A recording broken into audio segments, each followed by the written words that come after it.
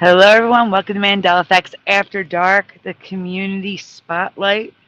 Astral Fugitive, how are you doing tonight? I'm doing good. How you doing? I'm doing great.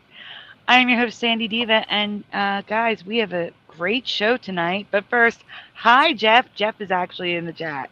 Can't believe it. It's a miracle. Hey, I still have to do the shout outs, but Jeff is here. Can't believe it. All right. So, guys, this is going to be a little different tonight because normally when we do a community spotlight show, we follow up with like reactions or Mandelas, but tonight we're just going to do an open panel.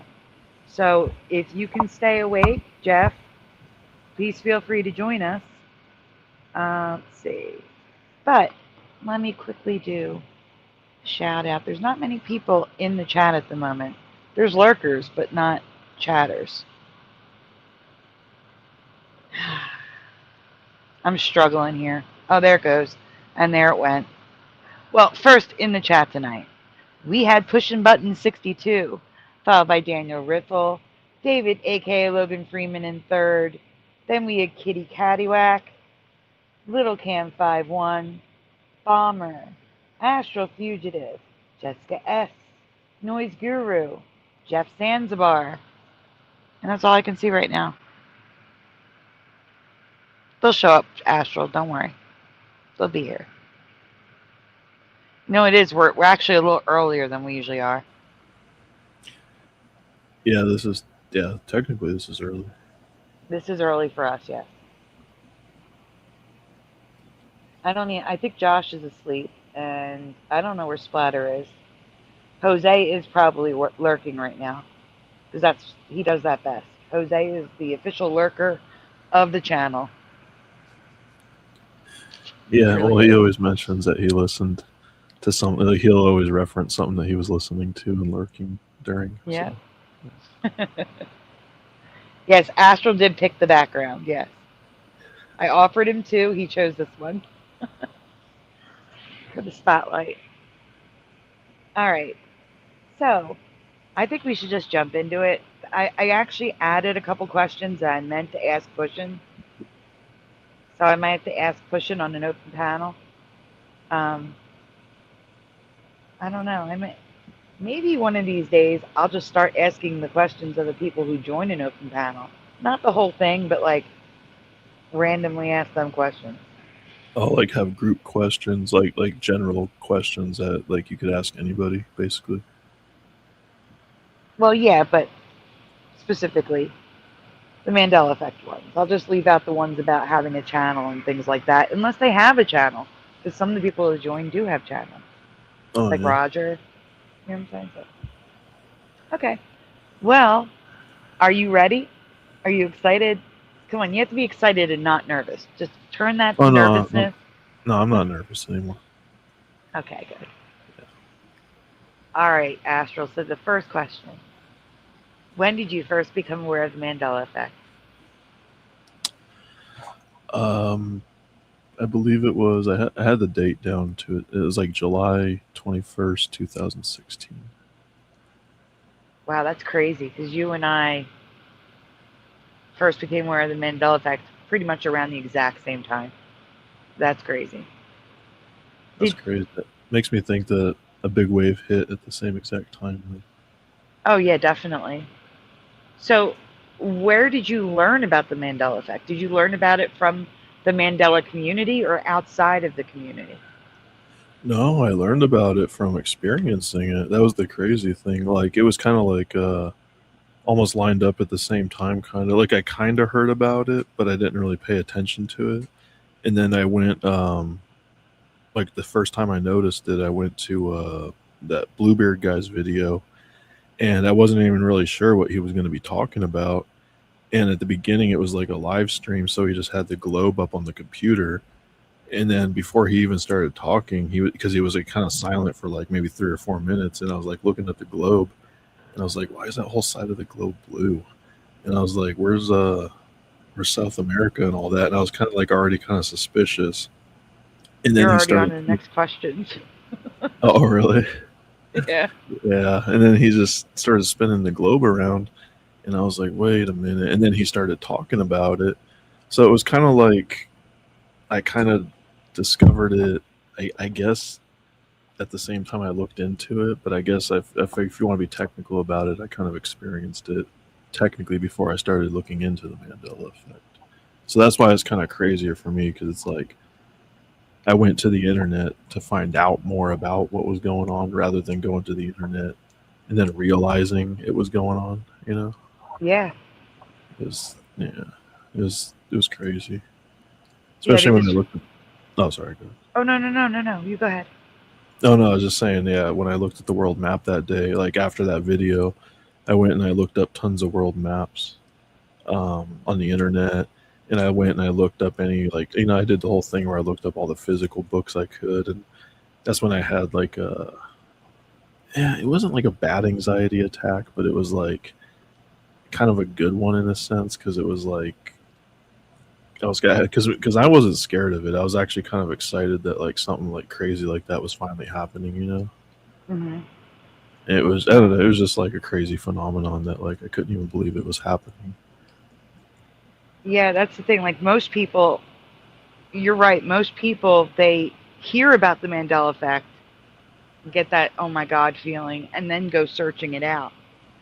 So it's interesting that you searched it out, like you saw it, searched it out, but you don't see it from the community. That's pretty awesome that you found Bluebeard first too. Yeah, he was like one of the first guys, and then I think after that was I think I found like money bags after that, and then like Scarab Performance, and like Curi and then like Curi like all those people like Curious and Curiouser, and Mm-hmm. back when I think Taryn Lupo was doing Mandela effects back then too. Yeah, Yeah, somebody else too. Yeah, I mean there was a bunch of people that don't do them anymore, but some of them do, some of them don't. it's true. Really quickly, welcome to Douglas Edwards, Forge in the Flesh, and Splatters in the chat. Okay, the next question. When did you decide to start speaking publicly about the Mandela effect and or related topics, like on YouTube? Well, let's see. 2016 was when I realized it. I think I think it was actually like a little while until I did my first video. Like I posted a video. I think it was like 2017, maybe late 2016. I started posting.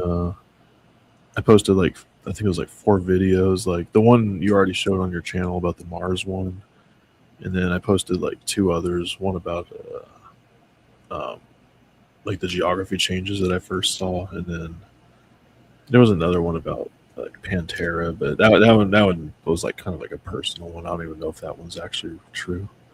You're gonna have to share that Um, now. You know that, right? yeah, we could. I mean, because it's just something I don't remember, like when I was in high school, because I was really into that band in high school, and I never knew. I mean, All right. yeah, Well, we'll save that one for the open panel. yeah, I'm gonna yeah. write a little note to myself that you have to tell us about your Pantera and Mandela effect.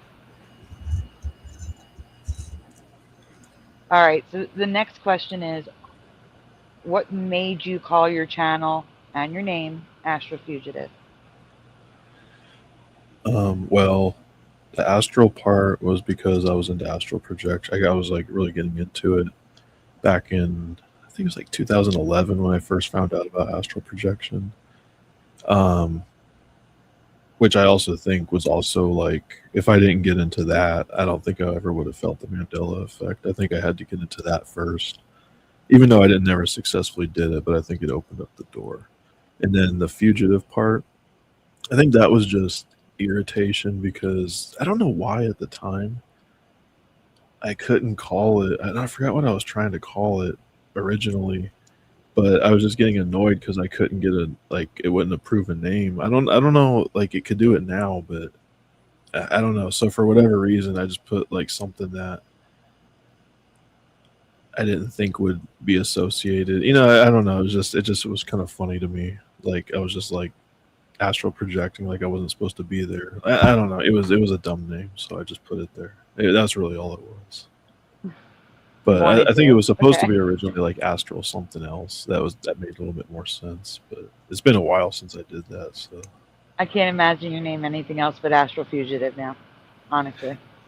yeah. Even when I changed it, I felt bad, and I had to wait 2 months to change it back or whatever. And it was like 14 days. I had to wait to change it back. And I can't even remember what you changed it to. You see what I mean? You Astral Fugitive. What did you change it to? Oh, I think it was oh, it was some name that had my real name in it, but yeah, I don't. I won't. I'm not going to change it back to that. Okay. Good. Yeah. All right. Let's see. What was the first? Was it Pantera? What was the first Mandela effect you covered on your channel? I think the first one I made was the geography one, and then it was the Mars one. Those were like the two main ones I wanted to get out of the way. And then the Pantera one, and then I had some story about a white plane. I can't remember if I told that on stream where like I saw a white plane in the sky and it literally disappeared, and that Mm-hmm. happened like April, like before the July I noticed the Mandela effect, and I was kind of suspecting that maybe that was like literally the day I shifted or something because like it was a weird story. Like it was like high up in the air and it passed through the sun or under the sun, and then it was just gone. Like I don't know, it was crazy. So I always kind Um, of think that maybe that was like a weird shift, like day or something. it could have been. That geography Mandela, is that the video we have today? Yeah, that's the one I have queued up. Awesome. All right, guys, we are going to see Astral's first Mandela tonight that he covered on his channel. It has copyrighted music, so there's no sound, but Yeah, Astral, it you can doesn't just matter. tell us about I'm it. not talking during it anyway, so it doesn't really matter. Yeah, If you, it's mainly just the visuals. but I'm saying if you want to talk, explain anything, go for it. That's all. Oh yeah, yeah. I'm just saying this is basically I just tried to recreate. This was pretty soon. Well, soon enough after I felt the Mandela effect. So I was trying to recreate the old world map the best I could, why I could remember, but I was missing a lot of stuff. I didn't cover the South America side because that side was kind of obvious, so I just kind of did this side. So like right here, I'm just showing what it looks like right now, and then the next when it gets to the next, and I didn't do New Zealand either because honestly at the time I couldn't remember where New Zealand was. There was a lot of people commenting in that video about New Zealand, but I couldn't remember. So like that's kind of like something like I remembered it mainly with Japan right there. And then I don't remember exactly where North Korea and South Korea were. I just remember it was just somewhere down there, not connected to Japan, something like that. And then obviously Australia used to have this giant space in between right there. And I think New Zealand was actually probably in a different spot, but I didn't move it because I wasn't sure. Whoa. Actually, So did I move it? Yeah, North no. and South Korea were off of China and not Russia and China. Oh wait, I did move New Zealand. Wait, I guess that's where I thought I remembered it being. I guess that's I do weird. too, but not that not that west to east. It was more like north to south, but in that Yeah, general area.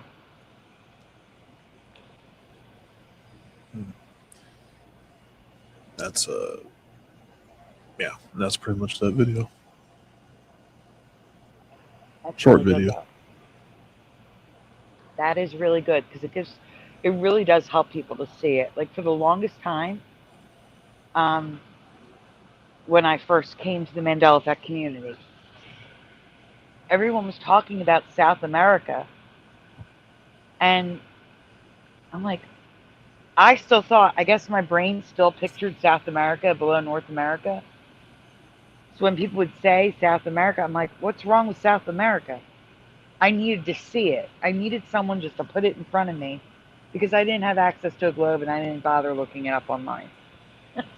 Because I figured if I looked it up online, I wouldn't know what they were talking about anyway. So I needed someone to say, this is South America and look at it. And then I would be like, oh, okay, I see what's wrong now. But for the longest time, I didn't see it. And when I first came to the community, South America was nowhere near as far east as it is now. It was a much less subtle shift to the right in 2016, at least for me. In 2016, the maps I was seeing, South America was still under Florida. You know what I'm saying? That was an incremental Mandela. Oh, like it started like the original timeline, like it was almost like right under like basically kind of like under like Mexico area, and then you said over time it kind of like went like more and more and more over to the east. Yes. Yeah. Yeah, and now it's so far east, and I've even like I've shown you that I even have maps of South America that's tilted counterclockwise so that the western point of South America is pointing north and equal with Texas and Florida, which is crazy. So I don't understand, It's but I crazy too. needed to see it. Sorry. Yeah, because I was like, I thought that was so crazy the first time, like noticing that, like all that open ocean, like right below us in Mexico, like right below like us in Mexico, like Mhm. it was just weird seeing that. Like I'm used to it now, obviously, and that's the thing. That's another reason why it was important to document this stuff early because after like basically 10 years, it's like I'm kind of used to the new map now, so it doesn't bother me anymore. But I kind of have to remember a time when it actually did like kind of bother me, like it still kind of bothered me back then, but not as much anymore.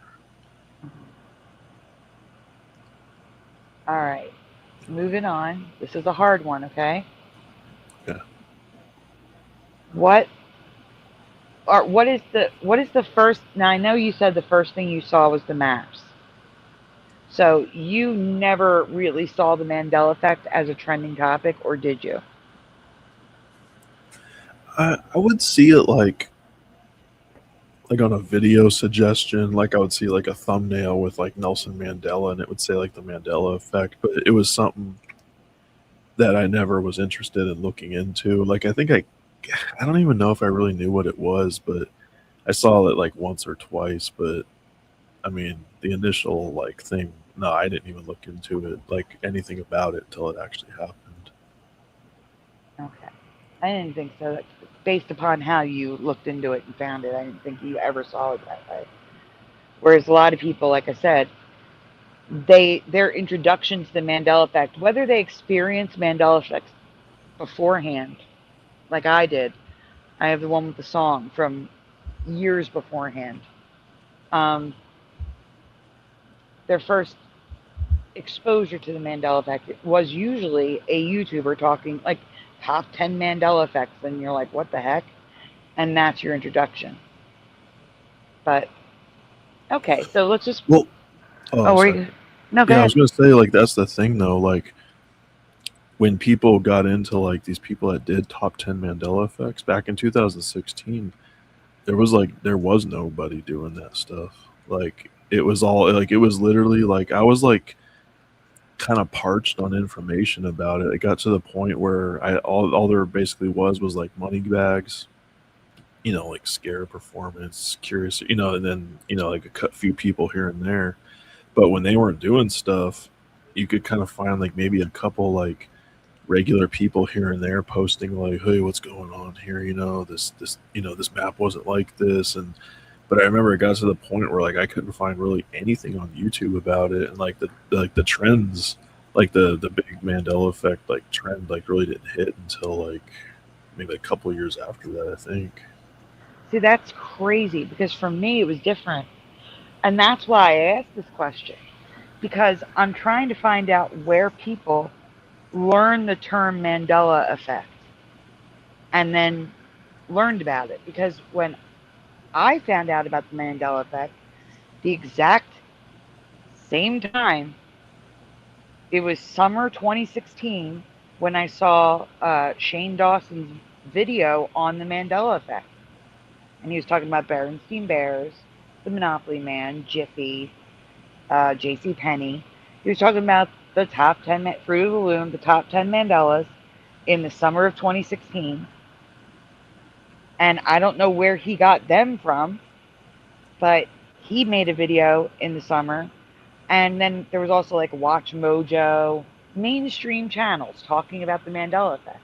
So they were already doing that stuff in 2016? Yes. Because I swear, like, I mean, like, I couldn't find, because I was looking hard too, like YouTube and everything, and I don't know if maybe like some stuff just wasn't coming. I mean, I don't know, because I don't think YouTube was really like really hardcore censoring back then either. So No, because it didn't know to censor that stuff. But or it that's could why have I asked possibly it. been that maybe that I just didn't like those kind of videos, like those kind of like like Watch Mojo or Top 10, like where they kind of but it was still new enough to me where I don't know, maybe I was looking for something more. Maybe I did run into a couple of them, but no, See, no. for me, I clicked on them because it said the Mandela. I was like, what's the Mandela effect? And I clicked on it. And then there were other ones that I clicked on because it said the Mandela effect. It didn't matter who was making the video. I just wanted, and then eventually found myself in the community. It could be possible that I found Shane Dawson, because I remember when I found him, I found him like kind of irritating, so I kind of stopped listening to him. Like I don't know, I remember, so it could be possible maybe I did find him, but I didn't really like his videos, so maybe I just didn't watch him. Maybe, but Watch Mojo usually that Watch Mojo usually comes up for me with stuff. So I mean, I've seen Mandela effect videos from them before, but not that early. Interesting. It could just be we were on different timelines and they weren't Yeah. there for you, but they were there for Yeah, I me. mean, if like the big shift happened at the same time, like there's no telling, like how I don't know. It's hard to explain. Like there's no telling like how different it could have been for everybody at that time as compared to now. Like maybe at that time your big shift was like a completely different timeline than like us and everybody else's. And maybe at this point, I don't know. It's hard to explain, but you never know. All right, here's another tough one. What are your top 3 anchor Mandela effects? Ones that you have a very clear memory of, clear as day, and that's why you remember it so well. Okay, I feel like I've answered this one before, but yeah, I'm gonna say um, okay, the geography ones obviously. Mm-hmm.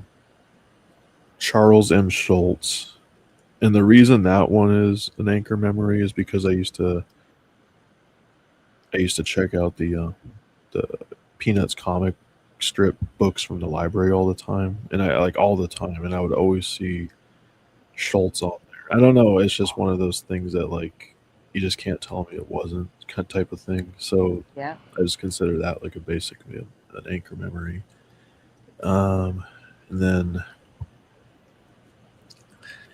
there's a couple more, but I'll just say also the Mars Mandela effect, because that one I know for sure too, because that one I can literally think, like literally in my head right now, like the day in class when the teacher was telling us that it was slightly smaller than Earth and it had basically the same gravity, and that's why we would be able to go to Mars and that's why we supposedly wanted to go to Mars and cultivate it, because it supposedly had the same gravity and all, it was about the same size, which is not the case today.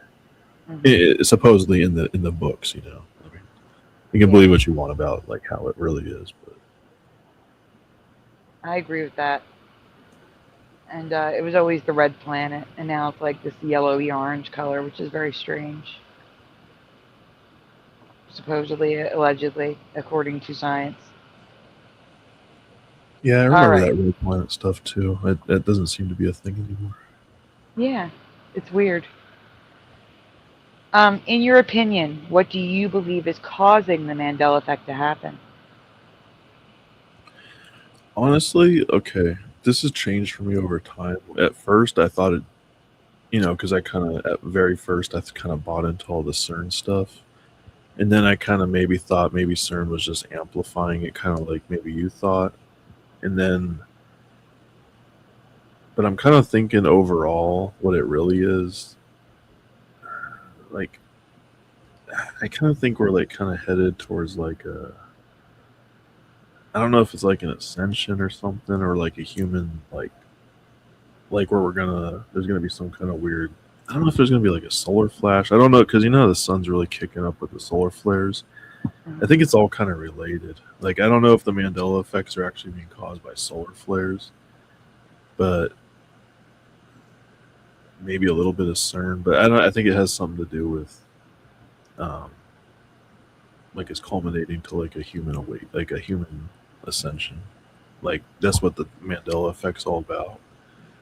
I used to think maybe it was like timelines like starting to like converge into each other, like because we're. I don't know. It's just the best I can come up with right now because I don't think it's just CERN. Maybe CERN's like amplifying it, but I don't think it's just CERN, And that or at least, the or at least the root of it's not caused by CERN. At least. yeah, the main conclusion is I don't think one reason is no one reason is right. I think it's multiple aspects happening at once. And it sounds like you have at least one or two, like more than one thing that you think is causing it. Yeah, I think it's coming from like a higher. Like I don't know if it's like some kind of time travel thing that they're trying to hide, or maybe that's just like, or maybe just like how they say like the veil's thinning, like pretty soon we're going to be shown the truth, like how like reality really works, maybe, and maybe that's why all like maybe like these timelines are like breaking down and bleeding into each other, and that's why everybody's just seeing different stuff all the time. Like I don't know, it's kind of like an evolving theory though. It's like always kind of changing for me, but that's kind of where it's at right now. Okay, so is are there any theories that you feel cannot, beyond a shadow of a doubt, be the reason for the Mandela effect?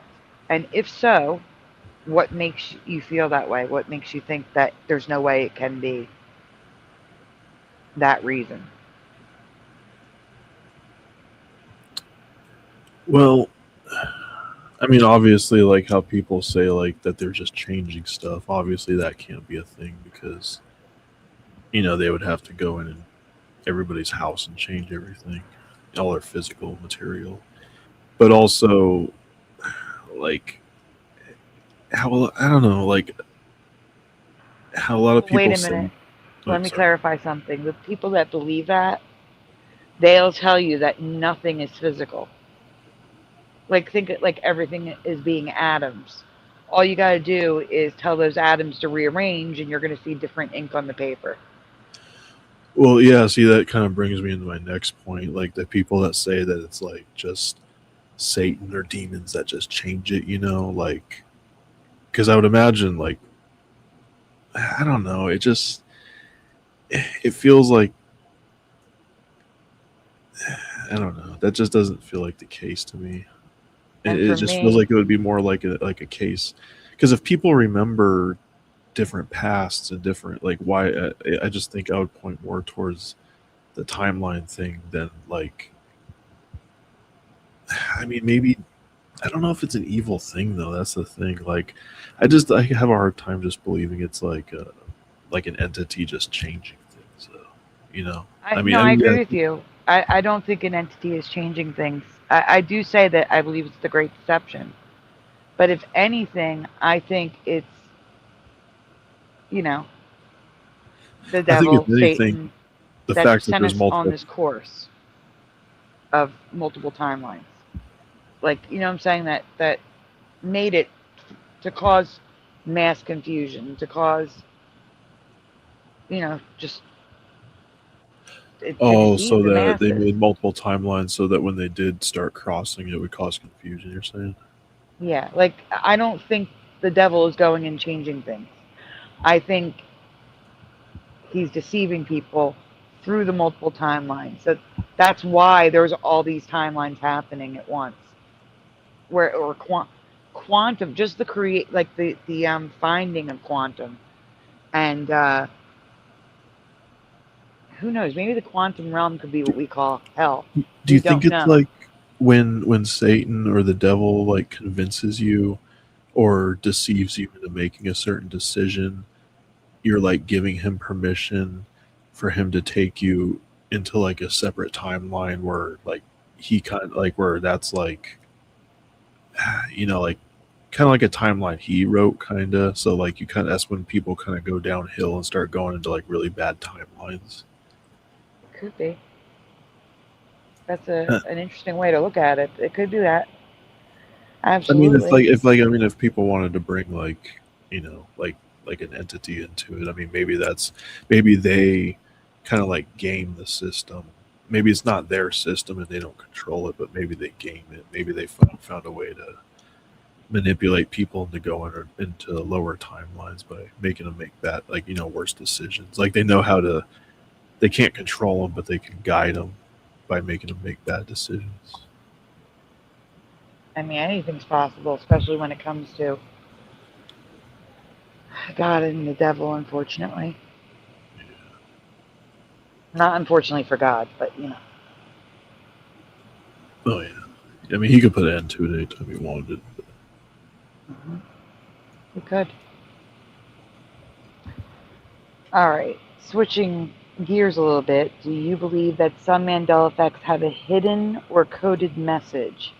If so, can you explain this further or give an example? I don't know. It seems like some things have a coded message, but I don't really. I mean, me personally, I don't really look at coded messages in the Mandela effect, except for maybe some of the Bible Mandela effects. But I don't. I'm not really good at decoding things, so I don't really pay attention to like coded. Like it's not like a important thing for me, so I don't really. I don't know. It's like I don't really see what it would be trying to say if it was. Mhm. So no, I think it's just more for me just the changes. Not I don't really look for like a coded message in it or anything like that. I mean, I know a lot of people do see coded messages in it, but I don't know. I don't want to say no for sure, but yeah, I just don't pay attention to it. Okay. Do you believe deja vu is linked to the Mandela effect? And if so, in what way? Yeah, I do actually. I think it's I heard somewhere that it's like when you have a deja vu, it means that either you've already been there or you're at that same spot in another timeline, or you've been there already, or something like you're on the right track, like in a future timeline, like you've already passed that point, and like that's how you know you're on the right track. Like if you feel like you've been there, like I don't know if I've heard that like about some Native American culture, like that's what they believe. Like the deja vu is like a sign that you're like on the right track in your life or something like that. Like it lets you know that's like the path that you're supposed to follow. So when you feel that, like you kind of I don't know, it's kind of like a guy like a marker, like you kind of know you're on the right trajectory. That's a little disturbing because I didn't experience deja vu for decades. Well, So I I was on the mean, wrong track for decades. there's no rule there's no rule that says like how much time needs to be in between deja vus. Like I get deja vu a lot. I've gotten it since I was a kid. Like I get it on like a regular, consistent basis. Like at least 1 to 3 times a month at least. Oh, that's crazy. That le- I've only experienced deja vu one time in probably 30 years. Yeah, I don't know what it is. Like sometimes like it'll be like a quick image of like a almost like a place. Like you'll be in a place. It won't even be the place you're in. It'll be a place that reminds you of a place that you don't really quite remember, and it's only for like a split second. And like right when you're about to like collect the full memory, like it just completely goes away, and then it's done. Like that's how they work for me. It's almost like it's kind of like a memory, like you just can't grab it. You know what I mean? Like it's like somebody coming by and showing you a picture for a second, and then they take it away and walk away, and then you just have to kind of like hopefully just remember what you remember, but it just kind of goes away after a few minutes, or actually after a few seconds, I should say. It's actually frustrating, but it's kind of weird at the same time. See, when I used to get deja vu often, I'd be in the process of doing something and I would realize that I have done this exact same thing in the exact same way, in the exact same order before, and I'd literally stop in my tracks and be like, this is weird. I've done this before. Like, that's how it would hit me.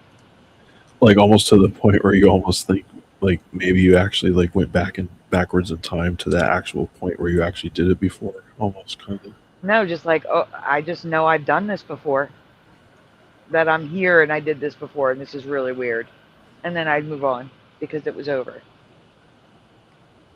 Yeah, it comes like a wave too. It is the strangest thing. It's almost like you can't see it, but it's almost like something like physical, like overcomes you. It's almost like you're. I don't know. Those could be. I'm starting to think that maybe those are shift moments too. Like maybe you're literally shifting like in those moments. I don't know. Maybe that's what deja vu's are. Maybe they're like literal shift moments. I never Maybe. thought about that either. Maybe that's what it feels like when you shift. Well, no, because that wouldn't be the case. Because a lot of people shift without feeling deja vu's too. So, and you That said you doesn't had mean Mandela anything. effect that happened. It could mean it's like there's different types of shifts. Yeah, that's true. Well, I mean, because you said you had Mandela effect changes right in front of your eyes, but you probably didn't have any deja vu's connected to them at the moment, though, right? No, no Yeah, deja vu. yeah. But like, yeah, like you said, there could be different types of shifts. Like you know my theory. I believe God saved us and He shifted us to another version of Earth. So I think there's also an Earth shift where the continents shift more, and we have new weather and stuff like that. And I think that's a different type of shift than just shifting a timeline.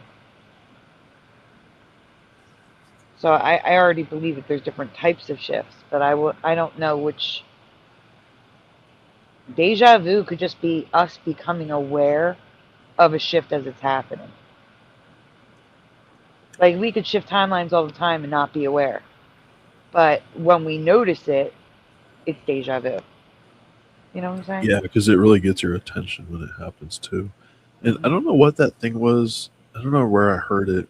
If you were talking about it on this channel, or somebody was talking about it on this channel, where like you'll just be kind of like zoning out, and then all of a sudden everything will go like quiet, like almost like muted, like you can't hear like for a Hmm. second, and then like all of a sudden everything will just like kind of come back, and then like you'll kind of phase back in, and it kind of feels like almost like kind of like you woke back up from like a small nap, or I don't know. Somebody was talking about that, like how it kind of almost feels like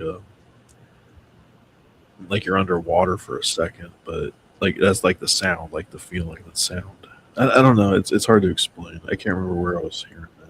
Well, I know exactly what that feels like, so I understand. I've definitely experienced that. Um, Yeah. Really quickly, before we go further, there's some things I need to say.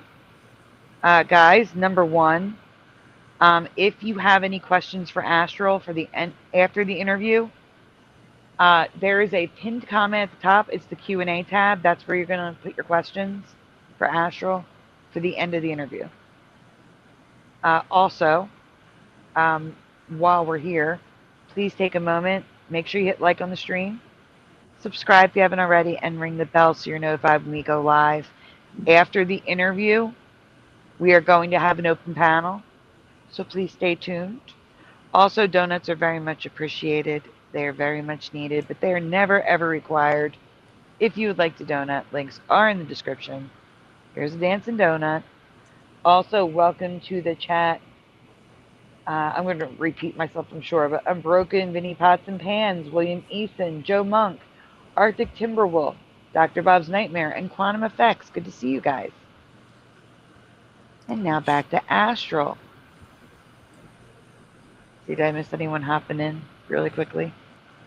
No. Did you get Unbroken? Oh, yeah, you got it. Yeah. I'm surprised LJ's not here. Okay. Oh, she'll be here for the panel. Oh, yeah, I'm sure she will be. I'm sure. All right. Do you believe there is a common thread or attribute among those affected by the Mandela effect? Yeah. Pretty much everybody that I've seen, like whether it be met in this community or seen just on YouTube, and well, I've never met anybody in my day-to-day life that's been affected, but everybody else that I've seen is pretty much everybody has like seemed like they've done some kind of self-work on themselves, like they've done some kind of like exploration into something, whether that be triggered by the Mandela effect or some other like supernatural experience in their life, or even maybe like they haven't done like that much work on themselves, but they've had like crazy experiences, like in the past, and they or something like everybody's had like some kind of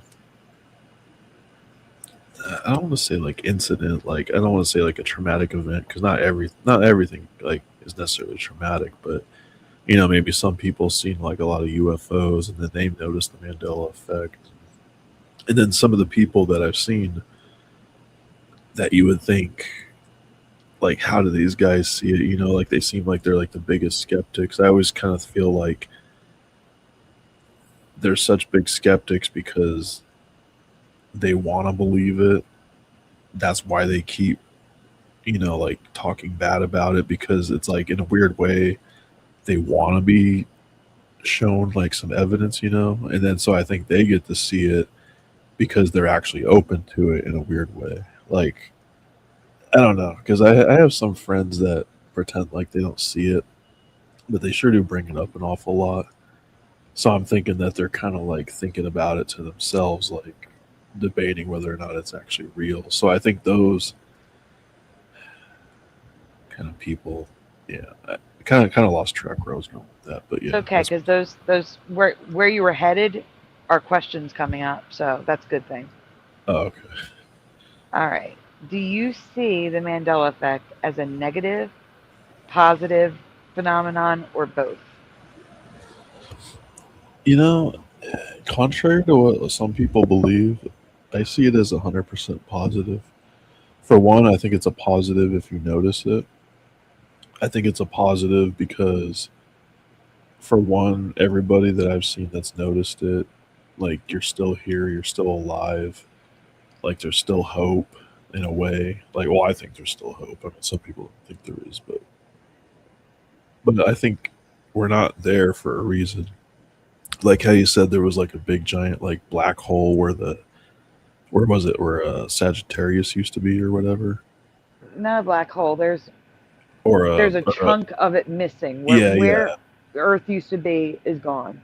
Yeah, that's what I mean. So like maybe, yeah, like you said, how you think we got moved to a safer version of, or safer timeline. I'm thinking if we're here, then we're supposed to be here because this is the best place to be. Like I kind of think that we probably don't want to be on the last timeline we were on, 10 years ago, or or whenever anybody really shifted for the first time. Because I'm thinking that that's probably the timeline that was probably going to go downhill anyway. Mm-hmm. That's just what I think. So I think we're on. If you're noticing it, and I think if you're just basically a good person in general, I think you'll probably be fine. So you'll probably ride the right timelines to the wherever destination we need to be. Which I think this will culminate into something. By the way, like I think there is going to be like a day that's going to come really soon where we are going to know what was happening with this. I don't know exactly how it's going to happen, but I think there is like a what do you call it, like an end, uh, like a finish line. Like there is going to be like a finish line to this. I Mm-hmm. think because this can't go on forever. I mean, it's been going on for 10 years now, and you got to think like you've noticed all these changes, and then you got to think to yourself like, how can this just happen? And then what? We're just never gonna know why. Like it's just happened, and that's that. Like But we're just it's longer than 10 years because oh people have noticed Mandela effects before the Mandela effect was named and talked about. oh that's what I mean. Okay, even worse for them then. So like how long? That's what I mean. Like how long is this really gonna go on until?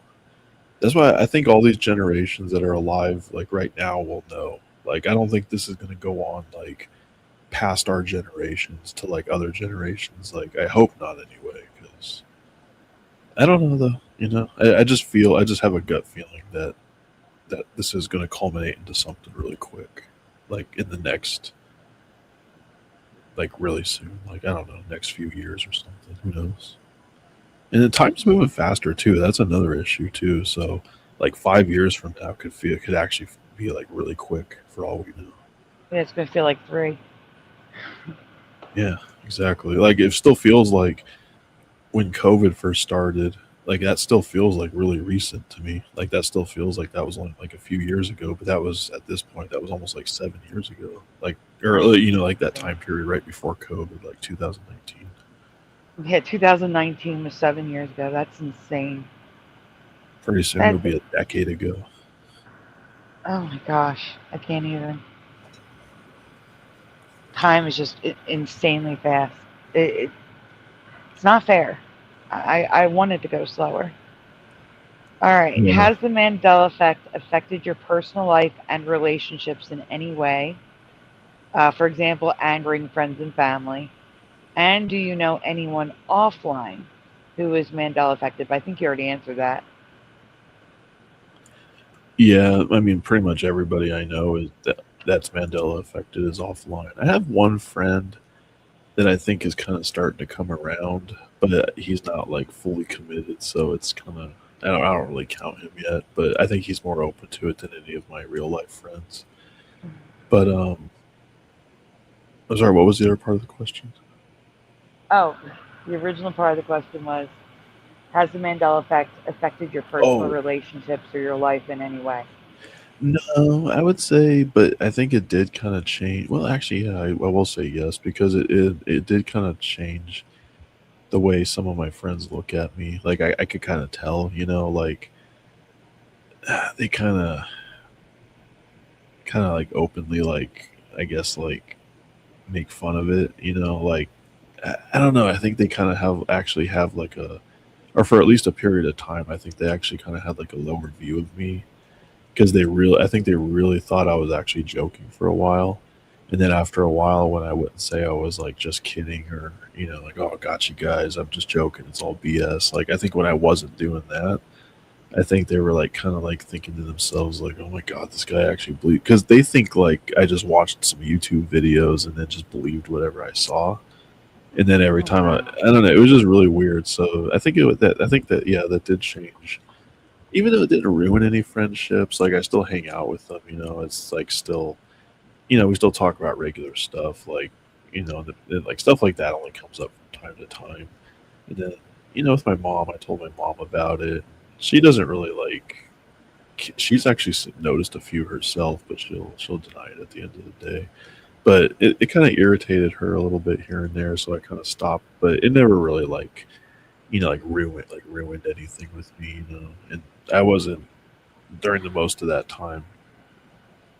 Even like if I was seeing seeing a girl here or there, like it, it, it never really bothered them for some reason. Like I guess like just the girls that I've met just never really cared one way or another. Like they might listen to it, but they don't like get irritated or mad. But I have had a couple of my friends like get kind of irritated about it at first, but then after a while they'll come around and they'll start asking questions about it, but they'll try to mask it like they're kind of mocking it, but I could tell they're actually kind of like asking questions because it's like obviously I think they're seeing it, but I think like it's like they're kind of like their ego gets in the way and they don't want to like admit it, you know. Hmm. So yeah. I'm sorry. That is awful, though, that your friends were treating you that way. That's crazy. I'm Yeah, sorry. I mean, we always kind of had a history of like, giving each other a hard time about stuff. So it's like, but I mean, yeah, it was kind of shitty though, because even when I would try to like explain it to him, like in a like a like a cool, mild manner, like actually kind of explain it to him, they would just like kind of gaslight me and pretend like I didn't know it, like they didn't have any idea what I was talking about, even when I was explaining like simple concepts to them. And it was just like one of those things where I was just kind of I was just like, yeah, I'm not done talking to you guys about it. Like I'm not, but they would still want me to talk about it so they could still like. And it was just one of those frustrating things where it's like, no, I'm not talking because you guys aren't taking it seriously. But they still wanted to like make fun of me about it, so they still wanted me to talk about it. It was just like that was at first, but then after a while, they would actually kind of start, showing a little bit of interest in it. Hmm. And then it That's became more awful. mainstream by that point too. I think they started seeing like a lot of celebrities mention it and stuff. So I don't know. I guess it became like more okay to accept it. I guess it's kind of weird how that works, but Or they just got tired of, you know, they got tired of picking on you for it, so they moved on. Either way, at least they stopped, right? oh yeah. I mean, we don't really like. I mean, it comes up nowadays, but like it's not like they just kind of like even my friend. Like I said something about the Mandela effect a few months ago. I said like he asked me like weird. He's like, "Oh yeah, so what was that reason why you think the Mandela effect's happening?" And I just told him at the time like, "Oh, I just think a bunch of timelines are crisscrossing." And then he was just kind of like he wasn't really making fun of me or anything, but he was kind of like serious. He was like, "Yeah, that makes a lot of sense actually."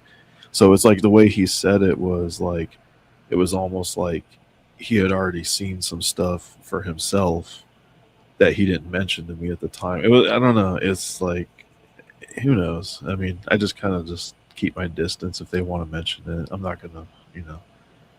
I kind of like just want to step away and let them figure it out for themselves. Like I don't want to like because I find if you get too much into their business about it, like oh what do you see? Like what do you see this? You see that? Then you kind of like drive them away. But it's like nah, I'll just let them figure it out. They'll figure it out if it happens. Hmm. Hi, Sherry Eyes. Okay, next question. Have you ever observed any Mandelas happen in real time, right in front of your eyes? Um, let's see. No, Not I yet. mean, I want to say like if there was, it was a very vague. It was very vague memories, but I'm just gonna say no because yeah, no, I'm gonna say no. I would say no too, because if it was a yes, you would remember it. Yeah, and that's what I'm saying. It's almost like sometimes you feel like you have a memory, but it was like it's gone. Like, but you feel like there was a memory there at some point, but I don't know. But yeah, no, it's no, it's no. Have you experienced any changes within yourself, such as changes to your appearance, health, personality, etc., since becoming Mandela affected? Yeah, I think I changed a lot personality wise in the last 10 years. Um, Is that because it's been 10 years or because of the Mandela effect? Well, I think both. I think just because, like, just going from my late 20s to my early, well, maybe like 12, no, well, 10 years since I felt the Mandela effect. So yeah, like early 30s to early 40s. Like, yeah, I mean, you change anyway. So, but otherwise, like what you said, like also if I had any changes like physically or anything too. Yeah. Yeah, like when we had the the collarbone Mandela Yes. effect, where like supposedly our collarbones like higher up now. Yes. Like And they're shaped whenever like a I seagull. yeah, and whenever I noticed that, that like really got me for some reason. Like once I noticed it, like I almost felt like that feeling you get like when your shirt's like too high up on your neck. I was like, oh my god, I was like, this is way too high up, and like I don't know why it was like actually kind of like freaking me out. Like I was like, no, no, this needs to be down lower. So so then I was able to like I don't know. I started doing this like new thing where I like actually like I'm able to like crack my collarbones now, and I was never able to do that before. Never thought about it. So it's almost like, and it relieves a lot of pressure too. Like when I'm like working or whatever, and I feel like kind of sore in that like chest area. Like I can kind of do like this like shoulder shrug thing, and I can kind of because that's the thing. I don't know if I was ever really able to do it before because I never ever did it before, and I only started doing it once I noticed that Mandela effect. And I don't know if that's because it's possible now or because it's just, but that is definitely something that I have been doing now for 10 years based on that Mandela effect, because I don't know if that just made it me aware that I could do that, or but I just think it's funny because it's just something that I do that's completely based on the Mandela effect. That's an interesting one. Like noticing that they're up higher. That's like, and I get it. 'Cause there's also like a bone in your hand, in your wrist. My hand goes in, out, and then in again at the wrist, because not a lot. Like it's very subtle. But there's like a little bump from a bone that I don't remember being there, and it bothers me because I don't remember being there. Like it's actually more noticeable. Maybe it's a muscle. I don't know if it's a bone or a muscle, but it's more noticeable looking at the inside of my wrist as opposed to the outside, and it bothers me. So I get what you're saying, where it was bothering you with the collarbones, Yeah, because it and almost felt like my collarbone like could be like shoved into my neck, and I would like that's how like high up it feels. Like I feel like, oh, like it just needs to be down just a little bit lower. Like even to this day, even like right now as I'm feeling it, like it still feels a little too high. So I just think it's funny that people actually like no, I don't know if people still talk about that. I mean, I don't really look up a whole lot of Mandela effect, like except for the ones we do on this channel, but I don't know if people still talk about the collarbone one. I don't know if that's like kind of like the Mars one. People don't really talk about it.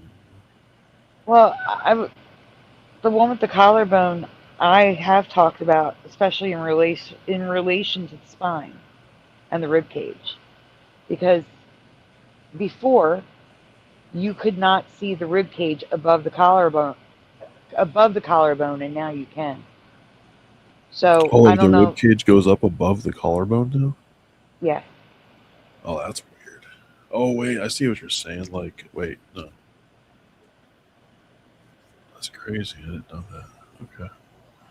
and it's also because the collarbones, they went like a straight. They were straight, but they went out, downward out to the shoulder.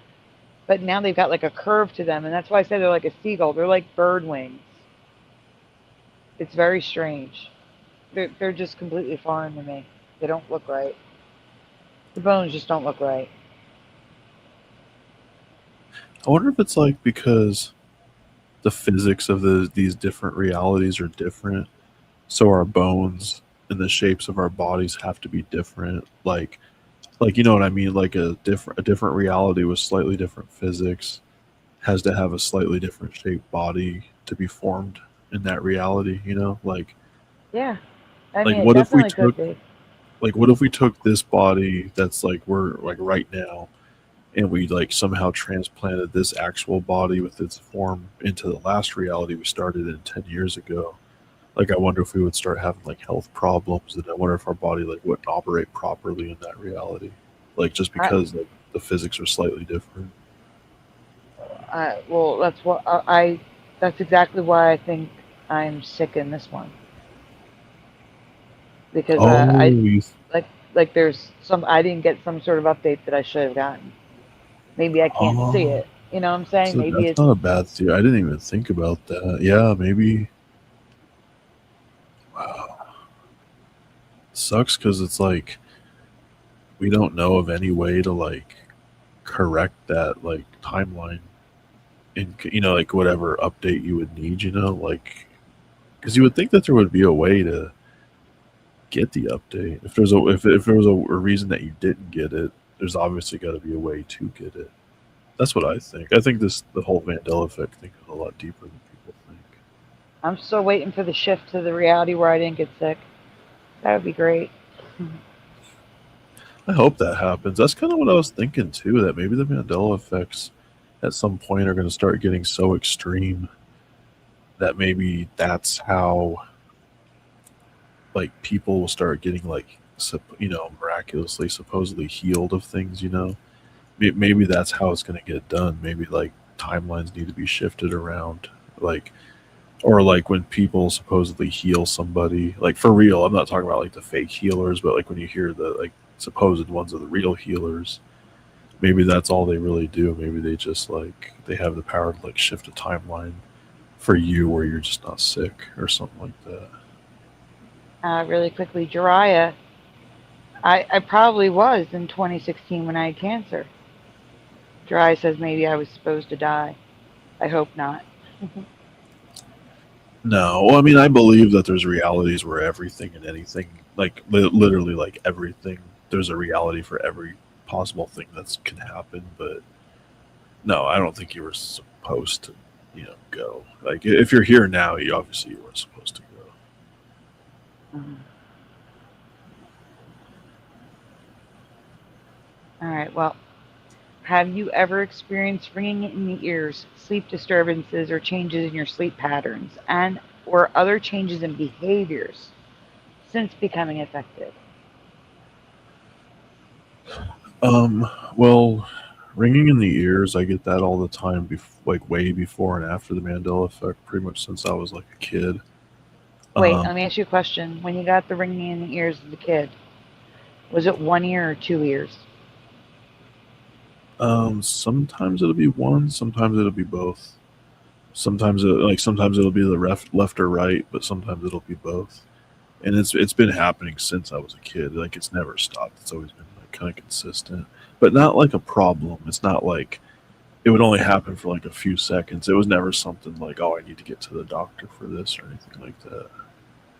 At least I hope not. I don't think so. I hope Because I. the reason why I'm asking is because ringing in the ears can also be from high blood pressure. But usually it's in both ears, not one or the other. And when I get the ringing in the ears in one or the other ear, it's different. It starts off, it's almost like it's coming at me. It starts out very soft, and then it gets louder and louder until it's so loud that all other sound is drowned out, and then it's gone. Oh no, it never gets that bad for me. It's always like kind of mild. Like it's almost kind of like a light like radio tuning in the back of my ear, kind of like it'll kind of be like a like I don't know, kind of hard to like, but it'll just kind of be like really light, like not like a staticky, but yeah, just kind of like a hum or something, like a ringing hum, kind of, and then it just kind of yeah, it'll just kind of dissipate out, and then it'll just go away, and then it's always been very mild, and like it's never been like crazy or anything. Oh no, mine gets so loud. It's like in movies where they make that really high pitched noise because somebody's blacking out or something. That's the noise. Super high pitched ring. Oh wow, I'm glad I don't get that because yeah, that would hurt. I've had Noelle, it. sweetie, I can't right now. I'm conducting an interview. I'm sorry. Okay, sorry. Go ahead. Um, oh no, go ahead. Oh yeah, so No, you were going to say something. I'm sorry. no, I really actually I honestly don't remember. I don't think I was gonna say anything. I think I was just gonna finish my comment. Do you think changes to the weather, cloud patterns, natural disasters, etc., are related to the Mandela effect or something else? Cloud patterns and weather changes. Hmm. Um, yeah, because this Earth, like it was kind of like what I was saying with the human body, like it's like a different Earth and a different timeline. So I think naturally this Earth would have different weather patterns. And I think if we're constantly shifting, I think that's kind of why we're starting to see crazy weather patterns because we're just moving to different. Well, I mean, well, honestly, to be honest, I think a lot of it has to do with, like what's that weather company, like Harp or something like that. I think a lot of it has to do with like the stuff that they actually do to manipulate the weather.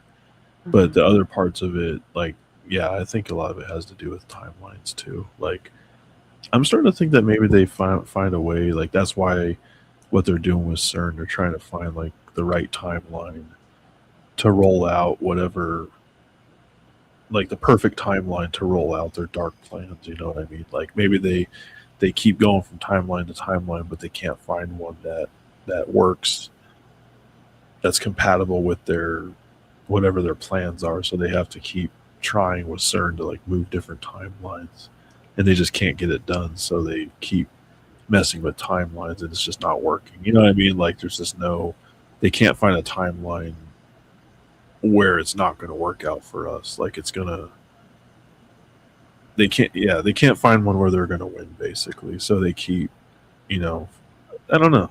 It's yeah. That's an interesting way to think of it. All right. How do you respond to skeptics and deniers who dismiss the Mandela effect as misremembering or false memories?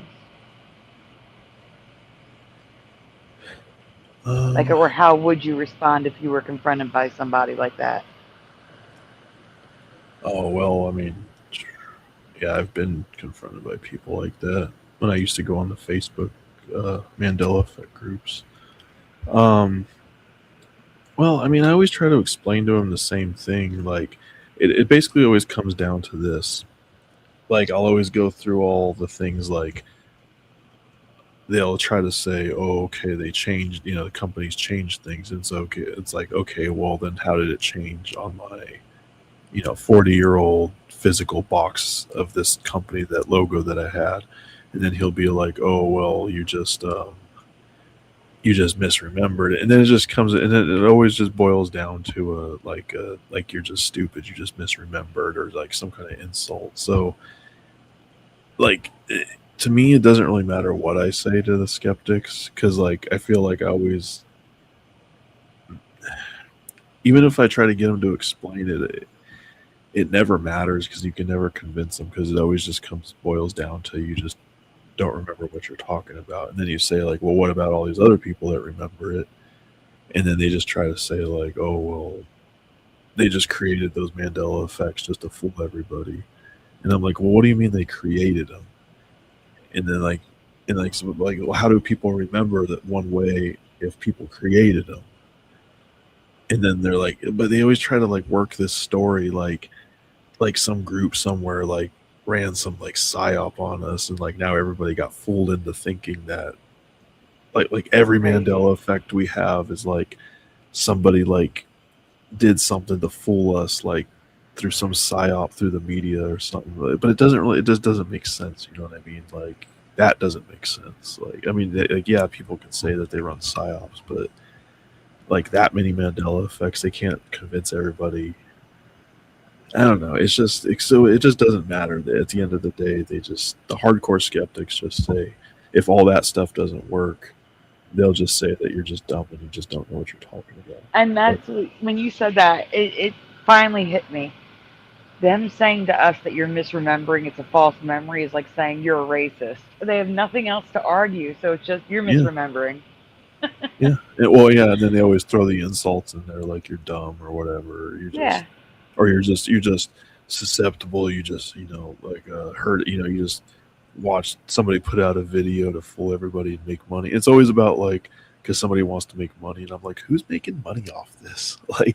Like I've seen like a lot of Mandela effect people, and none of these people are making money like off the Mandela. Like, who's making money off this? Like, The only person I think who made money was Fiona Broom, and that's because she wrote books. oh yeah, that's different. Maybe Cynthia Sue Larson because she wrote books. You know what I'm saying? Like people who wrote books, maybe they made some money. That's about it. And Jacob Israel, but he's making money through the church, and I guess the movie. Oh, I haven't seen Jacob Israel in a while. Is he still doing videos? Yeah, he occasionally makes Mandela Effect videos again, but that was more so, I think, because he had a video come out, a Mandela Effect movie come out. But you know, Yeah. Yeah, I haven't seen that guy. I haven't watched one of his videos in close to 7 years or 7, 8 years or something. yeah, that's about when he stopped making Mandela Effect content. Yeah, I noticed that. Like a lot of people I listen to that I still have on my YouTube, I'll go back through. I'll be like, why am I listening to this person? And then I'll go back in time and I'll be like, oh, that's right. They used to do Mandela Effect stuff. It's funny too. A lot of Mandela Effect channels have turned like Christian. Have you noticed that? Yes, It's crazy. and that's why I was saying, I've said many times, one of the positives of the Mandela Effect is it brings people back to or closer to Jesus. Yeah, I didn't think that was like that was one thing I didn't think was going to happen. Like, especially when I got into astral projection, I kind of told myself, I was like, I just thought it was going to like break like all my worldviews, because I used to kind of basically not like I used to never be like a hardcore Christian, but that was just kind of like the views I adopted. Like that was kind of like always my like base, I guess, base beliefs, I guess, when I was younger. So I always kind of figured like I was kind of scared at first because like I always had a friend that made me think like he was one of those like hardcore Christians that was like when I told him about astral projection, he was like terrified. He's like, "Oh no, dude, don't get into that, man." He's like, "That's the realm of Satan." It's like, and he might be right. I don't know. I'm not saying he's wrong or anything, but he's like, "No, you don't want to mess around with that stuff, man." And like, and like, so to him, it was like, I don't know. It was just funny because in his world, like, you just don't do that. So I had a lot of people around me like that. I mean, that kind of makes sense, actually. If we're in our spiritual form, we should be with Jesus. This is the earthly realm. We shouldn't be in spiritual form here. So if we're in spiritual form here, we're with the other guy. You see what I'm saying? Yeah, So because that kind of makes sense. Because isn't like the devil supposed to have like control over the earth, kind of? over the So if earth, we're yes. like, so if we're out of body here, yeah, we are kind of like in his realm. Like we can still ask. I think we can still ask God or Jesus for protection, but Yeah. it's not like kind of like a lot of people say. It's not like recommended necessarily, but I think there is safe ways to do it. But you just gotta. It's just like anything else. You just don't do it without knowing what you're doing. Like a lot of people think it's just a joke just because they think, oh, it's just an illusion of your mind. Like, because I had a lot of friends that told me that too. Like, oh, it's just your brain playing tricks on you. And it's like, well, are you sure? Because like I've seen things that have actually happened, and I've seen things that like I've seen a couple things in that form that I actually saw happen like later in my, and then they would just be like, oh, whatever, man. Like, it's always just like they just don't believe anything. So Yes. When they can't win an argument with facts or, actual constructive criticism of any sort, it's whatever, you're racist, you're misremembering. They always resort to those things. Uh, okay. Do you, why do you believe some cannot or refuse to see or acknowledge the Mandela effect? Your well, opinion, of course. I think a lot of it has to do like within the case of um, a couple of my friends. I think it has a lot to do with the ego. Like I have one friend that kind of like he kind of like back in the day, because like most like the few friends that I have are basically friends that I've been hanging out with since high school. And even back then, he always kind of had like this like even though I'm his friend and I'm cool with him, but he did kind of like, it still does to this day, kind of have like a narcissistic, like kind of selfish. Like he still helps people out, like he's still a good guy and everything, but he kind of has this like, he kind of looks down on people. Like he thinks like if like for instance, like he just thinks that I believe in the Mandela effect just because I'm an idiot, basically. Like that's like the way he sums it up, you know. And then he'll just stick to that, and that'll be like his thing. So I think like when you believe that, I think when you're like when you have that kind of level of like, I don't know what to call it. Even though you can be a good person, like you can still have bad traits like that. And I think maybe you're just not ready to see it yet. And if you were to see it, like he's the kind of person that would get like kind of like pissed, like irritated, like I would be like, "Oh, what's going on? Do you see a shift or something?" And he would just kind of be like, "Ugh, yeah, I don't know what's going on, man. Like I don't know." Like he just wouldn't want to deal with it. You know what I mean? Like he gets that way, even about politics too. If like if the conversation's not going like the way he wants, like he'll just kind of get pissed and just be kind of quiet and just sit there and like drink his beer, and you like really won't say anything, you know. And it's just, I don't know. It's weird. Really quickly, Morgan says, the Word of God says to be out of the body is to be with the Lord. Yes, that's what I'm saying. If you're not with the Lord and you're still on earth, then you're not with the Lord. You see what I'm saying? So Yeah, when I that's was what I out was of getting at. body, I didn't feel like I was necessarily. I mean, I didn't feel like I was amongst demons, but I didn't really necessarily feel like I was amongst like with the Lord either necessarily. I kind of felt like I was just kind of out and about by myself. Like anything could happen, you know.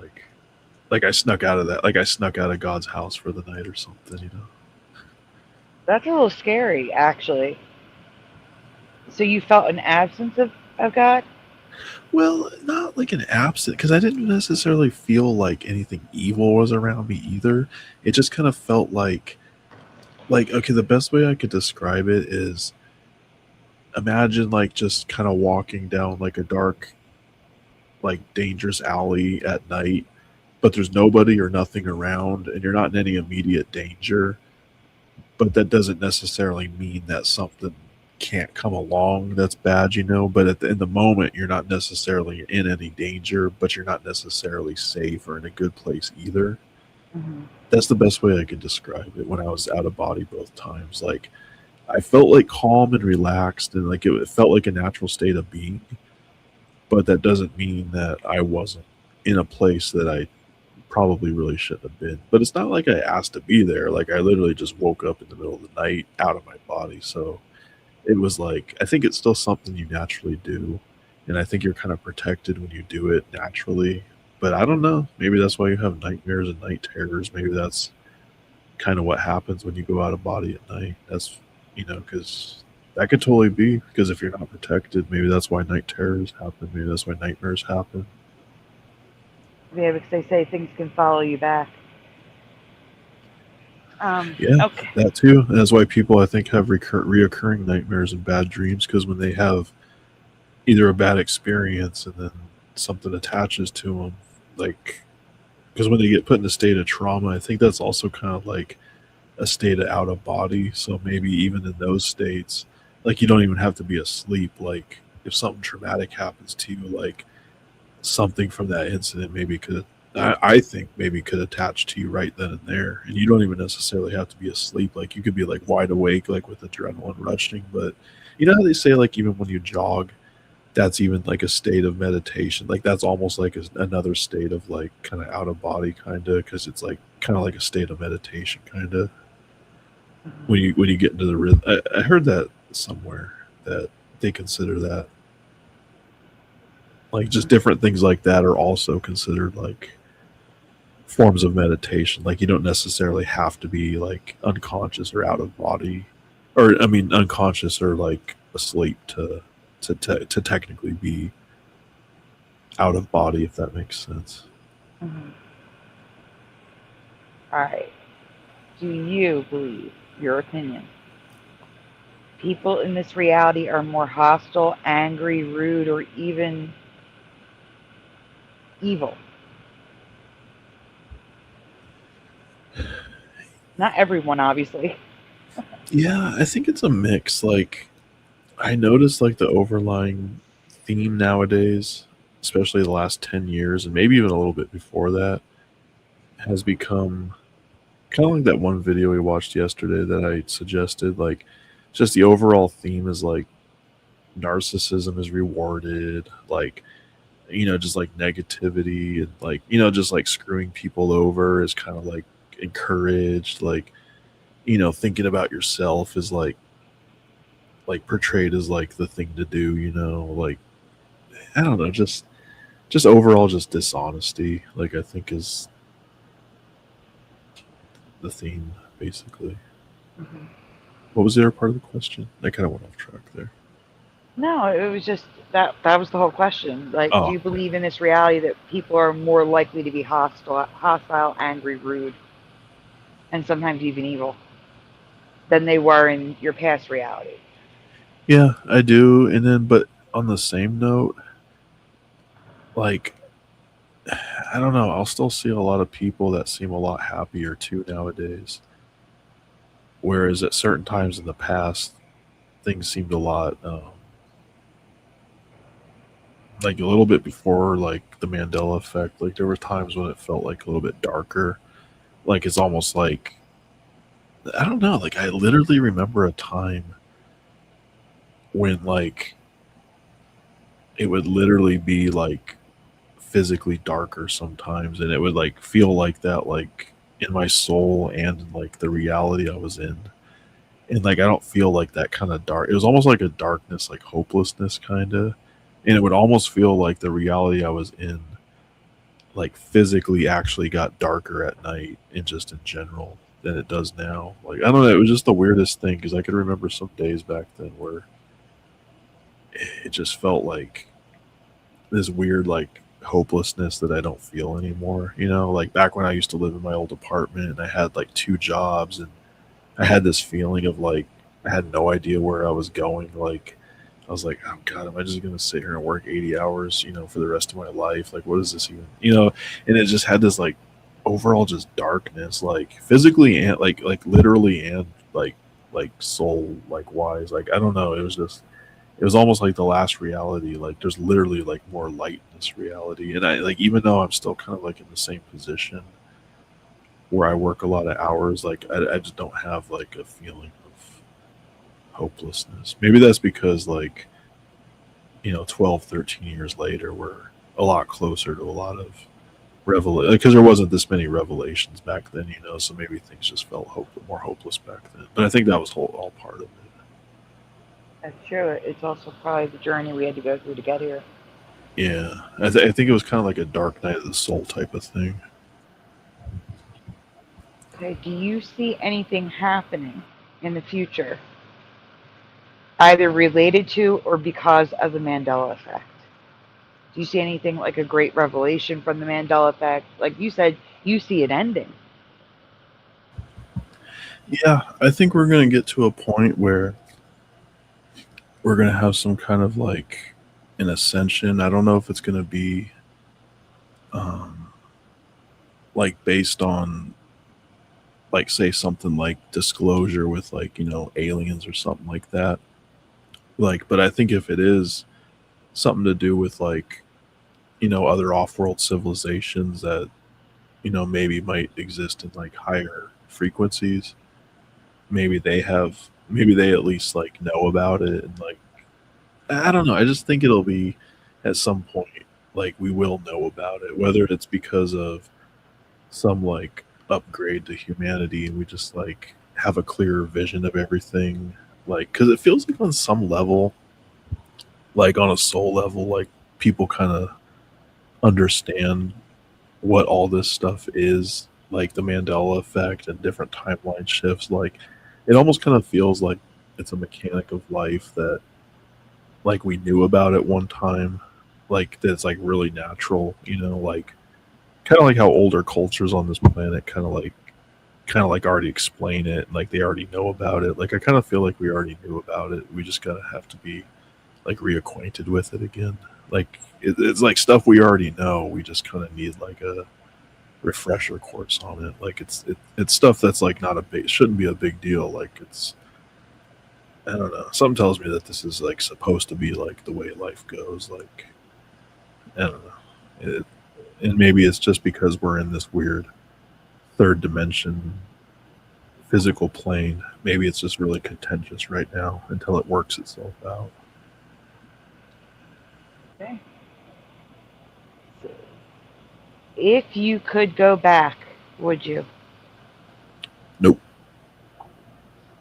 That was easy. Because of the same reasons I said earlier. Because we're probably not supposed to be there anymore. It's either because the timeline went downhill or because it's literally not there anymore.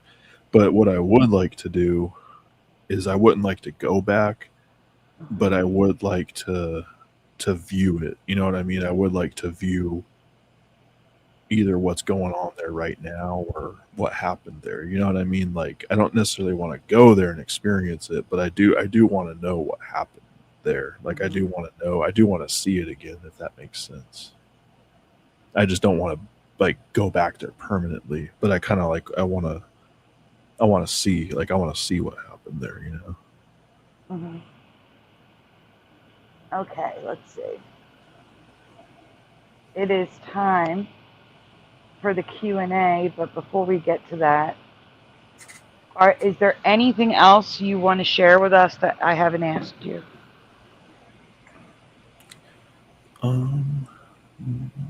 No, I didn't really have anything else on my mind. I think you covered a lot of stuff, so, and I think I kind of explained like a lot of stuff with it too. So like I can't really think of anything.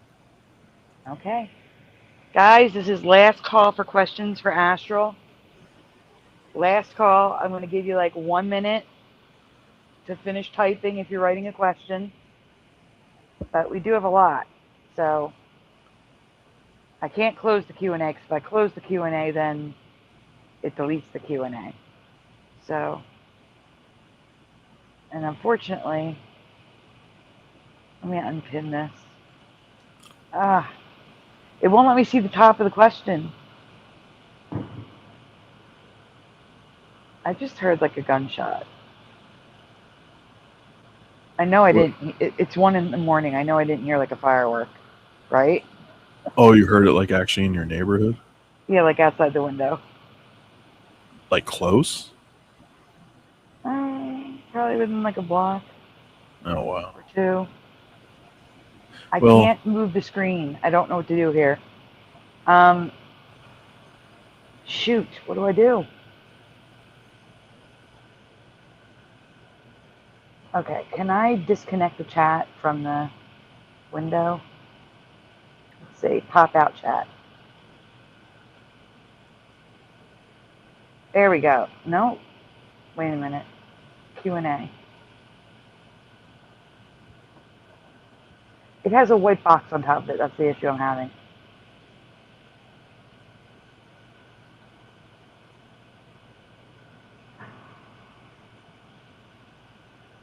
Shoot.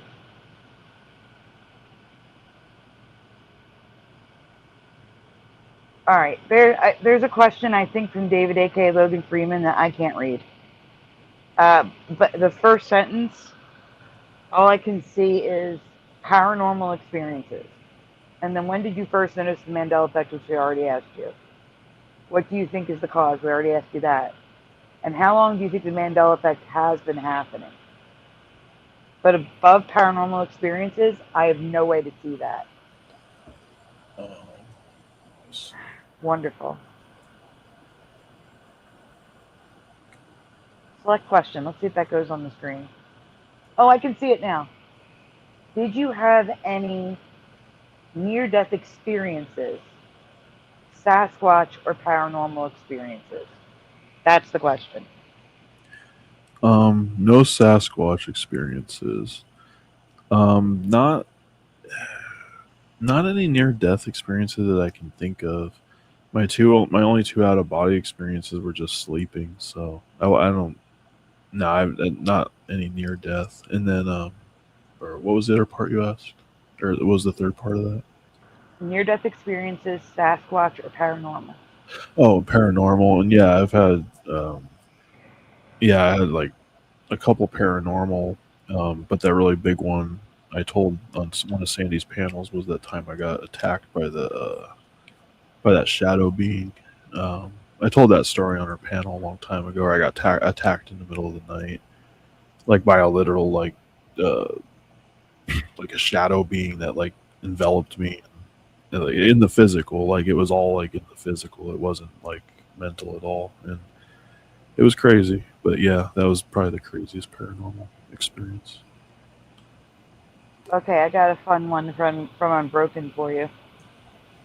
What's your favorite sea creature? Honestly, probably. I mean, I know it's going to sound kind of generic, but probably great white sharks because I always liked them when I was a kid. Bomber heard it too. Just to mention the thing that I heard. And Daniel is suggesting it was a tire backfire. No, this was a deep sound, like a boom, like that. It was like it was deep. Um, the second part of Unbroken's question is: do you eat ice cream from a cup or eight? The number eight. I don't understand, but we'll say a cone.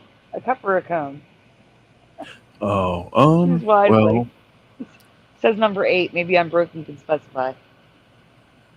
well, if eight means cone, I'll only eat it from the cone if it's like from a good, if it's on like a good like waffle cone. I don't like the other kind of cones like the cheap ones like, but if The it's cake like a good cones. a waffle cone, I might eat it from a cone. Okay. Unbroken is asking a question that you do not have to answer if you don't want to. Okay. What's your most embarrassing moment growing up?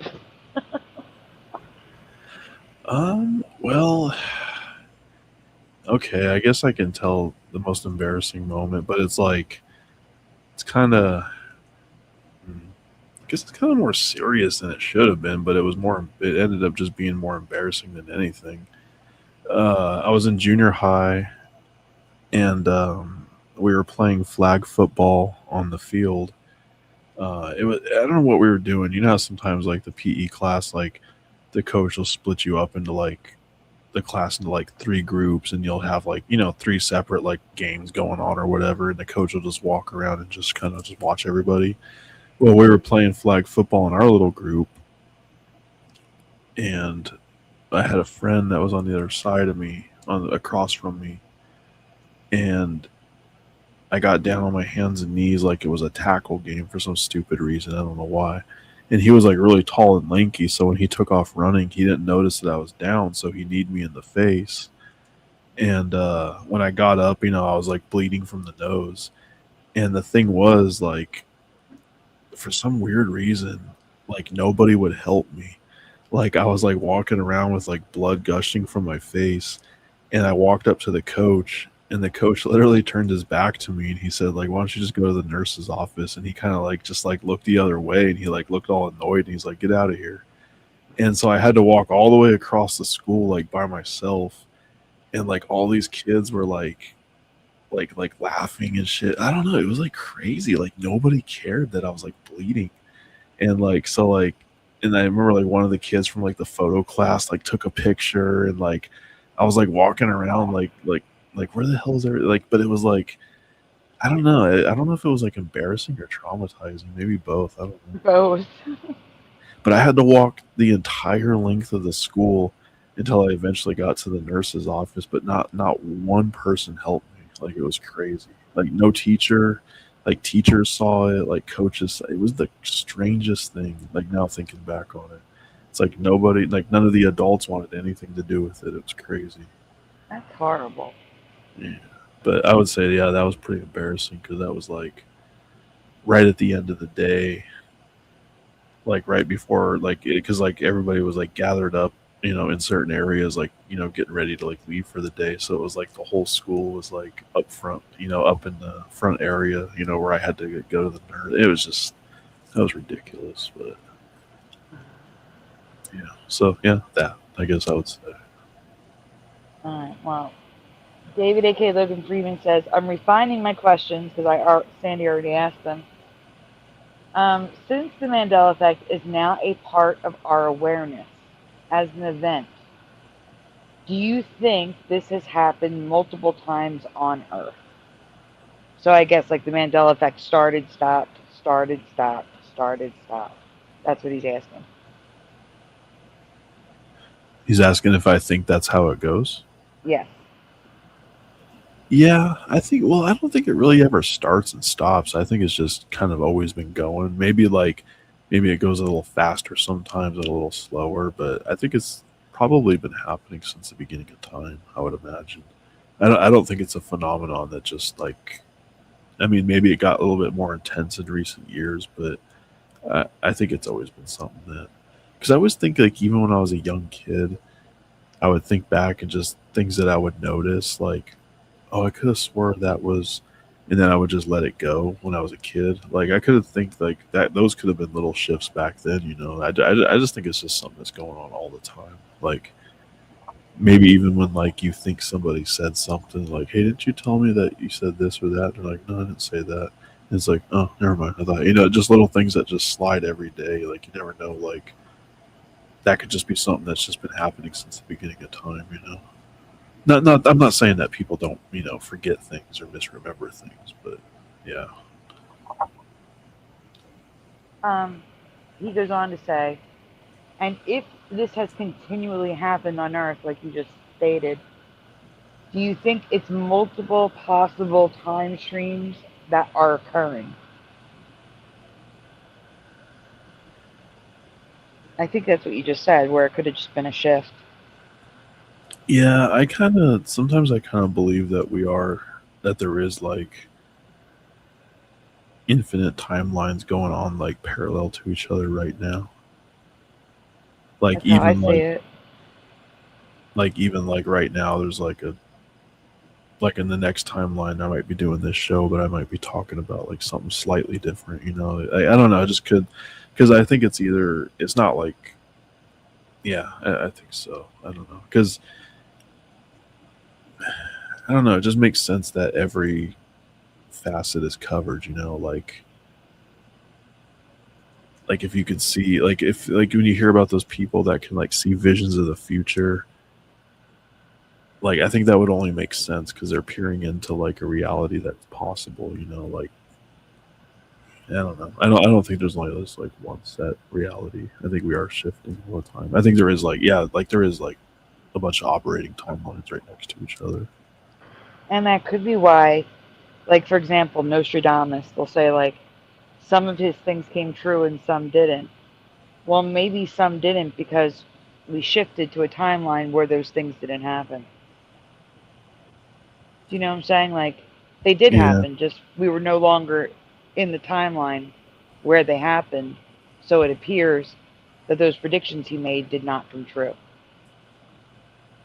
Yeah, that's why I've never really seen the point of predictions either, because if they do come true, then it's like, okay, then I think you just kind of got lucky. But if there's also just equal of a chance that we could shift out of that timeline and it won't happen. So, Yeah. but it always seems cool after the fact when it seems like they predicted it. But I think it's really just kind of like a crapshoot, kind of. Yeah. I mean, maybe they really do see something, and maybe there really is a good chance it'll come to light. But I still think it's not necessarily reliable. Okay. Here's the next one, also from David. Also, do you think string theory plays a role in the Mandela effect? And do you think we are on a different Earth? Yeah, I think we're on a different physical Earth for sure, or at least from my point of view, because our Earth is smaller than the one I remember, so we're probably definitely on a different timeline. And I'm not like really super huge into string theory. Like, I think I understand it kind of, but is that basically like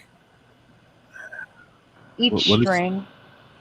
So when they discuss string theory, they usually discuss strings as like different dimensions, like the first dimension, second dimension, third dimension, fourth dimension, and so on and so forth. Yeah, We live in the third dimension, right. and when they discuss the strings, from what I've seen, and I could be wrong, because I've only seen a couple YouTube videos on it from a physicist, but from what I've seen, each string of string theory seems to control an aspect of the Mandela effect. Like one of the strings is time, and uh, one could be perception and things like that. So at one point, I did think string theory had to do with it, and it may still, but I leaned away from that since.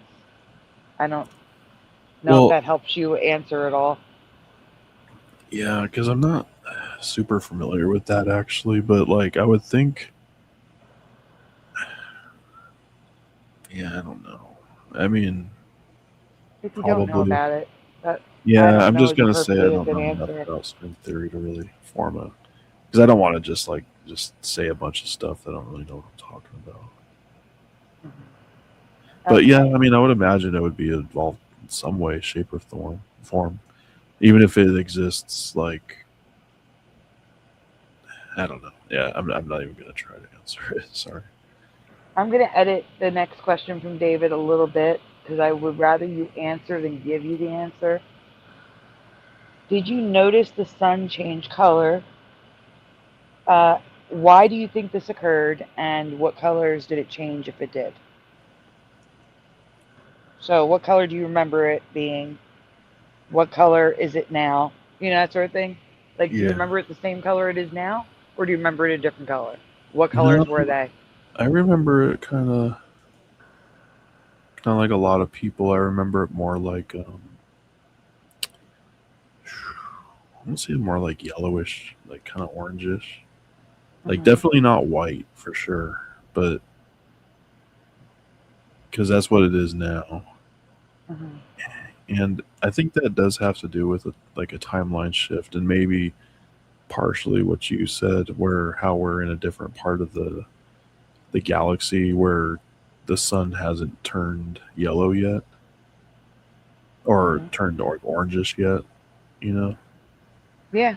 So that's why the sun's bright, and it's kind of funny you bring that up because I was watching some video the other day where this Native American guy was on somebody else's video talking, and he was actually saying something about like the Native American, like this. I forgot what tribe he was from. I don't think it's all Native Americans, but like they were saying that they actually have like a reason in their culture why the sun went from orange to white, and I thought it was funny too because it really had like nothing to do with the Mandela effect, and I can't remember We it. need I to couldn't even. find that video. We Yeah, need to I watch gotta. that. Yeah, or at least that part where he's talking about it because it was actually kind of interesting.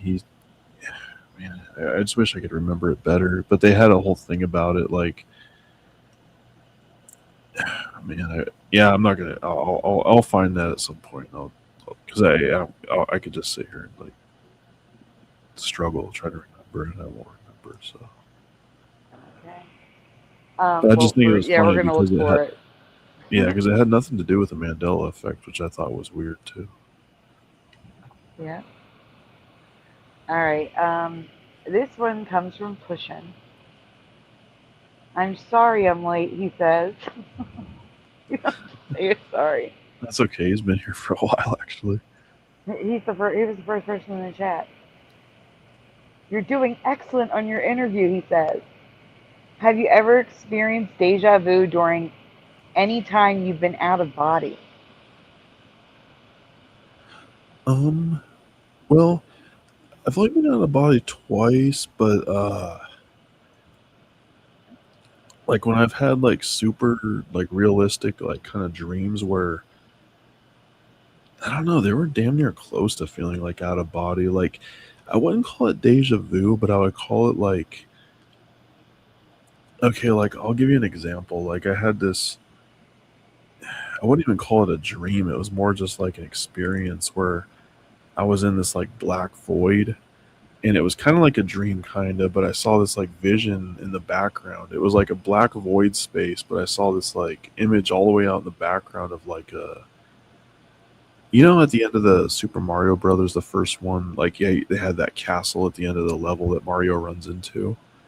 It was kind of like a castle like that, but it was like this weird like magenta, like this weird like teal green colored, and it had like this weird like symbols on the side of it, and I don't know what that was all about, but when I looked at it, it was like almost like a symbol that brought back like um, these weird like deja vu ish memories of like a time when I was like 4 or like 5 or something like that, or like right around the time when like I don't know. I think the memories were all related to like way back in the day, like when my dad like first bought that Nintendo or something. It wasn't necessarily about the Nintendo, but it was like it unlocked all those memory, like a bunch of like feelings and like memories from like that period of my life, which didn't have anything to do with the Nintendo. It was just that was like the symbol that like unlocked like those feel, and it wasn't necessarily like memories. It was just like feelings and like emotions, I guess you could say. They weren't neither like sad or happy necessarily. It was just it was almost like a download kind of like a missing file or something that I was like recovering. It was kind of weird, but yeah, I guess that's the closest thing that Pushin would be asking about, getting like a deja vu or something. But that was the closest thing to an out of body where I had the closest thing to a deja vu. So I guess that's like the closest thing that I would have had. Yeah. All right. David A. Caleb and Freeman again says, and did you notice? Wait a minute. I'm sorry. Nope. Jariah says, what was your first out of body experience? So you only had two. So Um, well, they were both basically the same. The first one that I remember, I was basically just floating up above my desk in my bedroom, and I felt like I thought I was standing on my desk because of where my head was placed, but I didn't realize that my point of view was just up from the ceiling. And then once I realized that my desk was a mess and I would have had to make like a huge commotion to get up there, that's what kind of tipped me off that I was out of body. I don't know why I understood so quickly that I was out of my body when I was that young. Like, because I had never like really heard that much about it, but I guess when you're in that state, um, like a lot of things that would freak you out here like really don't bother you. Like, and once I realized it, I had about maybe 2 seconds where I kind of looked around, and then once I started to like actually kind of freak out, like I was like, "Oh my god, I'm actually out of my." And like once I really realized it, like I just blacked out, and then I woke up the next morning, and it took me like a day or two to remember that experience. It was kind of weird. Like it was almost like I had to like download that experience for a couple days until I could actually remember it again. I don't know why that happens like that, but it does. that's weird. You would think that'd be the first memory that you'd have when you woke No, up. no, like I knew something happened, and I had like vague like, but it's like almost like kind of like I had to like sit there and like focus thinking on it all day to like remember like, wait, what was that? And I was like, oh yeah, that. And I was like, and it would kind of hit me throughout the day like, oh, that's right, I was out of like, wait, what? That's what happened. Like, yeah, and then I would like little things would kind of hit me, and then after like a day and a half or like 2 days, I would kind of like have the most of the memory back in my head, and then I don't know. It's just maybe it was like too intense to compute all in the moment or something. I don't know. Okay. Jariah also asks, do you believe in a spiritual world underneath the spirit, the physical sphere that affects the world? Wait, I'm sorry. One more time. Do you believe in a spiritual world underneath the physical sphere that affects the world? Um,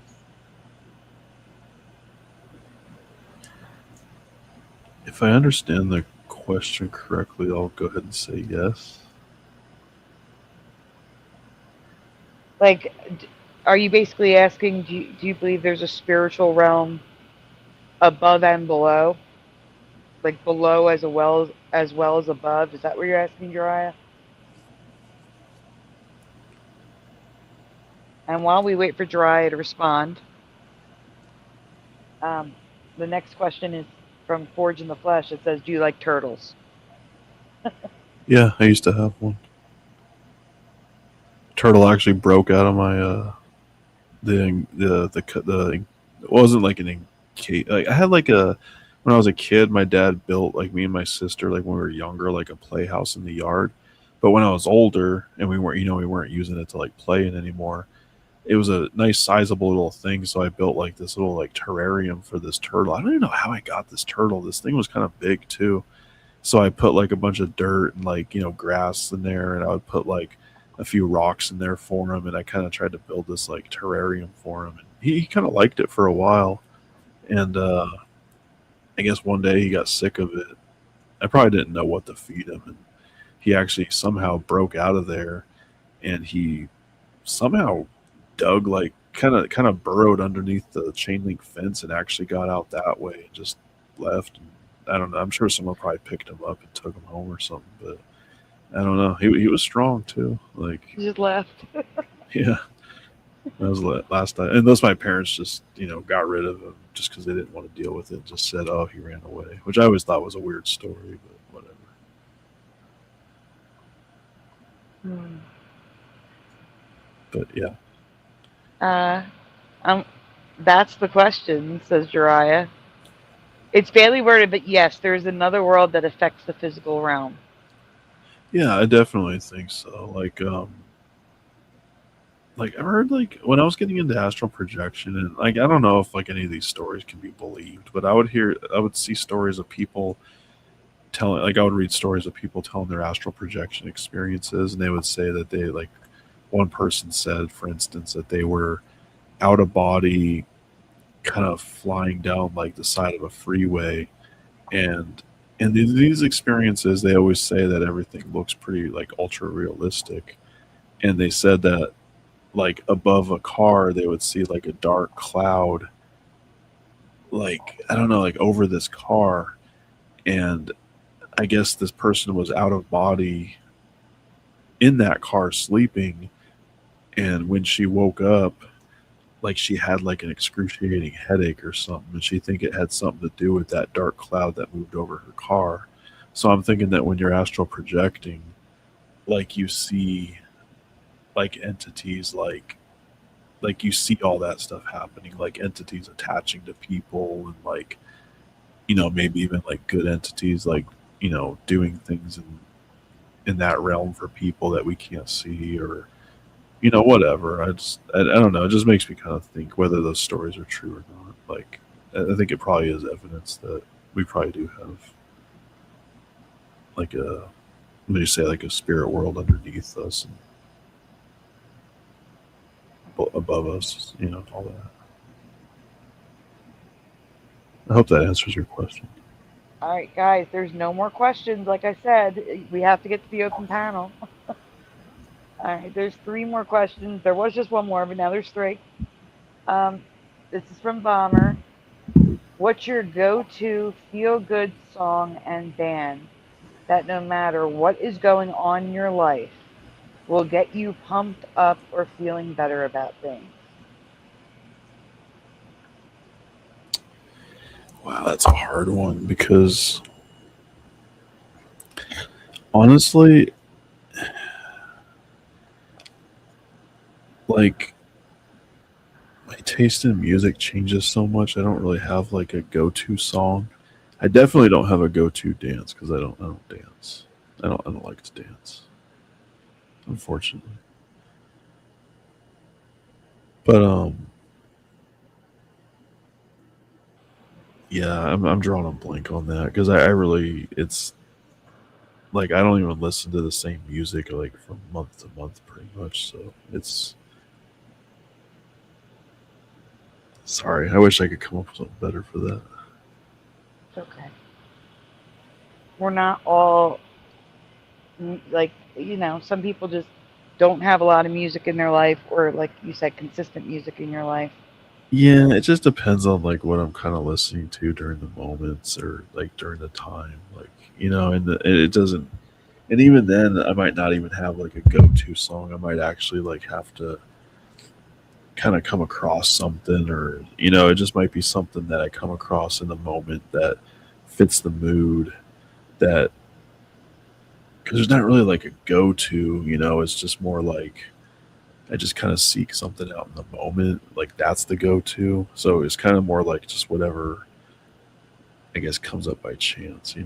Like Hmm. yeah, because I've never even had like a favorite song or anything. When people ask me that, like it just changes too much. Like I try not to, because then if you say you have a favorite song, that might not be your favorite song like 2 months later or a year later. Or, I don't know. Even songs that I used to like way back in the day, or even some of them, like I can't. There's even bands that I've used to listen to that I can't even handle listening to anymore. It's weird. Okay, David A.K. Logan Freeman. These are the last three questions by him. Um, do you think there's been multi Earths, for example, Tartaria and Mu? I don't know what Mu is, and Atlantis. Do I think there's been multiple Earths for those? Yes, that's what he wrote. Um, well, I kind of thought that they all just kind of existed on this earth just at different times. Like I heard Tartaria was like only like what, like 300 years old, and Atlantis was like really old. And I'm not really familiar with Mu. I've heard of Mu. I'm not really familiar with Mu though. But um, First I'm hearing of it. yeah, wasn't Mu? I thought Mu was like some story that like some AI created or something that, or I don't know. I'm not really familiar with Mu, but if it's like something like Atlantis or Tartaria, I always kind of just assume that all those things existed on most timelines, but they all just existed at different times. Like I don't think there was like necessarily like a different timeline for each one. I think they were all here in probably most of the timelines. Maybe not all the timelines, but most of them. I feel that way about Atlantis, but not Tartaria. There was no Tartaria. Tartaria is a Mandela effect timeline for me. There was no Tartaria in my old reality. Yeah, I don't know for me either. Like I'm just saying like cuz there was a point in my life where I didn't really like look into that stuff, so I really honestly don't know if it was there and I just didn't know about it, or if it really was Mandela affected. So yeah, I'll just because I'm not really sure, so I don't say either way. But it could be No, I mean, Mandela. like, I had like those time life books that talked about like Stonehenge, the pyramids, Atlantis, all that stuff. There was never a mention of Tartary or Tartaria. Not once. I had a subscription to Fate magazine when my dad did, where it talked about all of those things plus Sasquatch, the paranormal, all sorts of stuff. Never a mention of Tartaria or Tartary. Yeah, wasn't So Tartaria supposedly supposed to be like super advanced, like for being so recent in history? right, and that's what I'm saying. How is it not mentioned in anything paranormal that I had growing up? That doesn't make any sense. It has to be a Mandela effect. That's Yeah, only in these timelines with the Mandela effect and not my past. because when I was, because I used to watch like a lot of videos about that kind of stuff. Like they would talk about like Lemuria and Atlantis, and yeah, that's actually a good point because I would have thought, and that was like back in like 2011, 12, 13. So like I would think that if I would hear, and I was just watching everything I could too. So if I was hearing stuff about Lemuria and Atlantis, you would think that I would have heard about at least something about Tartaria at least. Right, and I'm calling Mandela on the move thing too. Jirai says it's like the Philippines, Atlantis. Again, never heard of Oh, it. okay, yeah, that's new. That's news to me, Yeah, basically. I mean, I've heard the name, but I don't really know much about it. never heard it until this moment, right now, today. And that's weird. Someone, researching the Mandela effect for as long as I have, you're going to tell me I've never heard of it. Like, even if I don't know about it, I should have at least heard of it. You know what I'm saying? And by the way, Jirai is spelling it M-U, and David, a.k.a. Logan Freeman, is spelling it M-O-O. So. I think it is M-U. Isn't it M-U with the... I swear I was asking Bomber about this the other day with the two little dots above the U. I forgot what she called it. Is it that or just M-U with the U? I don't know. The Tarnate. Hey, our heart. Tarnation, yeah. What in tarnation? Not in this reality. Hate breed. What's hate breed? Nice Guru says the KLF agents of Moo Moo. All right, and the final question. Oh no, there's two more. Excuse me. What is your theory on the pyramids? Because we don't have the technology to recreate them today. That's a good question. I actually do have a theory on this. I think it was how they made them. It was probably a civilization that was here, probably here on Earth. I mean, I don't know if it was necessarily off-world civilizations. Probably both. But I think the way they actually did it was like I hear a lot of stories about like sound like sound vibration technology where they can like use sound vibrations to like literally take a stone and turn it into almost like a putty like clay like thing where they can morph it into whatever they want, and that's how they fit all the stones together so nicely. So like they kind of like, and they can move it and levitate it with like sound waves, and that's how they get those giant stones like up where they need to go, and they can literally just move it, just connect it however they want. And I think they probably had other technologies that weren't even, I don't know, I just think they had some crazy stuff. Like I don't think it was necessarily like giants moving around the stones or anything like that, or but I think they did also have like crazy like carving tools that were probably better than what we have. That's how they got everything so with such precision. That's what I think. I mean, that makes sense to me because I think that kind of technology might be possible. Mm-hmm. So you don't think that they had those giant stones on 100,000 logs, and there was like 50 men pulling it with leather straps? Oh, and dragging it up the 45-degree grade, and Yeah, like they taught us. That's what they taught us. That's how they drew it in the school books. that was a really good theory, but no, I didn't think that never made sense to me when I was a kid, when they would show like the pyramids with all the scaffolding and everything, and they would show them like carrying like little stones up there, and I'm like, okay, but what about like the huge giant stones that, how did they get those up there? Like they have like stones that are bigger Oh, than a wait a lot of minute. That's a Mandela too. So the Great Pyramids for me were those huge giant squares, like rectangular stones. And now they're not. They're like crumbly, small. They're not pebbles. They're still big, but it would be like if you took those rectangular stones and broken up into like 6 pieces. Hmm. So isn't there still giant stones inside the pyramids though? I don't know. Yeah, I don't really know how the pyramids are built. Like I thought, because I thought they said there was like giant like stone slabs that were like the roofs of the pyramid, and those some of those stones were like bigger than like some of the stones that were like below and on the bottom of the pyramid. I also found on top, on the very top, there are carvings on the top of the pyramid that I don't remember being there. And It was from like a. We showed this on Scare Performance back 2019 or 2020. Um, it was from a drone, and they went across the top, and you could see carvings in the top of it, which I don't remember it being there. And I also, in my past, you could not go into the pyramids. Like there, you didn't go in, and now it's a tourist attraction that you could go into the pyramid, which is so strange to me. I don't know if that's a Mandela for anyone else, but for me it is. You could not go into the Great Pyramids um, as a tourist. Maybe as an archaeologist, but not as a tourist.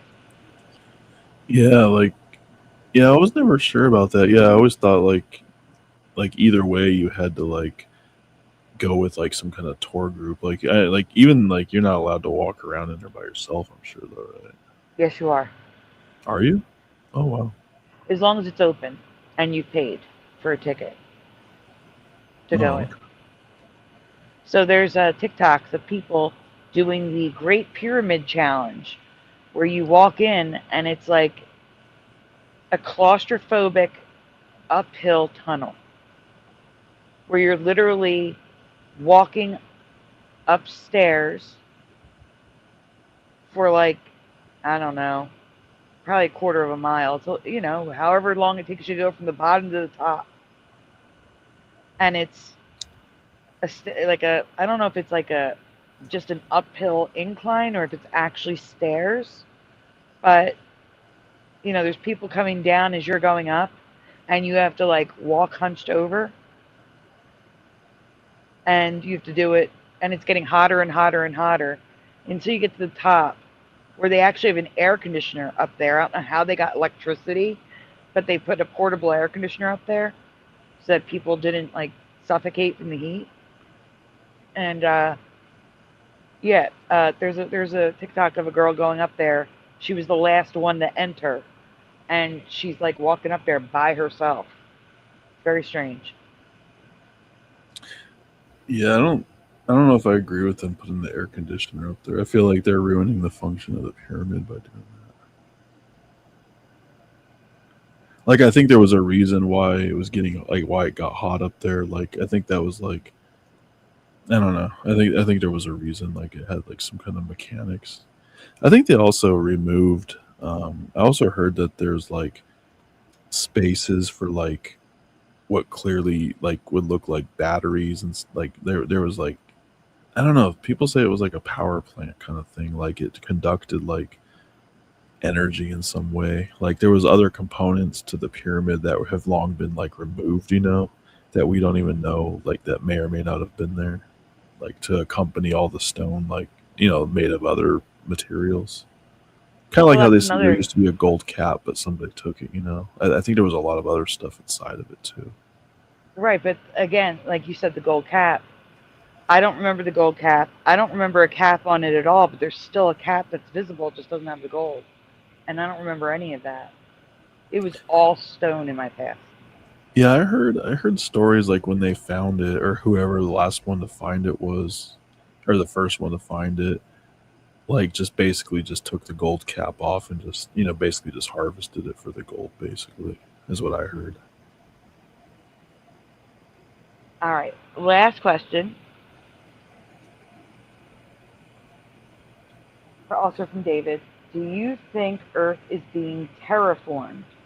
For example, people saying roads changing overnight, buildings appearing out of nowhere, homes appearing, towns shifting, etc. AKA like Dark City. Um. Well, yeah, I think it's being terraformed like inadvertently by the Mandela effect, but like kind of like I said earlier, like I don't think it's like necessarily like being terraformed on like with any like real purpose.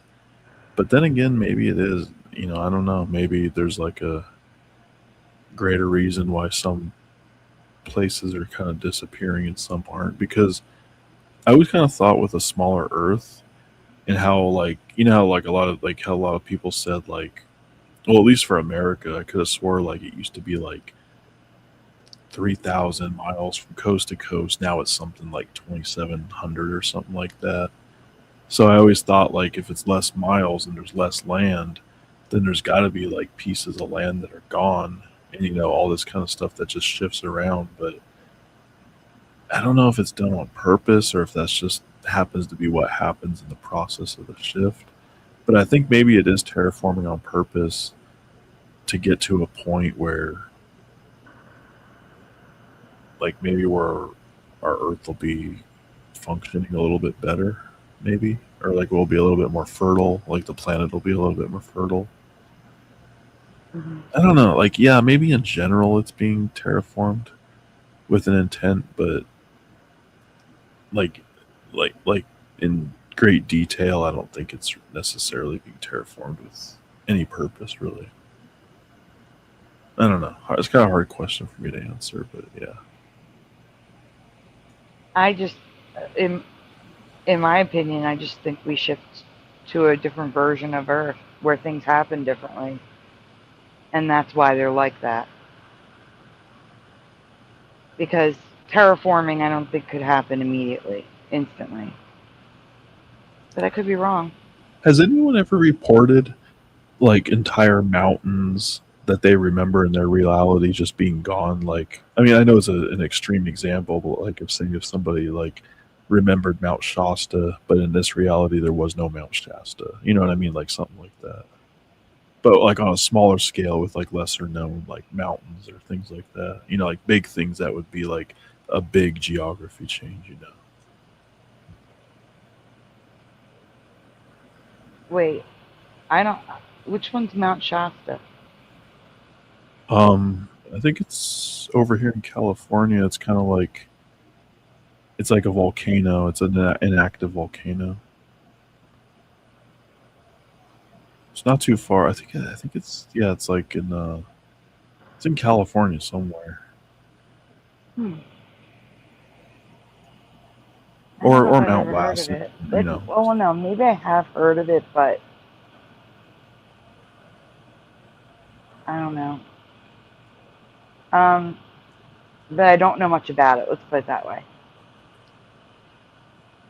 I am trying to close the Q&A. There we go. Confirmed. Okay. And with that, that would be the end of the interview portion of the show. You did a great job, Astral. Yeah, thank you. This was 2 hours. This was a long one. I told you it was like 2 to 2.5 hours. Yeah. Totally. That's good, though. I had a good time. Awesome. So what I'm going to do now is I am going to play the break, drop the link. Not the break, but you know what I'm saying, like the switching over thing, even though we're not switching anywhere, just to formally separate it. I am going to pin the link in the chat as soon as well, we'll be right back, guys, and we will be switching to the open panel, so hopefully you guys will join us. Give us 1 second. Smash the tube, smash the tube, smash the tube, smash the tube. Trap up, trap up.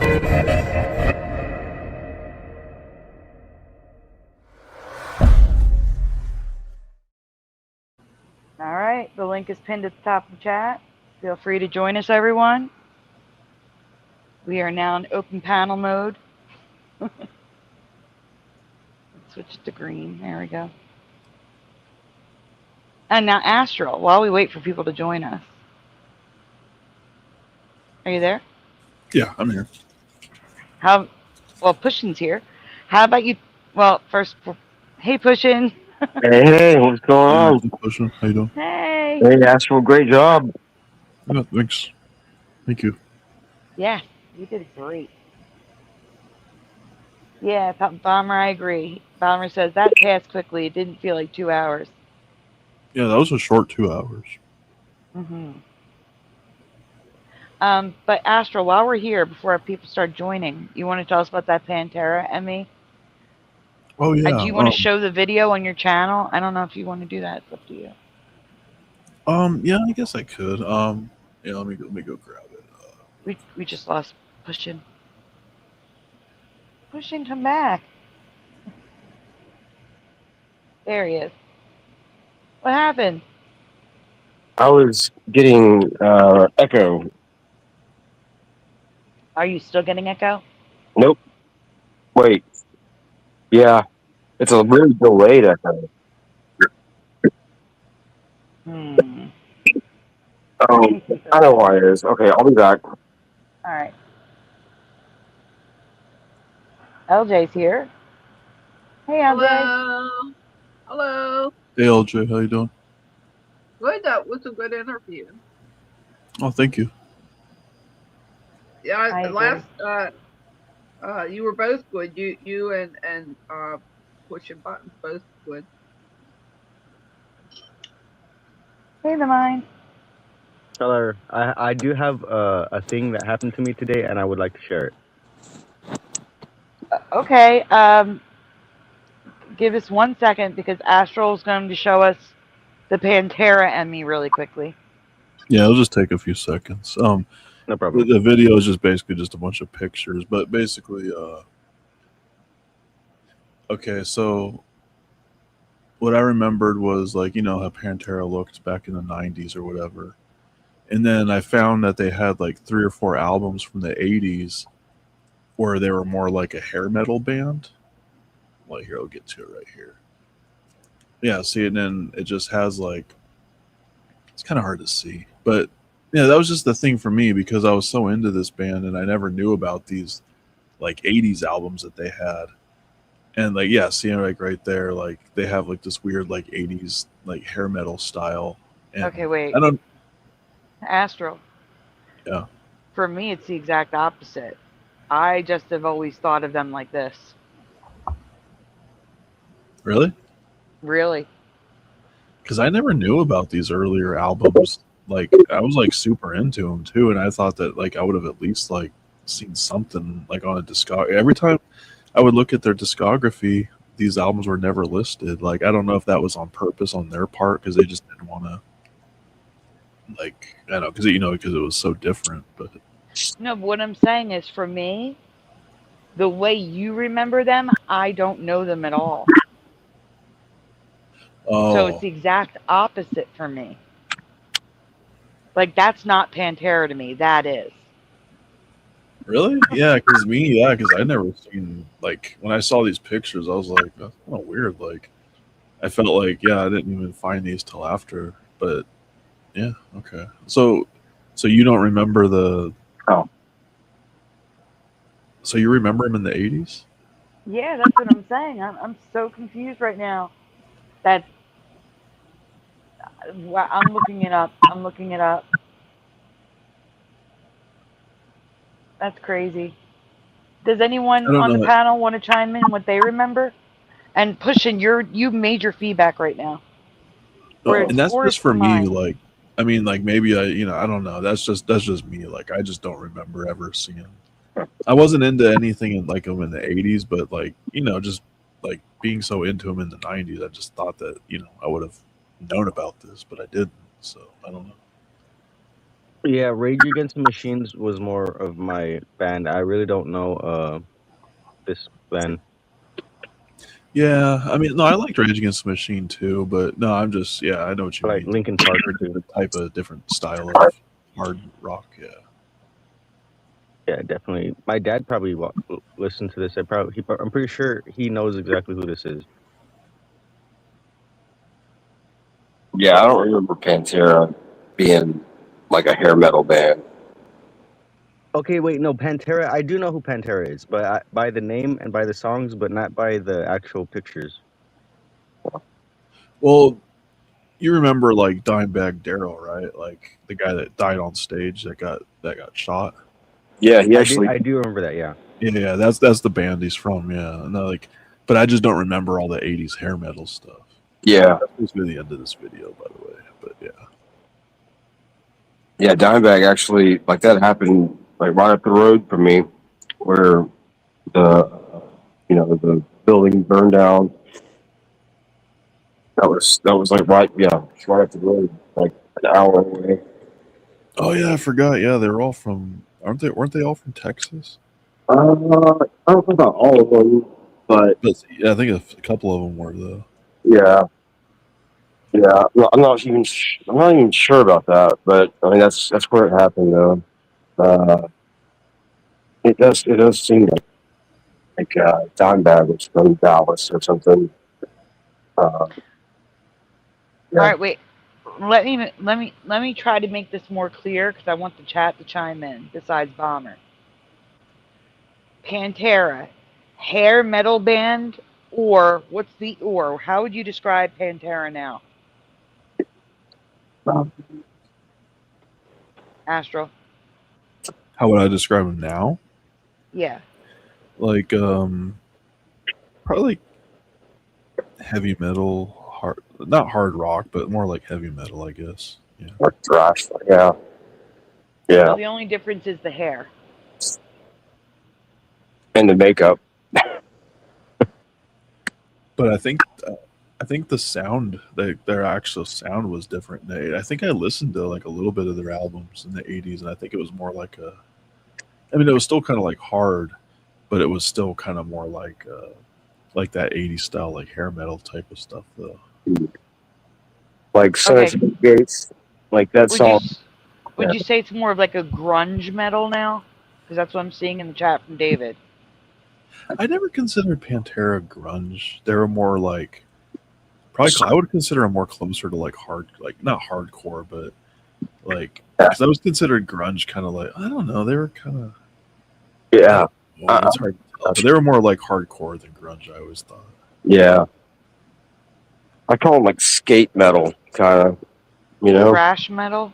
But yeah, I was gonna say that earlier. That might be a good genre to put in. Well, Bomber and William Easton are with me, the hair metal bands. Wow, that's wild. But then again, let's be clear. In the 80s, if you were a metal band, you were a hair metal band.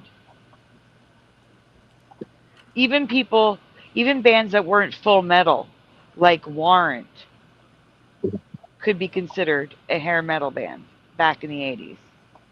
Even though they weren't full metal. Bon Jovi, which has more pop to him, was considered a hair metal band at one point. It was just the style. Do you know what I'm saying? Well, yeah, like with grunge, I think it was just like hair metal was like the visual style. Just like with grunge, it was all about like it was the clothes style. It wasn't necessarily like the sound. Like, because all those grunge bands kind of sounded a lot like they all sounded really different from each other. They did. Yeah, like Alice in Chains to me was more of just like a rock band than anything. They weren't necessarily like a grunge band. Same with Pearl Jam. Pearl Jam was just like a rock band to me. I mean, they are grunge era, but I don't consider them like grunge. Oh no, grunge. They're grunge for me. Well, grunge by looks, but I mean, like their sound. Like to me, they're just a rock band. Like I don't know. Oh yeah, I get what you're saying. Yeah. I get when they came out. Yeah, and same with Stone Temple Pilots. Like I don't know. Like I see Stone Temple Pilots. Like I never, even though they were kind of grunge era, I still never associated them with like the Black Hole grunge Sun. style. Oh, that's Soundgarden. Soundgarden. Okay, wait, hold on. I'm trying to think. Give me one of their hits. Interstate Love. Okay. Clutch. I'm trying to play the songs in my head. See, all right, here's my question. When you say grunge, do you immediately go to Nirvana? Yeah. I think most people do. I think a little bit of Alice in Chains too. And yeah, I think people think of Nirvana when they think grunge because they think of like Kurt Cobain, like in the, like the dirty like sweater and like the ripped jeans and everything, and like the the kind of messed up hair. I think that's kind of like I think to a lot of people that's grunge to a lot of people. It is, but the thing is, and bomber just hit the word that I was going to go to right from here. The thing is, when grunge was out, anything alternative was grunge, and that's how like Stone Temple Pilots, Soundgarden, even oh, what the heck's their name? Even things that leaned a lot more pop could fall under grunge to like a radio or CD compilation category. Do you understand what I'm saying? Yeah. Because it was alternative, I think grunge kind of came from Seattle and like that area. That and was that's that is where Pearl Jam came from, didn't they? Well, Eddie Vedder, he was I think he came from down here in San Diego. He's like from La Jolla or something. Sonic Youth, Alice in Chains, Lemonheads. Wow, Lemonheads.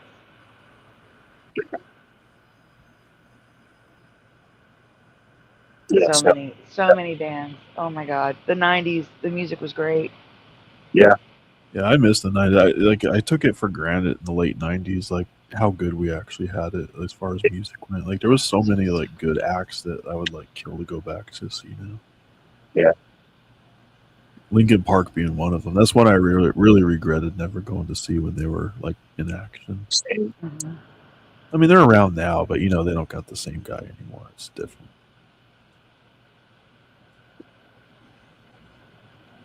Bomber says in Canada, alternative was its own umbrella and grunge fell under alternative. No, it was the same here. Alternative was its own umbrella and grunge was part of alternative. Yeah, that's why all the, like when you would go to like Walmart or Kmart, all the metal bands were under hard rock. Like there would be rock and roll, and then there would be hard rock, and that was about the best you could find for metal. Yeah. And like, cause being like into metal, like out here or where I was, we had one dedicated store in all of like the city. It was called Blue Meanie Records, and it was the only like heavy metal, death metal, like every type of metal, like dedicated CD store that we had. Like, and it didn't sell anything else. It had a small shelf for like your pop and all that stuff, and they didn't even like stocking that. And everything else in the store was like just nothing but just like every type of metal, and it was like awesome if you were into that because that was the only place you could find it at the time. And they had Really- stuff that like you never heard of before. It was just like everything you could think of. It was awesome. Really quickly before we get to the mind and LJ, I need to reorder some people. But I want to welcome to the chat in the studio Morgan Jariah, Noel, Mandanimal, Wolfie, LJ, David Knight, Heart of the Earth, Mustard Seed of Faith, and Tyler Betts. Oh, wow. Okay. That's a lot of people. Yeah, I didn't want to interrupt the interview, so I just wrote their names down and waited. All right, the mind, you said you wanted to share something with us? Okay, yeah. So basically, I was doing my normal round because I'm a security guard and I work at the gym. So every 15 minutes, I have to walk around, and I basically just look at the time to make sure 15 minutes isn't passed. Because if 25 minutes pass, my phone will beep, and I need to do stuff because it says I'm not doing anything. So my boss told me to walk around every 15 minutes. Basically, I was looking at the time, and I saw the time up on the TV because there's a whole bunch of TVs all around, and I noticed that the TV said it was 8:47, and I was like 8:47.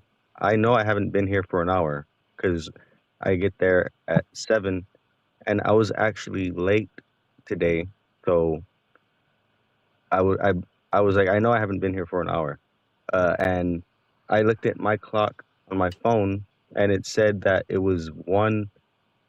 That was 1, and I was like, okay, I guess this thing is off, and I looked at another one to make sure it wasn't just that one screen, and it was just all of them. All the screens were like that. So I was like, okay. I looked at the clock. I was like, it's okay. It's 1. That makes more sense. I did my normal walk around, and then I sat back down. I looked at the time, and it was 12:47. It was 12 something. I made a video right when it happened. It was 12 something, and I looked up at the clock to see, like, okay, that clock has to be off because a couple of seconds ago both of these clocks were off. And I looked it up at the clock on the TV, and it said the exact same thing. It said 12:47. And I was like, what the hell? Like, literally, both of these clocks were off by 8, 9, 10, 11, 1, by 4 hours. It was off by 4 hours, and then Wait. when I got back, Was it 4 hours ahead? Like it was 4 hours into the future, like type of thing? no, on the screen it said it was 8 p.m. 8 a.m. And in reality, when I was walking around and I was looking at my phone clock, it said that it was the time on the phone said it was 1. Oh, so when you were walking around, it had all of a sudden turned to 4 hours later. No. While I was walking, I looked up at the screen, and on this TV, the TV said it was 8 a.m. But Yeah. my phone said it was 1 p.m. And when I went to go sit down and I looked at both of the clocks, it said it was 12 whatever p.m. or a.m. I'm not sure the exact whatever the noon time is, 12 in noon. Like Oh, that's okay. so I saw three different times within a less than a 15-minute time period. Oh, so it was like time was like fluctuating around like in a weird way, kind of. I have no idea. I was just under the assumption at first that the time was off. I was like, okay, somebody didn't set the digital clock right on one of these phones. So on either the phone or on the TV. So it's not So, that big of a deal. That's what I thought. sounds like missing time to me. Yeah, but when I sat down, the time synchronized. And I was like, okay. And it wasn't 1 anymore. It was 12. So that's why I was like, okay, that's weird. I don't know what happened right now.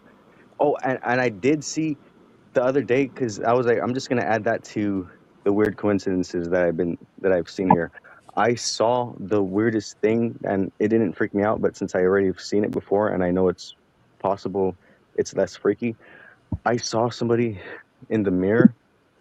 Their reflection didn't move because there's a whole bunch of mirrors in the gym, and the guy was working out and he turned his head in real life, and the head in the mirror did not move. Oh, that's no. creepy. That Yeah. would freak me out. It was that's what I was saying. I would be freaked out normally, but since I already know, like, I've seen that before on YouTube videos, I was like, okay, I guess that's a real thing then. I didn't believe it, but What do you think that is? Like, what do you think? I don't even want to know. I don't want to ask questions that I don't want answers to. Yeah, see, that's where I put myself in danger because I can't help myself from asking those questions. One thing I've I feel learned I feel like I gotta know what's going on. I was saying to my brother, from my own experiences in my life, a thing that I realized, and I don't think this is true for everybody, but I think it's true for some people. Like, I think you could just think things. Like Sandy was just saying about Leonardo da Vinci. He was like inventing stuff, just drawing stuff up, and then it became real. I really do believe some people have more of a ability to do that than others. And I have been afraid to just think about things because they will happen. Things will happen, and literally supernaturally. And that's why I do like the Mandela effect, because people are able, I feel like, to understand me better through the experiences they have, because I would hope that they could relate their experiences to things I go through, because it's very similar, like literally, but it's not, it is hard to relate to people because everyone ends up drawing their own conclusion. And I think we all have our own, like, vision of the future, and I think our truth is tied to that vision of the future we want, because ultimately we try to put our energy in the things that we want to happen, and I think or we want, like, the things we love, that's the things we sacrifice for. We will sacrifice our comfort for the things we love, right? So I'm getting lost in my thoughts right now. I'm sorry. Do you think like being in like these groups, and having discussions like this, like there's like a small collective consciousness that benefits everybody, or maybe like the opposite? You're hard to understand, pushing your little muffled. You know, but yeah. Oh wait, let me try. Yeah, try to get another mic, or like maybe, I don't know, That's fine. adjust your mic or It's his something. TV. Yeah, Not his TV, his phone, I mean. It's just sometimes his signal gets bad and he gets all muffled. I don't know what it is. did that work at all? No, it's still muffled. You're probably better off coming back, leaving and coming back. Okay, I just want to say, yeah, last thing I was saying, I have thought about things and they do happen. And literally, it does remind me a lot of the Mandela effect. And I do believe there is a battle of good and evil. And I do think there is this that's directly tied to what we would call free will, and this thing we're supposed to do. We're supposed to learn stuff. Like, we're supposed to be here to learn. And I think there are individuals or entities, groups of people, whatever you want to call them, that their sole thing is just to control. Like, that's what they get off on, is just controlling things, everything but themselves. Mhm. So, uh, yeah, that's it. I really don't want to go too deep, because I do believe those people do want to confuse and distract and feed us lies. And I think one of those lies is we don't have power, we don't have control, we don't have the ability to manifest anything we want. Like, that's definitely possible. And if people were trying to control us, what would be the one thing they would say we can't do? Which is anything. They would say, no, it's not possible for you to do literally anything, and that even things that are completely impossible. Like, we've already seen that happen many times, over and over. And the truth, one last time I'm going to say it, the truth gets twisted every time it gets presented to the world. It either gets misinterpreted or twisted intentionally to misrepresent it. Like, the truth will be spread like the seeds to the soils that are ready to accept it, but the majority are in a groupthink mentality. Like, they don't actually accept the truth when it comes to them, because they've been fed so many lies. They spit the truth out, and because yeah, the lie is easier to swallow. That's all I'm gonna say. Okay, a lot of times Mhm. the truth is like a double-edged sword. If you want to swallow that, see how easy that is. Okay, I'm done. That is true, though. Truth is like a double-edged sword. Hmm. Yeah, can you guys hear me now? Yes. Yeah, you sound Okay. way better. All right, great. Yeah, Yeah, no, what I I can asked. hear you. Okay. Yeah, what I was asking was, do you think like being in these small groups like this, like, or larger groups, whatever, and having these discussions, do you think that uh like the collective consciousness around us, do you think that benefits us or people around us, or does the opposite, or can do the opposite? Like, Yeah. yeah, something like that. That's what I was asking.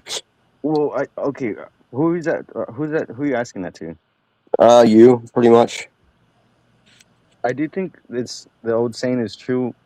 Like, the right thing at the wrong time is the wrong thing. So I do believe there is a time and a season for everything, right? Like, for the gathering of rocks and the spreading of them. Uh, and I do think that's what we have been a part of. We have been all trying to, I feel like, find the people that we understand and that we can relate to, because it's not just about understanding. I feel like it's about a certain level of agreement, of like a certain lifestyle. People can have all the same ideologies, but it comes down to like a spiritual thing as well, because you could say all the right things, right? But like, what are you actually doing, right? And what are you actually representing? Because that's all I'm saying. I do believe a lot of times, especially with the Mandela effect. I'm going to say this. I've been saying it. Yes, it is a psyop. Literally, the Mandela effect is a part of it is a name that we gave this thing that we're seeing, and this thing isn't just one thing. It's a whole bunch of things that we're putting into one category, and in reality, they have used that gathering of all of these different things that are changing our reality. There's a whole bunch of ways reality can change. Like we ourselves, without any supernatural phenomenons, even though I believe just living in reality, this is a miracle and it is a phenomenon, like just existence itself. But Wait a second. I disagree that it's a psyop. A psyop is a psychological operation. It would involve someone actually actually doing it to us. yes, I believe that there are literal things that I believe the truth. It's hard to speak the truth in reality because there's so much censorship. The things that we should be saying get censored, and we're not allowed to say it. And like I said, I feel like from what I've seen from my own interactions with people and the minds of the masses, it's kind of been tainted by lies. So once you start speaking a little bit of truth, all they cling on to is the lies. It's an old saying that goes, the lie moves faster in the wind than the truth. Have you ever heard of that? Mm-mm. No? Yeah. It's cool. I like it though. Well, it's true. Yeah. From and I forgot what was the question. The group thing. I think ultimately we don't need groups to make a change in the world, and that's what scares them, because there's a lot of people who need to put a lot of effort and a lot of collaboration to make a little bit of a impact.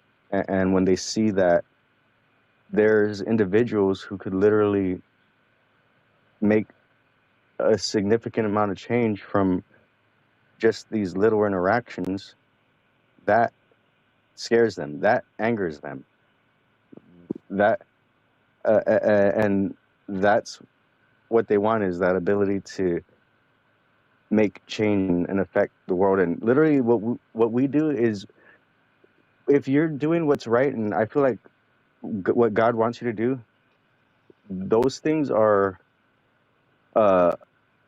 finite. Like God is the rock. That's what they say. The truth is the rock, and what is created off of that foundation will last. So everything we do, if you're following God, if you're doing what you're supposed to, it does matter, and it will last. And that's it. That's all I got to say. It doesn't matter if you're with a group or not, but I do think there is a time for everything. I believe that. I believe that is true. That there is a time and a place,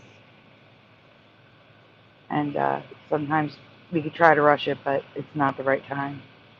And we just have to wait it I out feel and go through it. Yeah, and I feel like being here. So I don't know if it's a good thing to be in the group, but I feel good being here. So that's all I can say. Hmm. Right on. I do think it's Uh, bad though. You can get in a group mentality. So I try not to be here too much.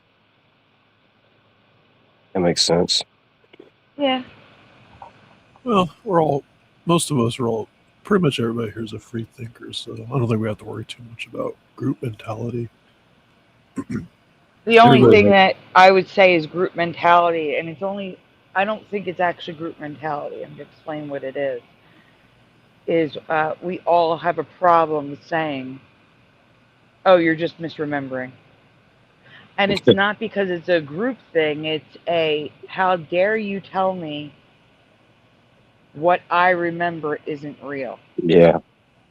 That's what it is. It's you're telling me that, like, That'd be like you telling me what my favorite color is. Yeah. You telling me how I felt on my first day of school. You would have no idea. And for someone to tell me that I'm remembering something wrong when I know clear as day that I am not, it's offensive. Oh, Has nothing to do I've with known people. groupthink. Oh, sorry. No, no, it's okay. I'm just saying it has nothing to do with groupthink. But we all think the same way on that part. Is that don't you dare try to tell me I'm misremembering, because again, it's more of it's offensive. It's offensive to tell me that you know better what I remember. Yeah. Yeah, they're I've like disrespecting us. Sorry, Yeah. when they do that. Yeah. I've met people with the audacity to actually try and tell me how I felt or how I was thinking in a certain period of at a certain event or something like that. It's actually kind of irritating. Noise Guru says you're just misremembering. Your favorite color is flesh. Yeah, I try not to argue with them either. Like I whenever I talk about the changes, that's what I always would call it, or before. I really don't. I really don't try to label it, but I do feel like there should be a right terminology. And the thing about speaking the truth, a lot of times, again, people don't want to hear it, and they rather hear something else. So it's hard to even use the right terminology without people like projecting it. Mm-hmm. I forgot what I was gonna say. Shit. But what would you say is groupthink in the Mandela effect community?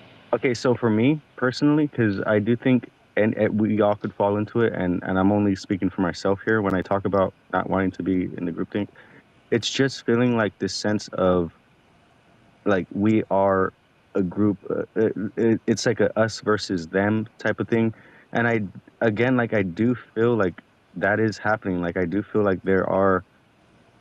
I do feel like there are people who want to maintain whatever power they have, and if they see some type of influential person or group rising, they want to be like, okay, how do I get in on this? Right? How do I? The first time I heard about the Mandela effect, it, when because I told you I dreamt about this. I dreamt about jumping dimensions, and then I looked up if scientists were doing research, and I started finding out about the Mandela effect. The first person I found on the internet who was talking about the Mandela effect, his name was Mr. Guido's Burritos, and he was some Jewish guy who was literally like, the Mandela effect is the next hot thing. You people are gonna make a lot of money off of it. If you want to make money, you gotta uh, you gotta start making Mandela videos. And That's weird. that was the first time I've ever. And literally in 2016, there was large language models. I was interacting with them, and I was talking to them, um, and there was AI videos being pumped out. I've said this before on another panel. Every second they were putting out videos, and that's one big way I knew that they were trying to push out a whole bunch of narratives about the Mandela effect, and and hide all of those who actually had a message to say, because the message literally has to do with, a part of it is all the corruption that's going on, all the lies that we've been fed, the illusions that we've been living in. But nobody wants to hear that. That people want to, be amazed, and a part of that amazement is like kind of what we're doing here. It's just like focusing on all the little changes, and in Well, reality, Yeah, no, that's how you take it. That's not why I'm doing it. well, that's what I'm talking about. Okay, I'm sorry.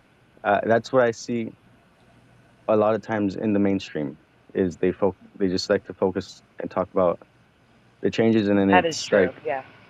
it's like, okay, yo, there's a whole societal thing going on here. Kind of, uh, I forgot what her name was. She was kind of talking about a little bit where she was like, yeah, people are changing. Like that's the first thing I noticed with the Mandela effect is how people change, which is true. People definitely change. But it's not just that. Like this is a whole historical thing. This is a whole global. I don't want to say global. This is a whole thing that I'm getting lost in a train of thought. I can't remember now. I'm sorry. It's a No, whole No, you're it's thing. good. okay. I know what you're saying. You're saying like we were talking about earlier, like Watch Mojo and stuff. All they do is talk about the Mandela effects, like list form, and that's it. Well, yeah, They there's don't some talk people about that treat all it the like other flavor of the aspects. month, like type of Hmm. stuff. Sorry. No, it's Okay. okay. Yeah. Yeah, and like I said, like the changes that are happening, there's a whole bunch of changes that are happening, and we need to be aware of all of them. And like I said, yeah, the mandanimals, okay, yeah, that's a real thing, and that's happening, right? Like I do believe that's a thing that happens, but can we also talk about like the genetic engineering that's going on, that where they're literally changing animals right in front of our faces? Like that's a thing that we should address. And I believe Well, if we we have, actually have. If we react to some of this stuff, we were just talking about how people are cloning their pets and stuff. Like we were yeah, actually just talking. We already did talk about that. We do well, talk about those things that's when why we I like to react to be stuff. here. That's why Hmm. that's why I gravitated towards y'all, towards this group, because I feel like it's more open as in compared to some other people. Like no one's perfect, right? No one's perfect, so I'm not perfect either myself, but uh, It's just that I think the problem is you have to understand there's a lot of different people here, and they're all here for different things. I can't just cover one topic. Like, for I'm not asking example, you to, no, I'm not asking you to no, cover I know you're anything. What, not. I know you're not. I'm okay. not talking about you. I'm just saying that's why I cover a variety of things, is because I know people want to talk about a variety of things. So I talk about as many as I can that is relevant because I Yeah, want to. You know what I'm and saying? yet you get very little numbers. That's intentional. Like they do this thing where people who want to actually make a community, there is a I would say a level of oppression that occurs because Absolutely. And it doesn't help that I have a community guideline strike. That actually makes them show your stuff less. Well, they were So hoping that you were going to just keep reaction videos on that channel because I guarantee you the first reaction video that you tried to do after that strike, they probably would have just taken you down for some unknown reason. You know what I yeah, mean? Like they but were I play waiting. Like by the that was a rules, so trap they that you had didn't to fall let for. it go. Yeah. It was a trap you didn't fall for, thankfully. But having that mark on my channel is definitely affecting it right now. I think ultimately everyone is becoming aware of everything, right? All of the corruption and everything that's going on, and that is a good thing because in the past people weren't even willing to acknowledge it or talk about it. Hmm. And now things are coming more and more to light, so that's good. I think that's a good thing. But the next step is, I feel like the hardest part is because I do feel like we're living in prophecy, and I do think things are gonna get. I think things can get worse before they get better, but I do also believe things are very fluid, and our thoughts do affect the future in a sense. Like someone was saying, think nothing's set in stone. Like everything's happening right now, and we have the decision to change things, change the future. That's it. Like that's real. That's a real thing. But I don't know. I think people want to tell you it's not possible. Like everything's already set in stone. I think that's true. Like to a certain extent, what God says, I think, yeah, I think there are certain things that are set in stone. But I do believe we have the I believe there's a ability. divine path that's set in stone. However, God gave us free will, and our decisions can change our future. The choices we make. Like, heck, I could choose right now to get out of this bed and go break into a bank, and I guarantee my future would involve going to jail. You know what I'm saying? That is totally a free will choice that I could make right now and destroy my entire life. You see what I'm saying? So I do believe we can change our future with the choices that we make. But then I also believe that Well, there is a divine path, that there will be a time that Jesus will return and the end of our world as we know it will happen. And it's already set in stone. No one knows the day or the time, not even Jesus. honestly, though, Sandy, with the right lawyer, you could probably blame it on your medication and get away with it. I'm not going to do it in the first place. I advise against it. No, I'm just joking. Yeah, don't actually do it. I'm just joking. But I'm just saying, our choices can determine a different course in life altogether. Yeah, they definitely like have an impact on others' lives too. Yeah. Cloak of invisibility, says Bomber.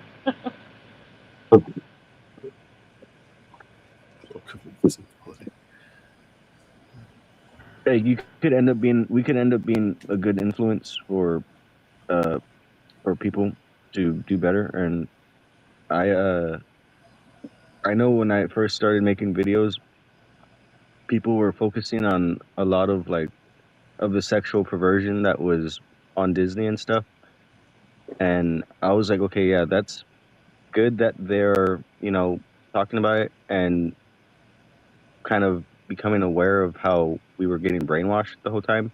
But also, I did want to highlight the good messages. There were good things that have been said throughout our childhood in stories that that I focused on, that I thought were relevant, and I think we should focus on more instead of just being like, look, it said sex in the dust when Mufasa laid down or whatever. Like I'm like, okay, fine, yeah, like that was a thing that happened, but I mean, there is things that we should be focusing on and things that actually matter, and the message is what matters. What is being said to us? What do we got to learn? Like that's kind of where I was coming from. Okay, that's it. Really quickly, I just want everyone to know when I thought I heard the shot, there was fireworks were mistaken for an explosion. There was a report of an explosion, and now they're saying it was fireworks. So, See, people just fire off fireworks all the time in my area. Like, it doesn't even matter. It could just be like some random holiday and people just start firing fireworks off for no reason. but whatever firework it was, people thought it was an explosion. Who were closer to it, it was 0.2 miles away. So Well, technically, a firework is an explosion. it is. Yeah. It is. But I'm saying it was a very deep, guttural boom sound. It wasn't like a pop of a firework. Yeah. You know Well, what it I'm could have saying? been some homemade illegal fireworks. People do that kind of stuff all the time too. Could have Yeah. been. Yeah, I heard it through the screen too when it Yeah. happened. Yep. But according to official reports, it is just fireworks. Mm. I will, Super Mario. I saw your email. Thank you. Hey, Super Mario.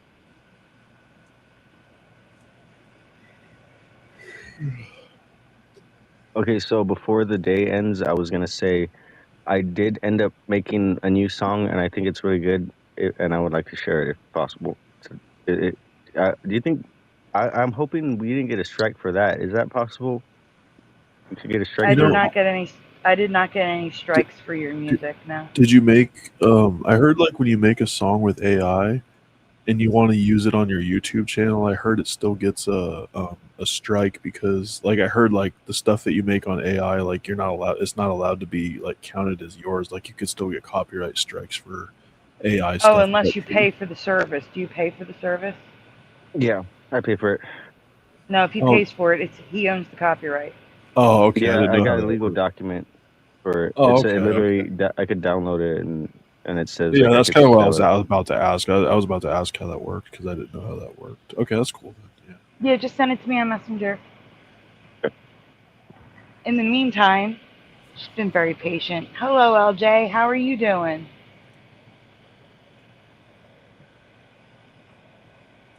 LJ, you still with us?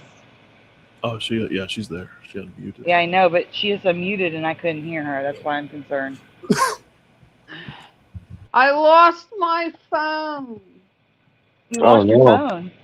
I lost my phone. Oh, Actually, the miracle is I haven't lost it before now. I lose things all the time. I have to have multiple keys because I lose them. I lose codes. I lose it. So actually, the fact that this is the first time I lost the phone is quite amazing. I either left it on the bench outside the grocery store where I got picked up last night, or I left it in the Uber. And I called the grocery store. Nobody turned it in to there, and I can't talk to well, I called the dispatch, not from Uber itself, but through my health insurance that I get the Ubers through. And they said I have to go through customer service, and that's not till Monday.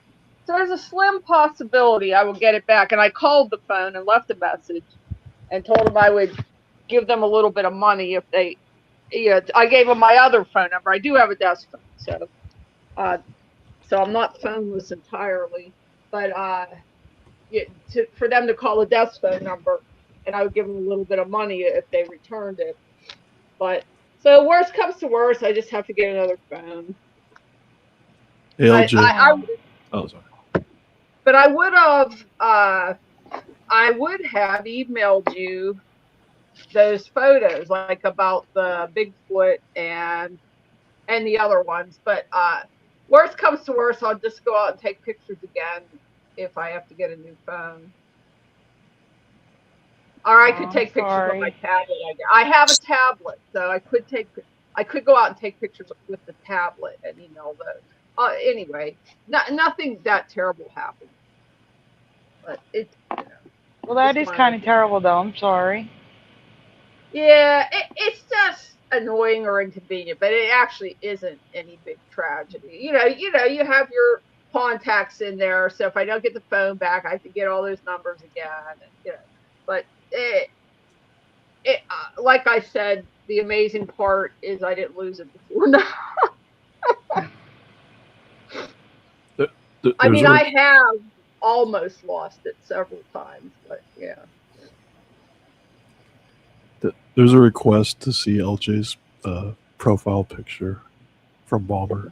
All right, give me 1 second. I'm in Messenger. This is one that I've had on a lot. I didn't want to argue with StreamYard over my avatar. I would love to change my avatar every show, but because there's a lot of different pictures I could do, but it's so hard to deal with StreamYard that this is one I've had on a lot before.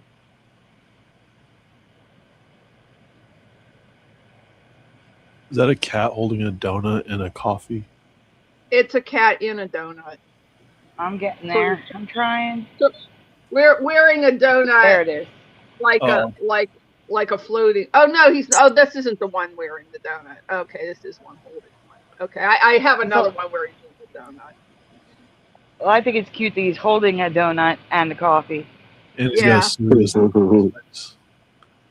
like he hasn't woken up yet. He's like kind of he looks annoyed. He also lost his phone. Welcome back, little Cam. Hello, Gerald Neal. All right.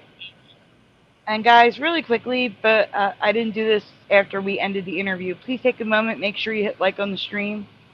Subscribe if you haven't already. Ring the bell. You know the drill. Also, we are raising donuts for the apps. All the apps are expiring to keep the show running. If you would like to donut, they're very much appreciated. They're very much needed, but they're never, ever required. Links are in the description. Here's a dancing donut. And let's welcome Little Cam to the stage. Hello, Little Cam. How are you doing tonight?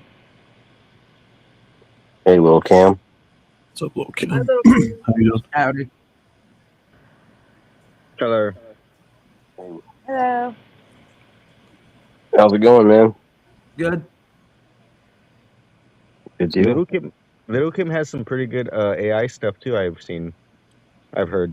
Yeah, I just published like a boomerang song on my Discord. It's my lyrics. I just use AI to train the vocals and all that. Astral. Yeah. Can you grab the song in the private chat, please? Oh yeah. Sorry. No, it's okay. I just put it there. No, I Yeah, but can't make the avatars bigger, Gerald Neal. That's a StreamYard issue. I can do it one by one. Like I can click on each of us and make us bigger and smaller, but that's it's that's the size. Or I can make them larger by making us this shape, but then what's the point of a background? It Yeah, just I don't covers like it it. I up. don't like it like that. I like it better with just the circles, and you can see more of the background. Yeah, same. Yeah, that's Now like that. Yeah, I like that better. I did report this to StreamYard. Like there's no reason for us to have all that black. Why can't our circles in the center be the same size as the circles here with the circle around it? There's no excuse. I don't know why they don't do it. Hmm. But it's not an option. It's just that's the size. Did you tell Tanya or Toya Toya. that? Yeah, did you tell her that? No, I didn't need to. The person emailed me back. At least I was able to get Oh. in tonight because StreamYard has screwed me up sometimes where I could not get in through my tablet. They wouldn't let me get to the buttons on the screen. And it didn't have anything to do with my settings or any of that. And so I would have to go in on my phone. Well, right now I don't even have my phone. But fortunately it has now flipped back and I can get in through the tablet. But they're like, it's like it's just rolling the dice. You never know each time you try to come on the show what the hell StreamYard is going to do this time. Right. And that's the thing. They keep rolling out a ton of new features, and every time they do, they break something else. Yeah. And unless someone gets through to them and tells them, hey, this is broken, they won't fix it. And the only reason why I got a hold of someone was because a nice woman at StreamYard named Toya responded to my comment on a Facebook post. That was it. If you just try to message StreamYard, you're going to get a response from an AI bot. So my message was made high priority and someone actually responded. Oh my god. Oh my goodness. I just spilled something, not a big deal. Well, Oh, okay. But so there is a good use for social media. yes. So because of Facebook, I actually reached a human at StreamYard. Well, two humans, Toya, and then StreamYard customer support. They had me answer a few questions. I emailed them back, and I haven't checked. They could have responded. But everything was in there. The suggestions for the bigger pictures. I suggested that there should be a layout that when you have a group like this and someone is speaking, that person could be like, I'm speaking. So while I'm speaking, it looks like this. And then when I stop speaking and someone else starts speaking, like let's say Astral does, it switches to Astral. There should be a layout like that. Some platforms have that. Not all, though. Yeah. Like, And I think that's it's what I'm actually kind of saying. cool that we have the voice things, like when we talk and we can see the sound. You know how it kind of vibrates out like that. Yes, Like I think that's cool. Okay. Like, I agree. Oh, sorry. oh, go ahead. You know what? Go ahead, sorry. Okay, you know what? I just thought about something that I thought about before, and now it's way easier now. You're saying StreamYard should do this. I mean, now with the capabilities of AI, I'm not trying to promote it. I'm just saying if we're going to be using technology, we could literally just create our own app and then just use our own website and do exactly with whatever we want to do with it. Right, but if it was really that easy, there would be 100 new options for us to try.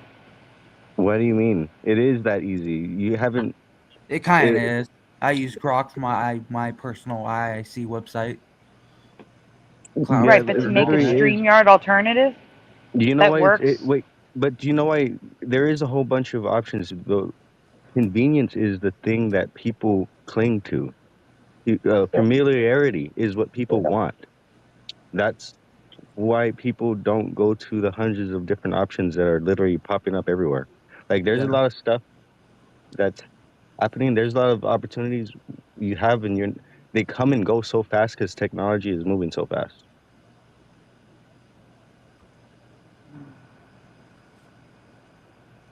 Okay, we're gonna play your music, guys. I have to step away a minute.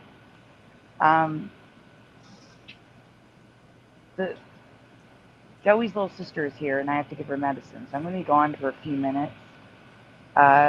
Astral, Pushing, you guys are in charge. Okay. Astral, I'm gonna put the song on the screen so we can play. I'm gonna be listening, but I'm gonna be muted, so I'll be listening. We're gonna play the Mind song. Just take it off the screen when you're done. Okay. When it's over.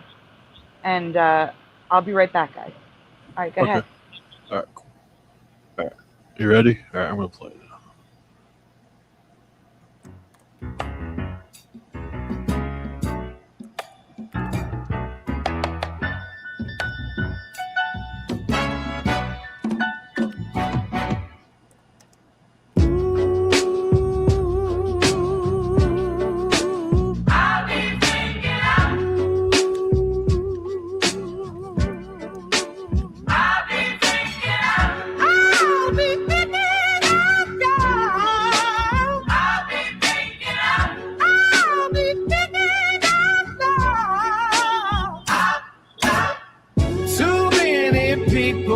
So hard to get up off the ground. They keep on holding everybody motherfucking down. I hate you more than I love you most days. I'm sorry to say. So many people trying to keep their head above the waves. Why is it the ones we love most never want to stay? But that's okay, because with 9 functioning eyes, I realize my shoes untied now. I hope I fucking trip and die. Because I've been thinking and wishing about the things I've been missing. Please pay attention and listen. I must confess you caught my interest. Hey, it would be disrespectful to give you anything less than my very best. I'm not trying to impress, just trying to improve the relationship between me and you, me and you, me and you. Years of forgotten love, full of dead heartbeats, round and round. I hear your feet go in my head, but I ignored it instead. The ball is in your court, let's see what you hear and feel is right. 'Cause baby, I could sing a song all day and motherfucking night. I'll be thinking of you. I'll be thinking of you.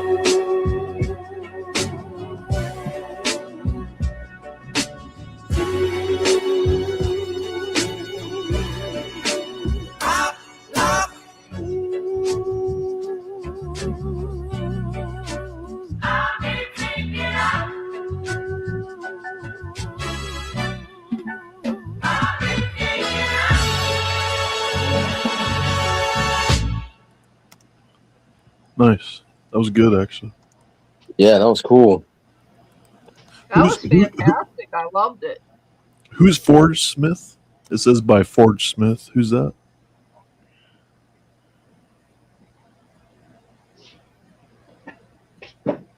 I like that style of music. That was really good. Yeah, I agree. Oh, did we lose the Mind? Is he gone? He left. Did we lose our mind? Yeah, I was asking the Mind who Forge Smith was, but he's gone. Oh, it's him. Oh, he says it's him. Oh, where'd you go, the Mind? Why'd you leave the Mind?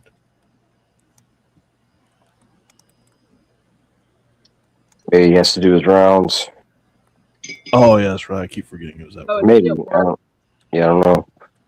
What's Possibly. his job? What does he do? Security. Oh, okay. Yeah, I had a third shift job. I wasn't there was more to. I mean, it wasn't a security job. It was like a mental health job, but part of it was security. You had to do rounds. Yeah. You had to do security rounds on that wasn't the whole job, but it was part of the job. Right on. I love third shift. I think third shift is the best. Nobody bothers you. What's it called?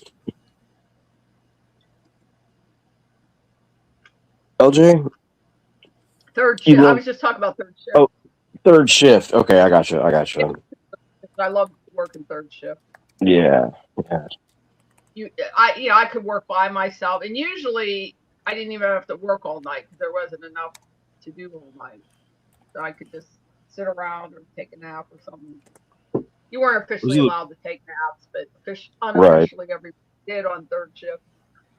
Those are the best jobs. The best jobs are where you can be by yourself. Like, you had to take the kind of nap where you just, like, I don't know, lean over on a desk or something. So, like, if you hear a noise, you wake up right away, you know? Yeah.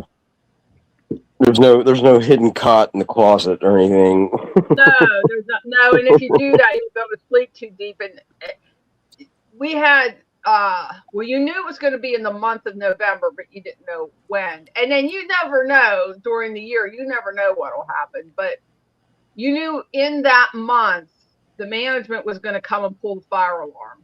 And you had to get everybody out of there. I think it was like in 10 or 15 minutes or something. They were all trained. So they were used to it. So you couldn't be found sleeping.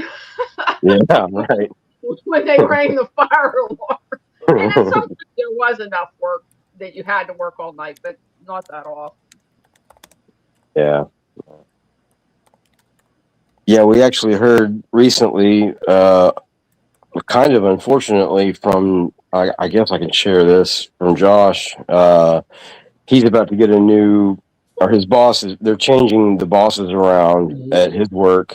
And so it kind of depends on who he gets as to if he's going to be able to start to like be making the streams even, because the only reason that he was able to be getting to some of these streams recently is because his boss lets him leave if he's got his work done, and he usually doesn't have a whole lot to do. But the next boss might not do that. They might make him stay until, his hours are done, which, yeah, that'll be like 6 o'clock in the morning or 5 o'clock in the morning for me. Anyway, that's what time it is for me. I guess it depends if his company wants to save money. 4:30. Does he get paid hourly or salary? Salary, because I think it's hourly. Oh, yeah, is it salary? well, if they want to save money, then they'll probably let him go home. Yeah, I'm not sure. How he's getting paid, and I guess I was able to share that, right, Sandy? That wasn't a secret or anything. No, it wasn't a secret. Yeah. So Josh, since he's been coming on my channel, this will be a whole new thing where he's not here as often. Maybe if that's the case. Yeah, maybe, that's what I said. If that's the case. Yeah. Yeah. So hopefully that's not. But if not, he'll only join us when, we're on the later side, or his one night off, which would be tonight. But tonight he made plans, so he's not here tonight. Yeah. Oh, I thought Saturday was always like his kind of like night to. I thought Saturday was his night where he didn't come around anyway. Oh no, Saturday is the night where he's normally here at the start of the show. Oh! It was Friday night when he's. Well, Friday night. You usually don't do first shows on Friday anyway. But. I don't usually do shows on Friday. No, it's just going to be this week. It was definitely this week and definitely next week. Because again, I had something that was happening privately happening in my life that I had mixed up. So it'll be next week too that we have a show on Friday. Oh yeah. Yeah.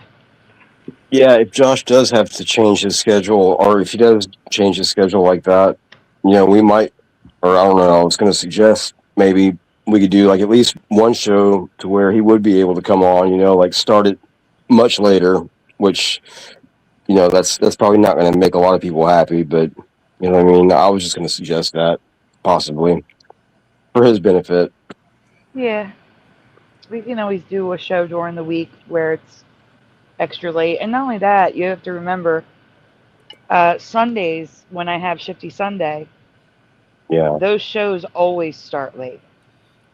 If we do a show after Shifty Sunday, it's late. Well, how late is late? Like 12, 1 a.m. my time? Probably later. Yeah. Wow. Oh, Yeah. Well, your time. Your no, time. Yeah. your So time, during the weekdays, those will probably be those will probably be days I won't be able to show up, to be honest. right, Sunday nights, I would not expect you to show up, no. Because Hero's show doesn't end until 1, 2 o'clock my time sometimes. Yeah, Which it seems is- like Hebrew always goes at least 4 or 5 hours. It seems like now. Well, It used to maybe only not be that. 2. Yeah, I know, but yeah, sometimes he goes like 3 or 4, sometimes close to 5. I noticed. It's just what happens when you're on YouTube. You end up going later and later and later. Yeah, I know. There's no set times. Nope. Yeah, but when you have an awesome chat like you do, they follow you. You know? And they want us to be here later, so it's okay. Yeah. Yeah, they're all night owls, so. No, I don't think it works like that, Bomber. If he gets it, here's the thing, his boss has been letting him out early. If the new boss wants him to stay until his shift is over, he's not getting out before 4:30. Period. It doesn't matter what time he's there or not. Yeah. At least at first. Maybe he can, you know, work some magic and with the new boss and you know, get that going. But yeah. Mhm. Hopefully. When did the mine leave? During his video, I guess. I think he was at work. Somebody said he had to. Do something. He was at work. Yeah, he said he was. I know you were joking. It's okay. After I said it, I knew you were joking. I was like, oh, well, whatever. I'm already speaking. I have a question for everybody tonight. On the lighter side, but you might need a few minutes to think of it. Things that you thought when you were a kid. I'll give you some examples. I thought the Miss America contest, I thought they started with every woman in the whole country. And then they went down levels, you know, like your area, then your, you know, state. And I thought it was literally every single woman. And so when she won, she was the most beautiful woman in the entire country. I mean, technically, it works that way. It's just not every woman, but it does kind of work that way. Yeah, but I didn't know that people applied to it, you know. Yeah. It wasn't every single. And then I thought that all cats were females and all dogs were males, and they married each other. I don't know how I thought there were kittens. I didn't think that far, but I guess it'd be like Kermit the Frog and Piggy, and then all the females are cats and all the dogs are. I didn't think that far. Aww. That's cute. I thought that Europe was a country. My dad listened to Radio Free Europe anyway, so I thought Europe was a country. And I saw high school kids getting off the bus, and I thought they looked so adult that they must be college kids. So they were getting off the bus from college. I didn't know what aunts and uncles were. I had no clue that they were your parents' brothers and sisters. I didn't know that. They were just aunts and uncles. So did you think of anything that you thought when you were a kid? Yeah, I remember being a kid not knowing what a cousin was. Like, I didn't understand what my cousins were. Like, because I didn't understand the difference between my sister and my cousins. I'm like, well, like, why does my sister live with me, but they don't, but they're family? Like I just remember that being like super, super young, like just not getting like the concept of a cousin. Yeah. Not like my sister. It was weird. Same. I didn't understand how my cousins were calling my grandma. I didn't understand that when I was young. Yeah, I didn't know what cousins were either. No. Yeah, I always forget about that too, that my cousins have the same grandma and grandpa. Yeah. It's like I'm not my grandma's only grandkids. Like, that was a hard pill to swallow too. Yeah. My grandparents had like a lot of, well, they had like the, the old family pictures, like where it's like the whole family, and they're black and white. Like they had those pictures up in their house and some other black and white pictures. And I used to think that, back, in the 40s or before, that everything was black and white because of that. Like everything, like the Yeah, world. I think a lot of people thought that when they were kids, that in the past everything was black and white. I've heard that. That's funny. Yeah, I could see that being a pretty common belief. I think I've told you this before, but I grew up with Acme, the grocery store, which is a Mandela for me because it's always been Acme Markets. It was just Acme. There was no markets. And because it was just Acme, I thought that they got the Acme in Looney Tunes from our grocery store. Yeah. They have nothing to do Well, with each other. that makes sense. Why I might have thought that as an adult. I might have thought that up until right about now. Yeah.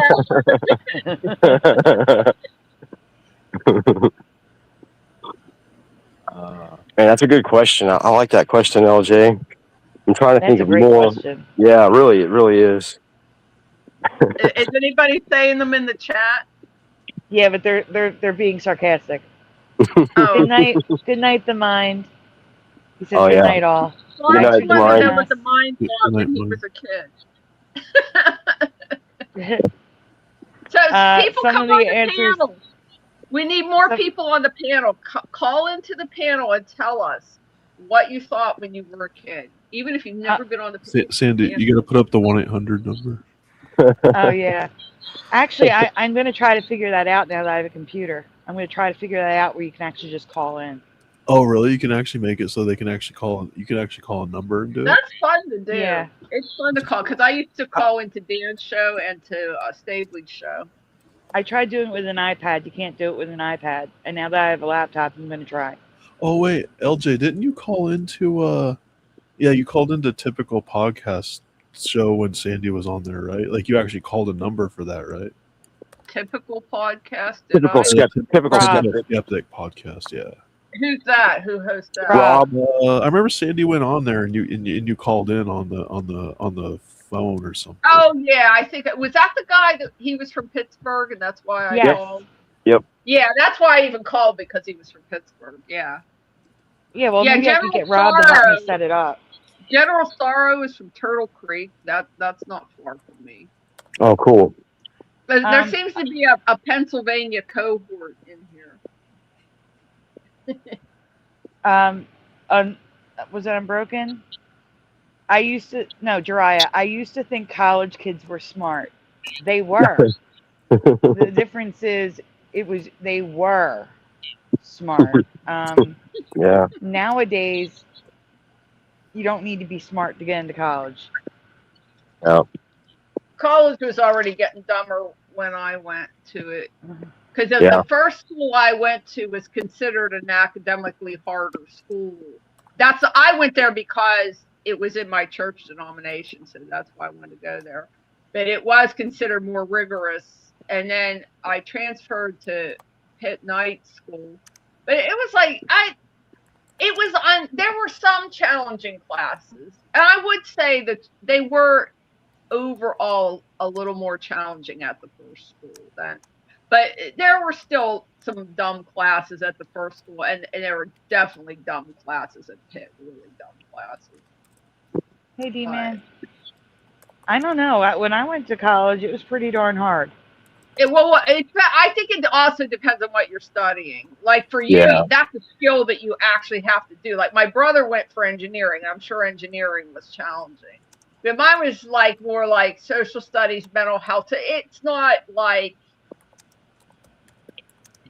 statistics. Mental health? Was hard. Statistics was very hard for me. It was statistics of mental health. And I forgot my algebra entirely. So I was like sitting in the class he would put the thing up on, and I would be keeping notes over in the margin of my notebook saying, this symbol means this symbol means that, because I didn't know algebra anymore. Hey, But I Bomber. want to be in that class. And that was a hard class. That wasn't. Hi, guys. That was a Pitt. Hi. Hi, Mama. But a lot of it was just like. Oh, I'm sorry. ahead. I was just going to say really quickly, Bomber, the sarcastic comment I was talking about is where I think it was Unbroken who said, I thought women were supposed to make me a sandwich. Oh, Oh, that's cute. okay. The worst class at Pitt Night School, it was some kind of sociology class, and the professor was from India, and he spoke in this monotone, slow voice. And it was at night, and he showed films, so all the students fell asleep at their desks. Snoring was heard across the room. And it was just such a dumb class too. Like I don't know. We didn't learn anything in there. The guy put you to sleep. And, yeah. But that's what I'm saying. Like, specific classes could be like a cakewalk class. But Yeah. overall, like the term papers, the dissertations, in art, having to physically make your own mats and physically make your own frames. Oh yeah, it was and harder than it is today. But I had the feeling that college was harder in the past before I went, and I think it was. And I learned that public school was definitely harder than before I went. So it gets worse every generation. It was Well, I getting think it dumb gets worse already. because they require more Way credits worse. to make up those stupid classes. Yeah. Yeah. Yeah, I mean, education was better in my day, but it was better in my dad's day than my day. You know, it was already declining at that time. Yeah, we were at Mom. 1984 in private school. I graduated in 78, and I went to a better public school, a better than most public school. Like I was in a college prep course. Bomber So answered your question in the chat. What? Oh, okay. I was going to have Bomber tell you since she's here. Oh, yay. Bomber, Sorry, what was it that you wanted me to? What was it? the thing you put in the chat of what you thought when you were a kid. Oh yeah. Well, I actually I joined in to say something else, but did you want me to read that? Yeah, because I mean, it's your words. So please. I thought Africa was a country and Alaska was part of Canada. The latter I have failed to correct in my brain hole. The fact that Alaska is now was now part of Russia blows my mind, and not part of Canada. You know what I'm saying? Like they said we bought Alaska from Russia. What? Like I've had actual arguments with people, not lately, but when we were in school, I remember having arguments with people, and I 100% believed that Alaska was Canada. Mm-hmm. Yeah, actually, that might be a Mandela. That could have been in some people's reality. It could be. But actually, why I joined was because I wanted to share about my grandparents, because I believed everything that my grandparents said. 100%, they would never lie. And so my grandmother, she used to say, like, there was a lot of us grandchildren, and my grandmother would say to us, if you swallow your gum, your poop will stick to your bum. We were told it was in there for 7 years. That's what That 7 years. That's what I heard. 7 years, yeah. Grandma science, right? And my grandfather, when we were outside, he would call, cattails. Yeah. The ferns, like the pond ferns. Well, there's a fungi or a fungus that's it kind of looks like that on trees. I don't know if you guys have seen that. It's black. It's not actual cattails, but it's shaped like that. But it grows on trees like that. No, I haven't seen that. hanging down from trees or on the bark. It's on the actual bark, but it looks like the way cattails, the brown part of a cattail. You know how it's Okay, thicker? yeah, brown fuzzy. I've seen that. Yeah, I know what you're Okay, talking but about. on trees, it's this black fungus. It's like it's black, Yeah, and yeah, I've seen that. Yeah. so he told me that was deer poop, Oh my gosh. and I don't want to tell you guys how old I was when I realized that can't be real. But yeah, you can be really old before you realize these things. But you never question it. In all those years, Yeah, you I haven't never been questioned him because why would he lie? He Yeah, gospel. yeah. Yeah. So I won't say when, but at one point I was in the woods and I was wandering around and I know what deer poop looks like, but I remember seeing deer poop and then thinking, wait a minute. I'm looking at scat right now. I know this is deer scat. What was Grimpy talking about? And why have I believed that all these years? I love that. I don't know why that made me think of it, because it has nothing to do with the woods or anything.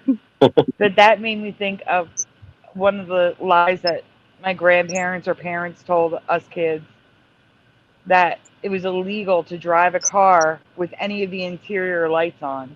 Yes. Yeah.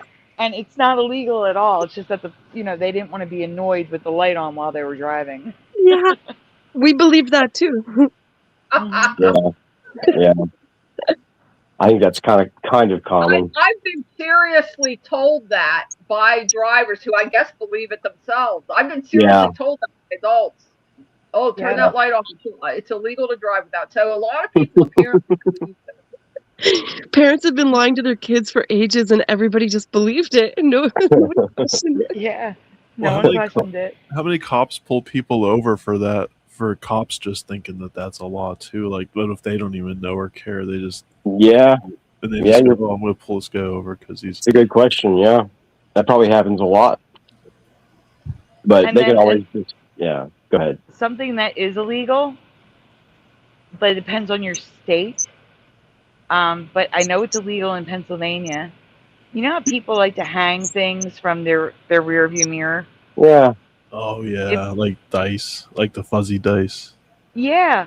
Well, if it's large, like fuzzy dice, large enough, including like an air freshener, at least in my state, it's illegal because it blocks your view. Yeah. Yeah, I know, like if you have a handicap placard, you're not supposed to drive around with that hanging on your mirror. You have to take it off the mirror and then put it back on when you park. Right, because it blocks your view. So I see all these people with their stuff hanging from the rear view mirror. Why does no one know that's illegal, but they think that it's illegal to turn the light out? Yeah, to leave the lights on in the car. You know, if you're driving and there's a mirage where it looks like there's water on the road, and then it disappears. My brother thought that it was really water, and it just kept drying up all the time, that fast. Is it illegal to drive backwards on a road? Like, I was told, like, by my friend's dad when I was a kid, that you can drive. He was probably joking, but he swore that you could drive backwards anywhere you want for as long as you want. Like, it wasn't illegal. Like, if you were on some road, like, you could just drive like from point A to point B, driving backwards, and it wasn't illegal as long as you were going the speed limit and following all the the stop signs and all. Way back of my mind, I think I've heard that one before too. I mean, I don't know how you would do it safely. Sometime in my life, I have heard that. I don't remember. Yeah, and he's like I think he's like almost 80 now, so he's from an old. I don't know if it was like that back in the his day, because I mean, it could have been an old law from a long time ago. Yeah, I think that's more for like back roads, though. I don't think you would want to get on the freeway and do that, but yeah. Oh God, no. But I break that. If it's, I would assume it's against the law, and I break that law all the time. Because I live on a corner of a one-way street. So if there's a parking spot on the corner, I will stop at the stop sign, then pull out and back up into the parking spot. Well, you know what I think of every time I think of that? You know that movie Bronx Tale? And you know that part where the kid gets in that sunny guy's car and then like he drives like backwards for like all the way around the block until he gets to his parking spot. Remember that scene? Hmm. That's always what it reminds me of. That's why like I always kind of think maybe that was like some kind of law or something. But he was technically driving backwards.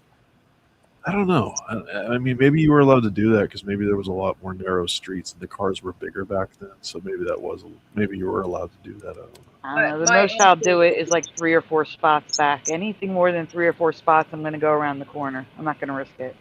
Yeah. I mean, it's safer. My uncle believed in the Easter Bunny, and he was like way too old. The reason why he didn't believe in any of the other stuff, Santa Claus, Tooth Fairy, he was over all it.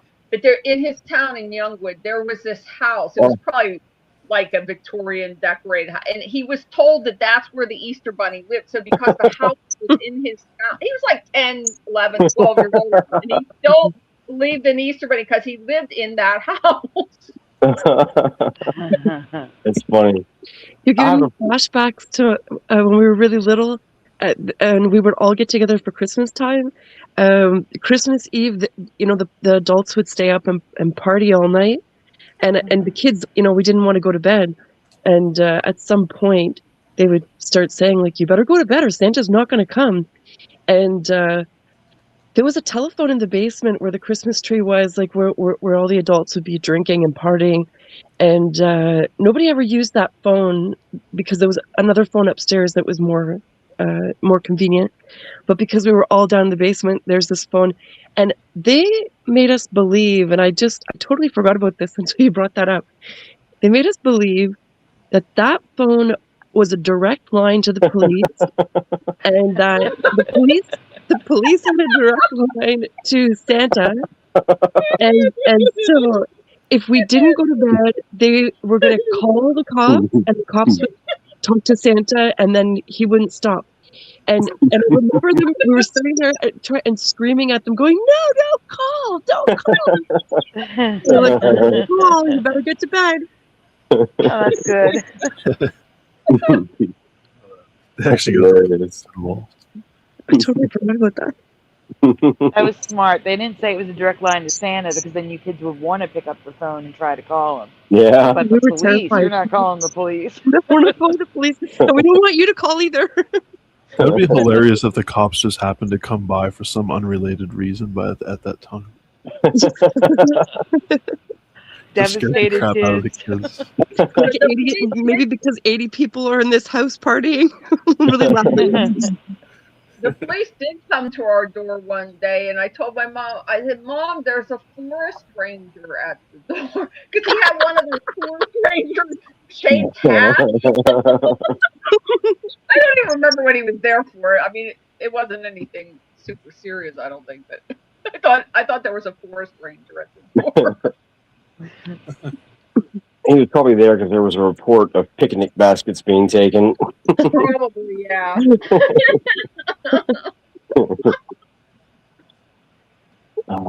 Yeah, LJ, I've got a friend that lives in Youngwood. I was going to ask you that a while ago, then I heard you say that your brother lived there. Not my brother, my dad. My dad grew up there. Okay. Their house was on the street. Cool, yeah. Yeah, his dad worked for the railroad. Youngwood was for those who don't know, which is everybody except us two. It was a railroad town. It's just a small town there for the railroad, and my grandpa Peoples worked on the railroad. Oops, I just said okay. Well, anyway. You're in good company. Whatever.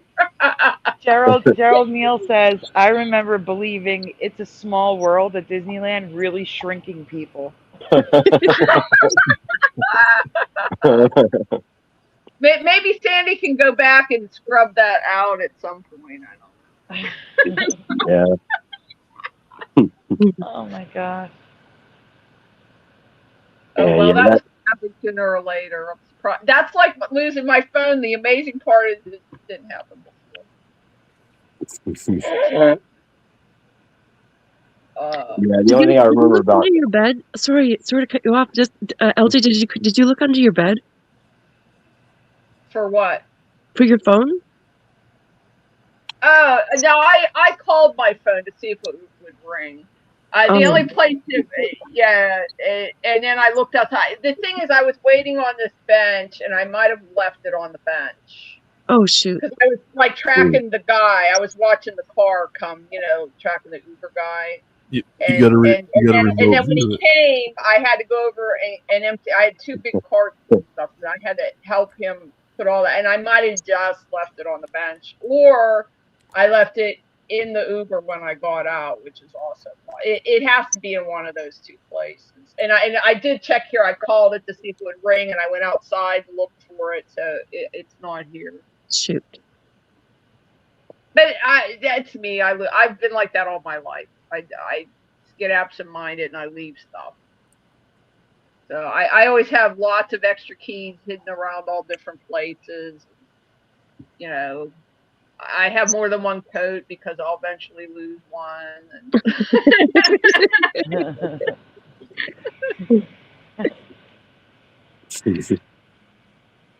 Your eye says, check the freezer. That happened to me once. That's funny. Yeah, I would do something like that. Yeah, I'd be holding the phone, getting something out of the freezer, absentmindedly stick that. Yeah, that's something I would do. Yeah. I used to do stuff like I would put the gallon of milk in the cupboard where the cups go on accident. Like I used to do that when I was younger on accident. I used to find the milk in the cupboard all the time. Yeah, I don't know why. I mean, I would notice like within a minute, like it'd be kind of weird, like, or my parents would notice or something. But like, I think I even almost accidentally did it like a couple of years ago too. But it's the strangest thing. I don't know. I mean, maybe just, I don't know. Your brain gets crisscrossed, I guess. I don't know. Yeah, you get a phone call or something while you're putting groceries away. Yeah, you just kind of. Yeah, you just gotta do that. I can't remember what it was, but it wasn't supposed to be there. And I remember looking everywhere and going, "What the hell did I do with this?" And okay, the last time I had it, I was in the kitchen, but my kitchen is tiny, but it's not here. Where? And then it occurred to me, like, oh my gosh! And I opened the fridge, and it was in the fridge. Oh my gosh. I'm trying to think. I can't think of anything else. I know there was more though. There was more things I believed as a kid that were not true. My grandma Ray, because she became a widow, remarried. So in my lifetime, she was always Grandma Ray. So anyway, when we were at her house, occasionally she would want something, and she would say it's on the Davenport. I didn't know what a Davenport was. I'm like frantic, and I don't know why, but I was afraid to ask. Is that Florida? Why I was afraid to ask, I don't know. I did not know what a Davenport was, so I could never find the thing she wanted. Elton, maybe you want to tell us what a Davenport is. See, you don't know what a Davenport is either. It's a sofa. It's a sofa. It's actually a brand name of a sofa. Like in England, they call that a Hoover because that's the brand name.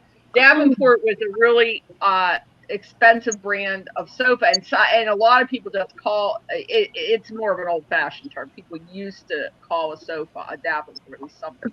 Interesting. Here we have Chesterfield. Oh yes, that's another one of Chesterfield. Yeah. I've heard Davenport before though, but not Chesterfield in reference to that. Chesterfield is a Canadian thing. I was terrified to ask. It's a cigarette brand also. It's from that's what is it? I never can remember the name of the movie. It had Christian Slater and I think Patricia Arquette. Oh man. Anyway, and it's also got Christopher Walken and a bunch of other people in it. Anyway, oh god, I remember seeing. I don't know if it was that movie or something else, but they were talking about Chesterfields, about cigarettes, and I was so confused because a Chesterfield here in Canada is a couch. Yeah, it's probably that movie because there's like a big long monologue done in like talking about that and smoking a Chesterfield. Yeah, like, why would you smoke your couch? I mean, you can smoke your couch, but I don't suggest. This is related to the Pittsburghese is an official dialect of the English language. It's that different and it's that strange. And we do have our own words for things. And this had to do with just the accent. I thought the thing that you cut grass with was one word, LAWNMORE, lawnmower. Isn't it? Lawnmower. Yeah. I was in my 40s until one day it dawned. It's a lawn mower. It's 2 words. It mows lawn. It's a lawn mower. I think I write it as one. Yeah, I've seen it as one. So Yeah, you're saying lawnmower is a word? Lawnmower is one word. Yeah, one word. Yeah. Well, One it's word. still MOWER, right? Yeah. Yeah. Yeah. No, I thought it was MORE. Oh. Oh. Yeah. It's a long, Got you. but that's Pittsburgh. They run. They can say an entire sentence in one word. Lawnmower. People that come here, they do it all the time. You know. So wait, but did yeah. they mow the lawn? I don't know. I guess. Yeah, Well, some people, what do you call that? Some people manured the lawn.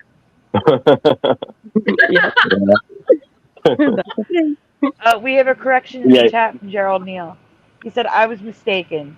It wasn't It's a Small World. It was Disney's Inner Space that I remember shrinking people. That makes sense because that's what the movie was. It shrunk Dennis Quaid and he went on a tour of the body. So that makes sense. They had a ride. They had a ride called Inner Space, or that was. I didn't know that. Yeah. Cool. It was probably like Body Wars in Disney World. I don't think I've seen that one. I haven't seen Inner Space. There was one when we were kids called The Fantastic Voyage, and we saw it a couple times in the theater. It was the same thing. They shrunk these people down, and they went in a submarine through the person's body to shoot a laser at their brain injury. Yeah, Inner Space was kind of similar. He wasn't supposed to go in there, though, and he did. Do you guys remember Honey, I Shrunk the Kids? Yeah. Yeah, of course. 1 and 2. And I've been in when it was Disney MGM Studios, in the back lot, they had a Honey, I Shrunk the Kids playground where it was like the set with the really big pieces of grass and stuff like that. Where everything was made big and you felt like you were small. Yeah, that's super cool. That's awesome. I always wanted to. Okay, I heard that there was something that you could go to that was kind of like a park-like area. That it must be what you're describing, and it sounds so fun. Yeah, it really does. I would have loved that. I had to go to Disney when I was like 21, I think, or 22. That was the first time I ever went to Disney. I was like 14. It was still fun. Yeah, that was not a fun experience for me, but that was just because of the timing and who I went with. We did Worlds of Flags and Worlds of Fun and Six Flags, where I'm from mainly. Yeah, Six Flags was awesome. I loved it. I haven't been to Six Flags. I don't like roller coasters. What's the Cedar Point? We went there for 2 days. That was nice. You guys have like the Knott's Berry Farm, right? Isn't that near you guys? Or is that in California? We have it here. Been there. I have been to Knott's Berry Farm and Disneyland, which is in California, and Disney World, that's in Florida. And then we have a local one called Kennywood here in Pittsburgh. But I've never been to a Six Flags. And I went to Pirate Land. Oh my God. Pirate Land was so weird. Has anybody ever been to Pirate Land? No. No, but I've been to King's Dominion. I think it's closed now. And I don't even remember what state it was in. We were on we went on these long driving vacations. My dad was a travel nut. He traveled he traveled every vacation, and even on weekends he was a travel nut, which was fun for us. But I think it was in the South somewhere, and it was just a small amusement park. It just had your basics there, but there were these pirates, in costume, and like one of them like put water in his mouth and spit it all over me. Oh my gosh. Wow. Yeah, so oddly the place closed. Yeah. Oddly. Oh man. I wonder why. We went on. So there was like some kind of a elevated, like wire ride, and I lost one of my shoes, but then they had paddle boats, so me and my brother went on the paddle boats to get my shoe. Oh my That's god. awesome. Man, I miss Hanna-Barbera Land. That place was awesome. No, I loved it. I only went there like one time, but Busch yeah. Gardens. I've been to Busch Gardens. That was nice. I liked that very much. Oh yeah. I've only been to Busch Gardens in Florida, not in Virginia. The one I went to the one in Virginia. Yeah, I've been to Dollywood. I've never been. I've seen videos. It looks like a fun place. Yeah, I'm not sure if they're closed now or not, but yeah, I've been there a couple of times, and it was fun. Yeah. They closed early the other day. Huh? I get notifications for Dolly. I don't know why. I don't know why I do, but probably because I love Dolly. But I never signed up for any kind of. I don't know why I get notifications, but anyways, they closed early the other day. Oh wow. Mm. But they're open. Is Dolly? Okay. Is that for Dolly Parton? Yeah. Yeah. Yeah.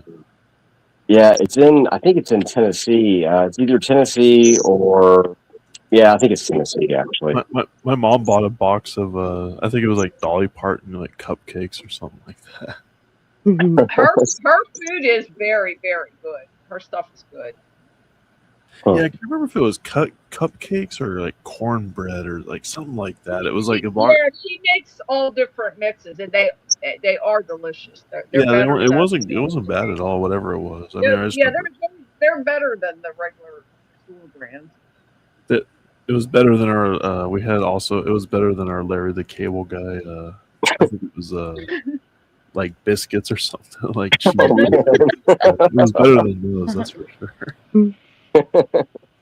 I'll tell you what's fun, and I've done this like maybe twice, and it's in Colorado.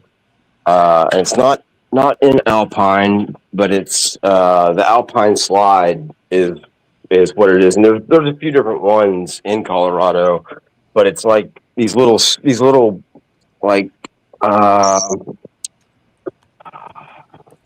I'm not sure even how to describe them. Like they're like little sleds, kind of on wheels. It'd be like the bobsleds. Yeah, exactly. And yeah, they have these cool little trails, cut out in the mountain, and yeah, it was a blast.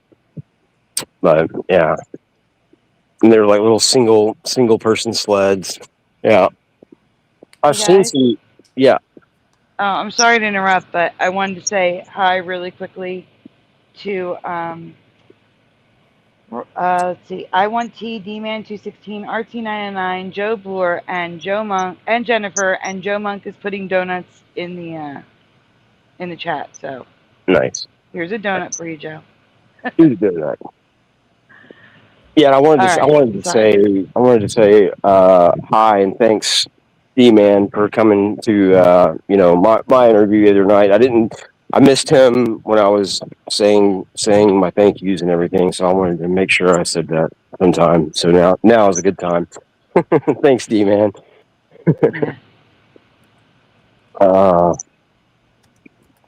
Oh yeah, that's what I was saying. I saw a video recently, and it was somewhere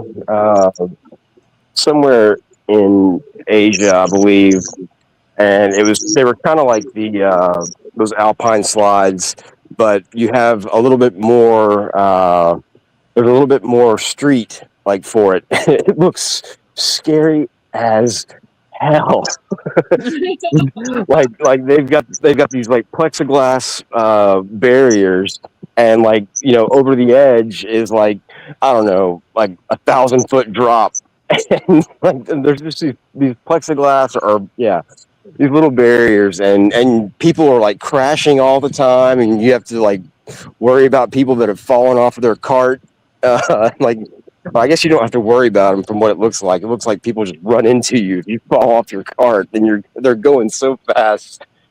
Oh man, but yeah, that it looks like fun, but only like if it was only you on the course, it would be more fun because you wouldn't have to worry about that. But yeah. Anyway, I don't know what those are called. Bumper cars. Yeah, that's a good description. It looks like you have about as much control in these carts too as you do in a bumper car. Did you ever get that? Like the bumper car that like doesn't go forward when it's supposed to? Yes, I have had that in your car. Yes. I know the one you're talking about. I hate that car. Oh man, that's funny. Yeah, that was great. I'm glad you opened up the room with that question, LJ, getting us all talking about this. Great topic. Because there's a bunch of people coming in that haven't been here. So LJ's question, I don't know, LJ, if you want to say it again for everybody. Yeah. Oh, we're talking about things you believed when you were a kid. Funny, odd or that funny aren't things true. That aren't true, but you thought about when you were a kid. An example. Like I thought that Miss America was chosen from literally every single woman in the country. They started with everybody, and they just kept narrowing it down. So when she won, she was literally the most beautiful woman in the entire country. That was one of mine. And the dogs were all males, and cats were all females, and they married. And if you swallow your gum, your poop That's will how cat stick to your dog was bum. born. Yeah. What was that about swallowing the gum? Repeat that again. My grandmother said, if you swallow your gum, your poop will stick to your bum. Yeah. That's grandma science. Yeah, so it could be something you just thought yourself, or it could be something you were told by an adult that turned out not to be true. The watermelon seed. If you eat watermelon seed, you're going to grow a watermelon in your belly. You're going to grow a watermelon. Yes. Yeah. Yeah, if you keep making faces like that, your face is gonna stick like that. Yes. Stick that way. All the time. Look at the ton of worms on her. Jinx, Jovor. Jinx. And you can come on the panel and tell us in person. Yeah. Oh no, Jennifer tried to make peanut butter with peanuts and butter. Oh.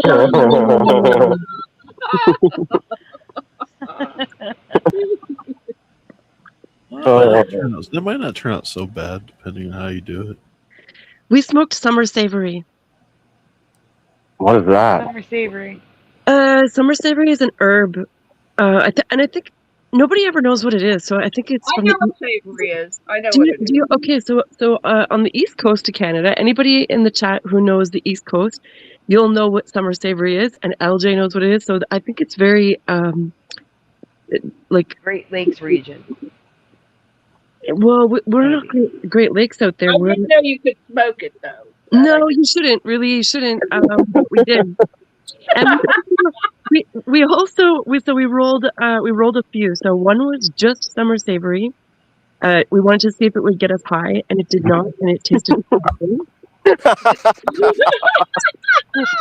It won't get you high, but at least it tastes awful. Yeah. Do people really smoke the Tobies off of catalpa trees? Do they really smoke those? No. I've never heard of that. I've always heard about people saying you could smoke Tobies. They're those long bean pods that grow on catalpa trees. And it looks like a cigar. Aren't they toxic? Some people call it a cigar tree. They look like cigars. And then I've heard all my life that people smoke those, and I've never known whether that was really true or not. Well, now we have to. Now we have to try it. Aren't they toxic though? Somebody we should should probably look that listen up to on Google. Can you smoke Toby's from catalpa trees. Those elephant ear trees. If you don't know what a catalpa tree is, elephant ear tree. Oh, that's Those probably poison. giant, Yeah, those that's probably giant poison. leaves. We had 2 catalpa trees in our yard when I was a kid. Yeah. And then the leaves would fall off every year. And it gets beautiful flowers that smell wonderful in spring. These big white flowers. That was the best thing about it. Was the flowers. Yeah, the leaves are cool too. Yeah, the leaves are cool. They're weird. Like, you know, it'll start a few, but more than half of the tree, all the leaves will drop in one day. They pick a day. They pick a day, and the whole tree just drops. Like, I'm done. Yeah, I'm done. Yeah. That reminds me of bamboo. Like bamboo stems from one plant, like bamboo that is spread all over the place, and it lives for, I can't remember how many years. If it's 50 years or something, or 200, I can't remember. But then when it dies, it all dies at once. Huh. Wow. And it's not that there's only one plant in the world, but a lot of the plants come from one plant, and because it all dies together, you'll hear like everybody's bamboo died. It's because they all died at once. Yeah. But I wanted to add to the smoking the summer savory thing. Yeah. So when we did that, at that time, we were going in the woods, and one friend would take a couple beer from his mom, and another friend would take a couple cigars from his dad, and his dad smoked these cigars that tasted like chocolate, and some of them were vanilla flavored. Oh, sounds so good. Yeah, they were amazing. So we would go in the woods, and I'd build a big fire, and we would have our beer and pass around the cigar. And so, and he would also roll a couple of cigarettes. So we would smoke cigarettes. We were like 14 years old or something, right? We thought, like, we didn't want to keep taking cigars from his dad because we didn't want to get caught. But also we loved them. So we took, because he had his parents had a cigarette rolling machine, and so we would roll cigarettes for his mom and dad when they were going out. She would say, "Hey, roll me some cigarettes," and so he would roll a couple for us and roll a couple for them and roll, But when they were gone, we decided we were gonna try summer savory and see if it would get us high, and we also rolled one that was hot chocolate with because we wanted to duplicate the chocolate cigar. Yeah. And it was awful. It was terrible. I don't recommend it to anybody.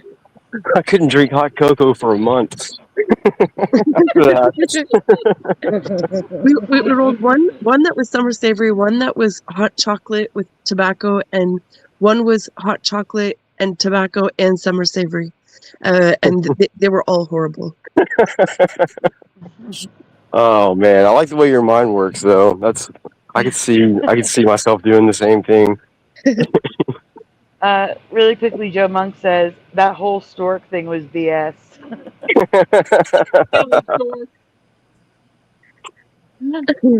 Babies were delivered by storks.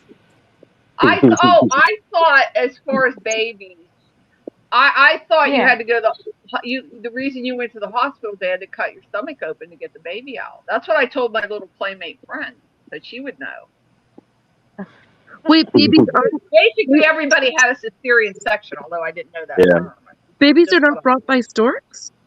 No, I never heard this. Nobody ever told me about the stork or the cabin. Nobody ever told me anything. I think I just determined this on my own. Cartoons back in the day also showed babies being delivered by storks. Yeah. That was science. That was science. Made sense as far as I was concerned.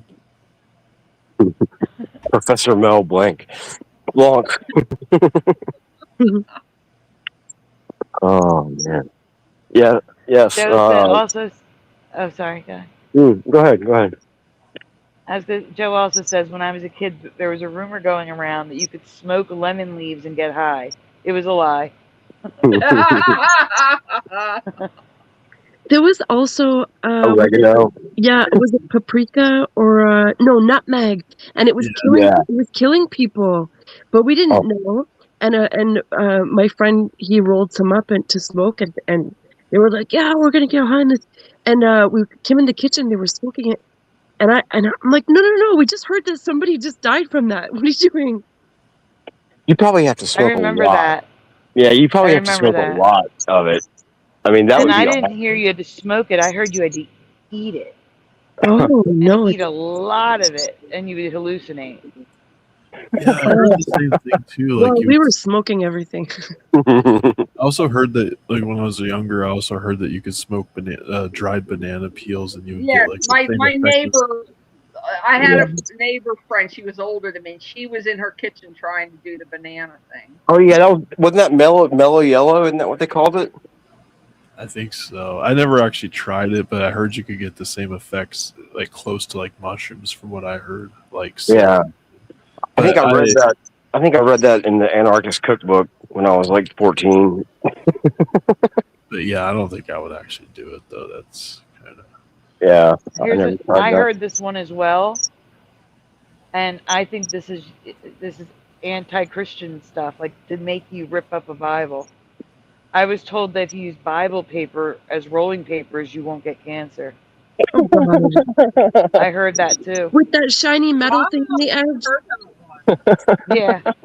Let's smoke the metal. If you use Bible paper, it'll just catch on fire and you'll get burned. Yeah. I always knew kids that would in class they would get gum, and they would get gum wrappers, and they would like scrape the foil off the gum wrapper, and then they would use the white part of the paper. That was always their thing. That seems like a lot of work. Yeah, it really does. Well, they never listened in class anyway, so they had 45 minutes to do it in class. Not paying attention. It's like I always thought it was ridiculous because what if you had to find something to entertain yourself during school. I used to doodle a lot. Oh yeah, I used to doodle on my papers all the time. Like the entire margin would just be me drawing like little pictures and stuff like that. Me too. It was fun. That's what the top part was for. I had one class where I passed notes with my girlfriend, and that's why I didn't know my algebra when I got to college. Sometimes the teacher would actually come around and like look at people's papers, and they would actually be like, "Your paper shouldn't be full of doodles on there," and they would take it and throw it away. And then some teachers would actually have rules where they would come around every few minutes and actually like check and make sure. Our teachers never did anything about doodling. They never. I don't think they cared. Every now and then I'd get a teacher that would kind of care about it, but yeah, usually my teachers didn't give a I never even heard it mentioned. They must have had a policy about it, like just let them do it or whatever. Because I mean, it was never brought up ever in any class I was in. And they would get on. They would try to catch you if you were chewing gum or you were passing notes. I mean, they were picky about like so like it would have come up in some class, but I think they just like probably said let them doodle. Who cares? What if it was like an art school you were going to and they had rules like that? Yeah, I got away with the gum thing one though. I was chewing gum and I stuck it like behind my front teeth, and he had me open my mouth, hold my tongue. He was all baffled, you know. How does your breath smell so clean?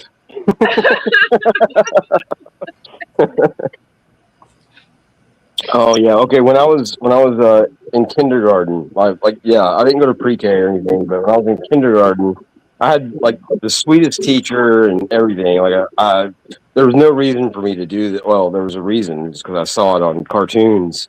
Like okay, I hate that I did this, but I put a thumbtack on her chair when she was going to read to us or whatever she was going to do. Like that was where she sat. Yeah, we sat on the floor and stuff, and like. I put the thumbtack down, and like when she sat on it, and she didn't even feel it actually. But like right when she sat down, like I guess a few of the kids, People have like, been doing that for centuries. Children yeah, have been putting taffy Yeah, but on their we but put glue. You know that stick glue, like from art, artwork, but it was like stick in a stick. yeah. So we covered our teacher's chair, our teacher's the French teacher, because she drove us all crazy. Anyway, we were always doing something to her. She was terrible. But we took the stick glue and we covered her chair, and she sat down. She would always wear a skirt. So when she stood up, the skirt stuck to the chair. It's funny. But Question. no, like right when my teacher sat down, like and she didn't like I was expecting her to like like jump up to the roof or jump up to the ceiling like immediately, but when she didn't, like the first like I like popped up my hand really quick and she called on me and I told her what I did. She sent me to the principal's office. Oh man. You couldn't think of her walking around the tack in her rear end all day. Yeah, I mean, I don't know why. I just felt compelled to tell her that I did that, and No. 'cause I was expecting her to jump up to the Well, roof. that was a very noble gesture after such a tacky deed. Were you guys told that coffee would stunt your growth, but you like Yes, coffee not would in the way grow because hair on your chest, which wouldn't be good for a girl. oh, that's what my grandmother said about bread crust. But she was saying it to my cousins, and they're all boys. Yeah. Eat your crust, it'll put hair on your It'll grow chest. hair So I on your never ate chest. crust again. And gosh. she was right.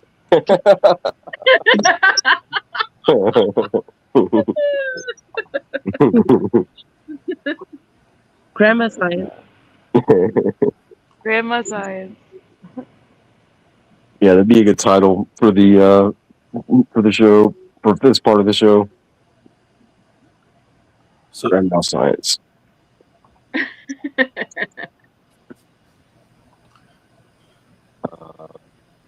Yeah, don't cross your eyes. Don't cross your eyes because they'll stay like that. They'll stay Yes. like that. Yeah. I think the coffee thing, though, it wasn't just that it would stunt our growth; it was that we would stay small forever. We would never grow at all. Like we would shrink. Maybe I can't remember. It was something really exaggerated.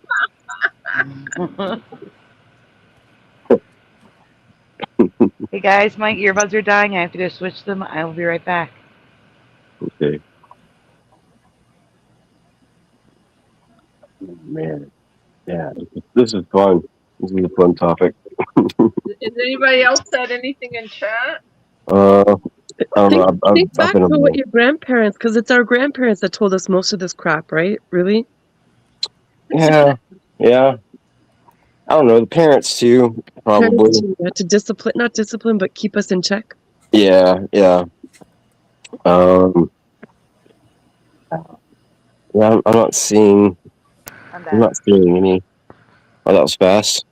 Seeing what?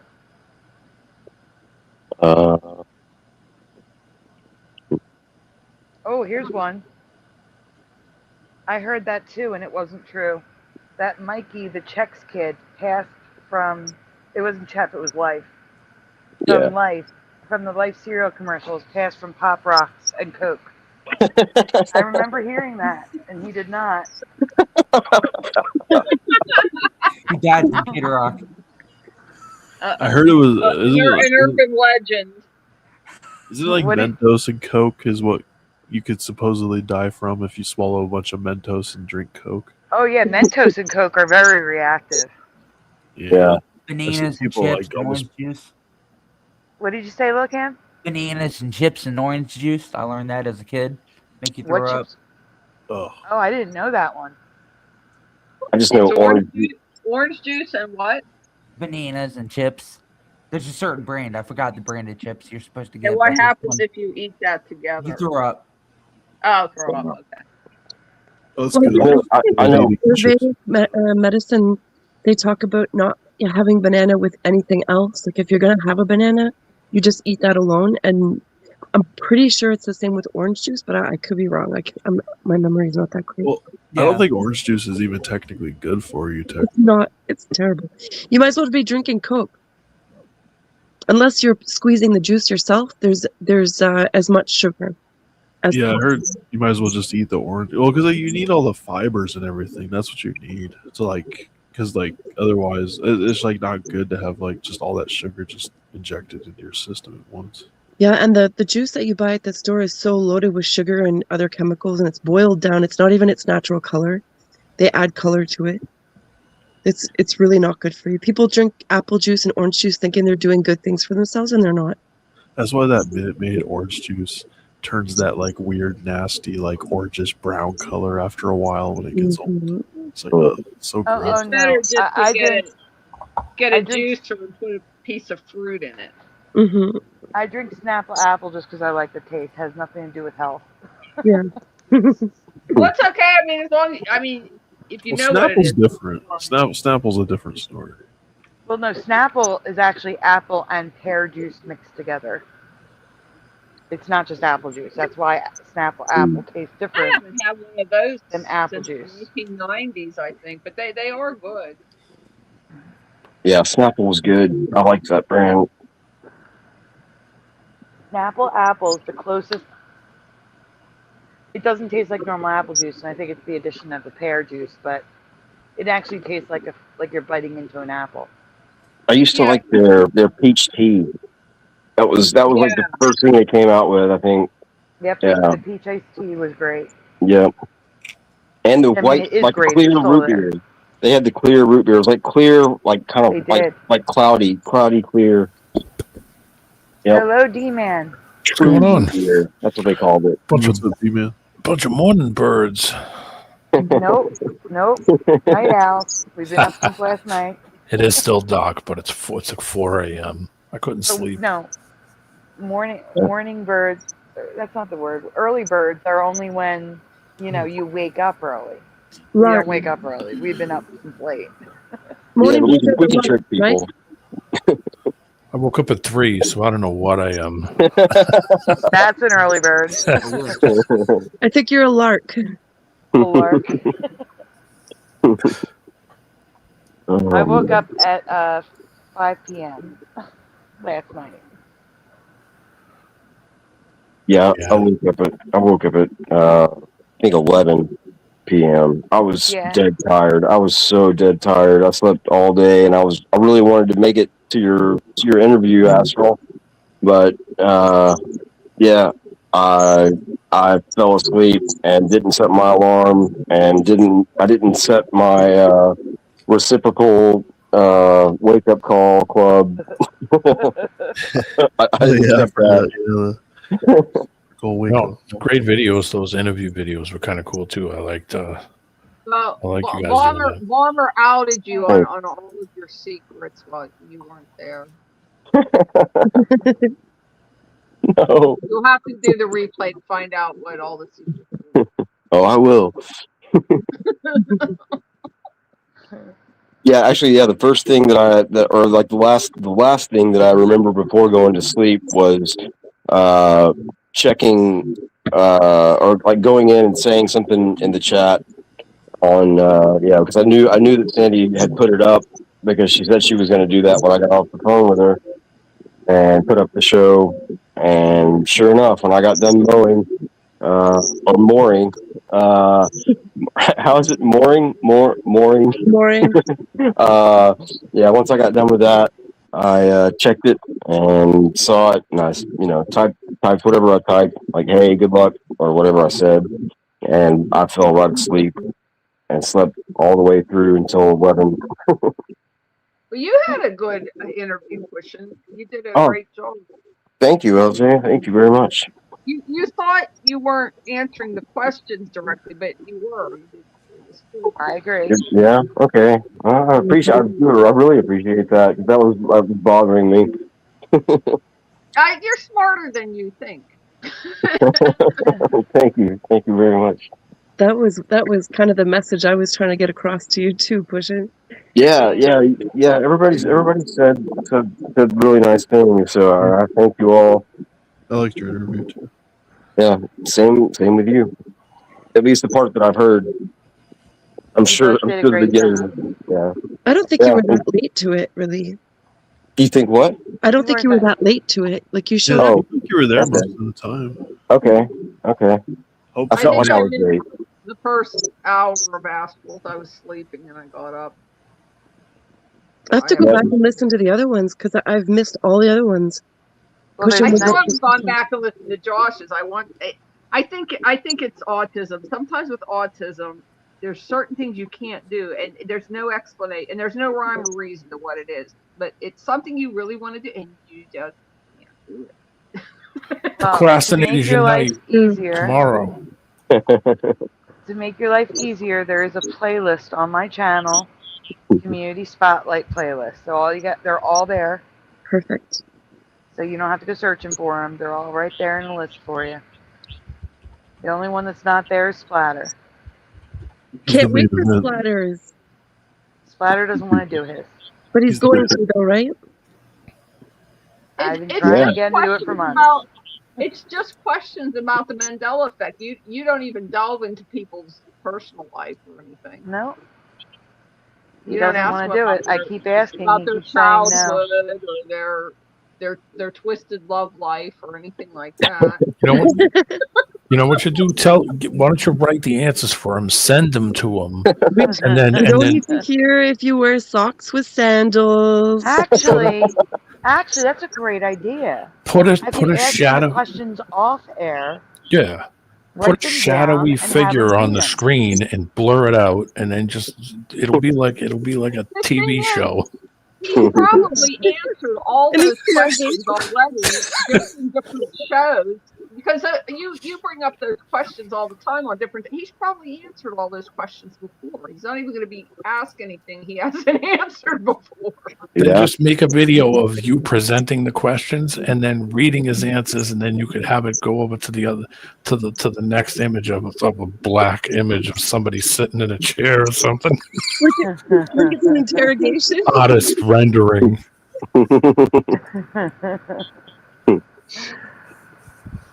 Oh my goodness. But as soon as I'm done as soon as I get the strike warning lifted, I have other creators I'd like to spotlight in the community. Like I did Brian Staley's. Yeah.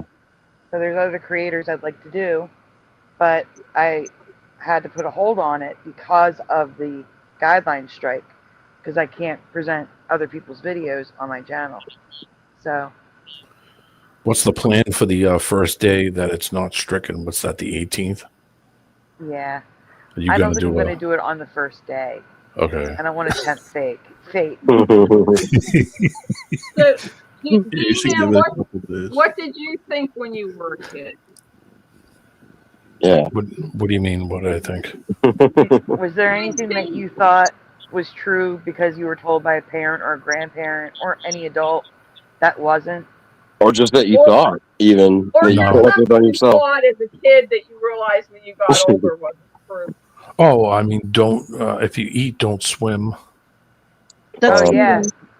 You do have to wait a little bit, don't you? No, I mean, You don't? nope. no, you can swim. I've never got cramps from eating Immediately. and then swimming. You don't can, get sick? there are restaurants in Las Vegas where people eat while they're in the pool. Oh yeah, yeah. You can poolside dinner. I believe I mean, how many times have you been to a place where everybody's drinking and they're in a pool? Yeah. You know. Yeah. So I don't know. That's the only one I could think of. I can't think of anything else. My parents never gave me like. My dad That was was a good real. one. My dad was real straight up. He would just tell you, "Don't do this because of that." And this. He didn't BS Some around. things like it's not.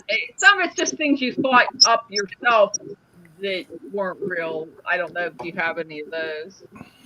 Like Balmer thought Africa was a country. I thought Europe was a country. Oh, Yeah. parched. I one time I screwed up a word and I used the word parched, which means like you're dry or. Yeah. And I used it in another way one time that I thought I knew what the hell I was saying, and I didn't. And I ended up insulting somebody and didn't know it. Do that I mean, every- Oh, I was in first grade and I always had like a talent for writing, and I think it was maybe it was early grade school, and we would get a list of spelling words, and then you were supposed to write a story with these spelling words. Well, most kids would write a couple of sentences. I would write a full-blown, like, short story, you know. And so I had this, it was Bill's new suit. It was all these things that he goes through his day, and all these things happen to his suit, and all the spelling words were in there. And like, and it was something about a stag party. I didn't know what a stag party. And I think the teacher talked to my mom about it. And they were both laughing about it. I just thought it was a wild party. I had no idea what a stag party. I just heard the word and thought it was a wild party and put it in my story for grade school for my spelling lesson. Oh yeah, that reminds me. I guess I can share this here. I know I've shared this on Bomber's channel, probably I think twice, but I don't think I've shared it here. So this is pretty funny. I might have shared it here, but when I was little, I got in trouble with my mom at the house. You know, I did something wrong, like I broke something, or I, you know, talked back or something, and you know, she was upset, and she's like, I think we had guests over too, like probably my grandparents or some of my parents' friends, and you know, she was like disciplining me, and I was upset because I was in trouble. But she's like, you need to go to your room and tell Jesus you're sorry. And I like stormed off back into my room, and just a few minutes or a few seconds later, I think I came back and I just like sat back down to watch TV or whatever I was doing before. And she's like, what are you doing? And I'm like, I went in there. He wasn't in there. She just wasn't in there. Oh my That never gosh. gets old. Never. Hey, I Wait, know push kids. I knew kids that would have gotten them in so much trouble for that. Well, I mean, I was serious. I probably looked for him. I don't remember it, but my mom told that story. He wasn't in there. I That's didn't see weird. him. Who? Pushing, there's a lot of feedback coming from you. Can you leave and come back? No, that's from me. Because I can hear it. That's You weird. can hear it too? Yeah. Well, see, here's the thing. Bomber was muted. Astral was muted. Lil Cam was muted. D-Man was muted. Boy was muted, so I thought it was you. No, I've muted, and I was still hearing it earlier. I'll mute. Let's see. Well, it was gone when she said I'll mute. Let's see. Well, now everybody's muted, so I'm not How's it muted. now? it's good now. Hey, boy. Hey, boy. All right, I'm going to have to ask everybody to unmute one at a time. You guys stay put the way you are. Astral, unmute for a second. And talk for a second. Okay, I'll talk for a second. Not Astral. Yeah, you're nice and quiet. All right. LJ, unmute a second. All right. Hello. Hello. Testing. Sounds good. Yeah. Well, sounds a bit like it. You'll be very annoyed, and then you'll ignore when there's a real emergency because you'll be so annoyed by this sound that you'll never listen again. It's not LJ. I don't know. Lil Cam is muted. Lil Cam, unmute. We'll check anyway. Ahoy, Guten Tag, du hast nie. Nope, you sound great. What a show off. All right, Bomber's turn. I'm just kidding, Lil Cam. Fa la la la la. Hello. Everyone sounds good. I don't understand. Wait a minute. I think it's Bomber. Is it Bomber. me? I think it's Bomber. Okay, wait. Bomber, I'm gonna mute. It's I was gonna pushing. say, or if you want, you could leave and come back. Okay, I'll do that. All right, do that, please. Yeah, it was Bomber. Okay, because now that noise is gone. Yeah. It's just noise in the background. Yeah, it got pretty bad a little bit.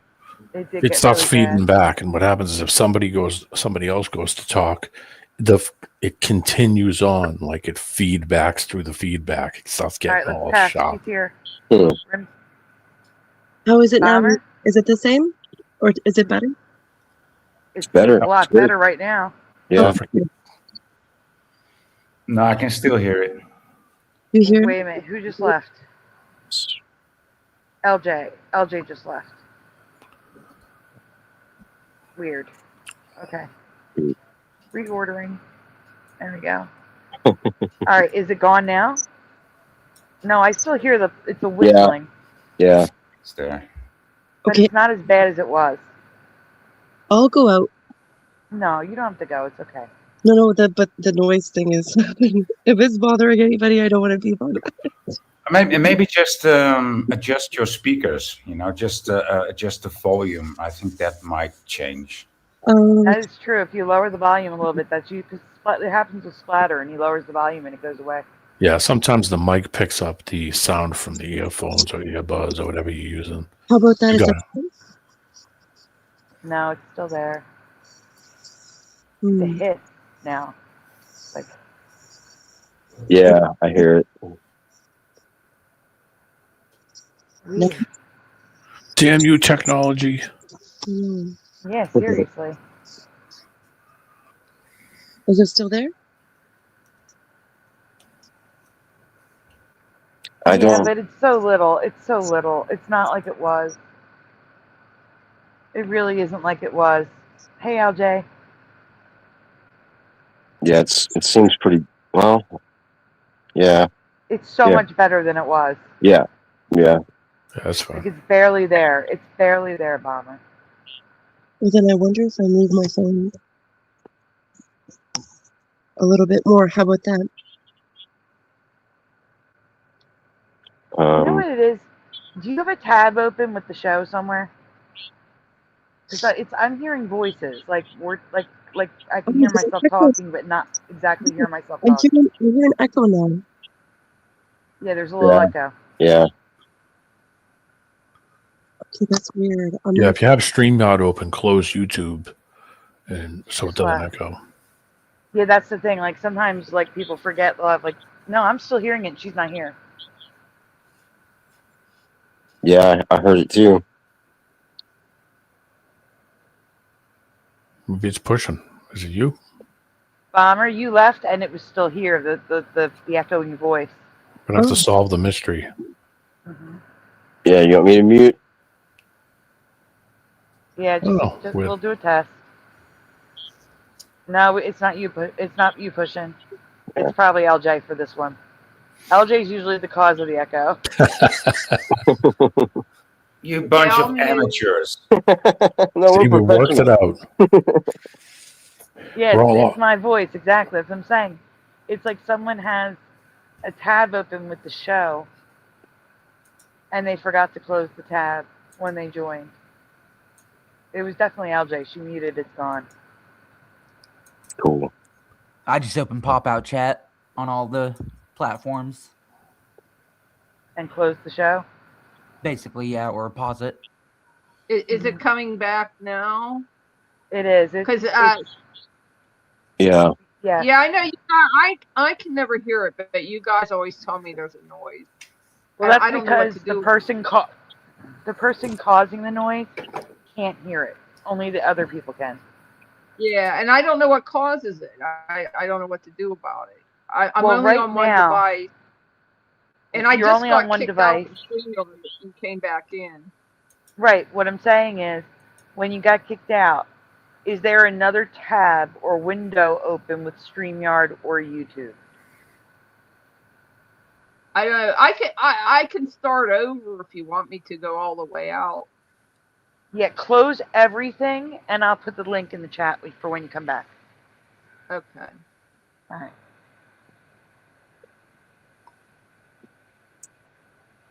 When you leave, I'll put the link in the chat. Oh, Josh is here. Hey, Josh. What's up? Hi, Josh. He's not So here yet. you're not using your laptop tonight? Hey, Josh. No, I'm not using the laptop tonight. I'll explain to you why when we're off air. That's okay. You don't have to. Oh, he No, wasn't here. We were all tell saying you. hello, Josh. I wasn't here quite yet. I was still backstage. Everything hear when you. everything crashes, that's Josh's fault. Oh, Yeah. maybe that's why things were crashing. He was coming in. My No, shoe fell no. off yesterday, and it was Josh's fault. Yeah. Someone got pickpocketed the other day, and it was my fault. It was definitely. Yeah, that's the one. Oh, that's good. LJ, are you gonna leave and come back? There we go. Okay. No, there's still feedback. Do you hear it? Yeah. I give up. I tried them all. Wow. So weird. Well, maybe. So anyway, Yeah. Is it Lori, yours? how are you? Oh yeah. It shouldn't be. I mean, it's mine. No, I was still hearing it. And is. I didn't It hear sounded. it when It you went. sounded super quiet when you muted. It's yours, Sandy. Yeah. how could it be mine? I hear it. This is like Clue.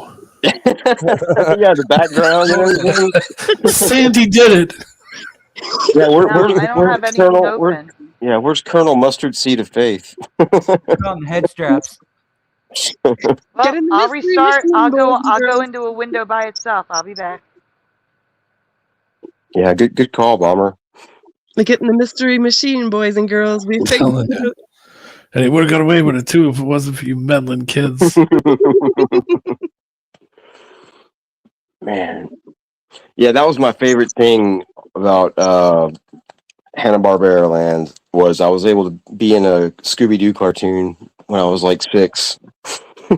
You were in an After- actual Scooby-Doo cartoon? Yeah, they like superimposed you like, like they do with like pictures or whatever. But they did, it was like a video, and they did it like way back in 1985 or 86, something like that. And it was a shortened cartoon, but yeah, it was awesome. I'm going to give you the tip.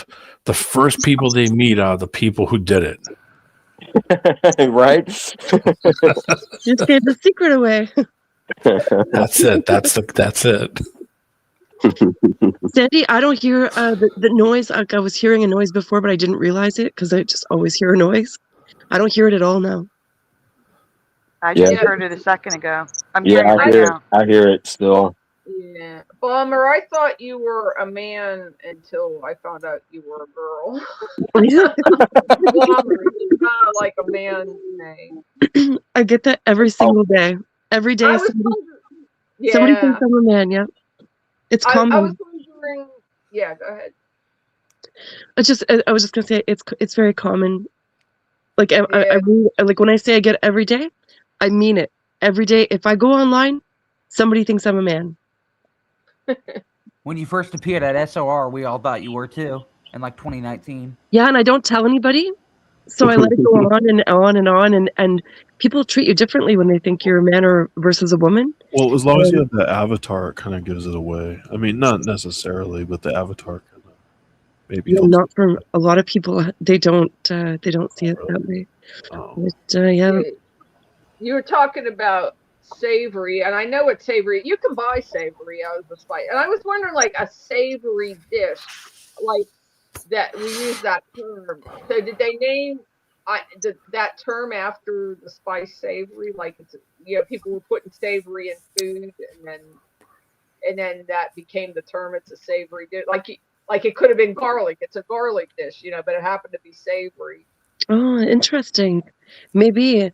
I know for summer savory, like we call it summer savory. It very like it's anybody else who does know what it is, they call it just savory. But anyway, you can't make turkey without it. So excuse me, if you make turkey, you need to have summer savory to add on to it. Yeah. So I guess that must be what happened. People were using it as a spice, and then it just became the term a savory dish because people liked food better if it had savory in it. It could be.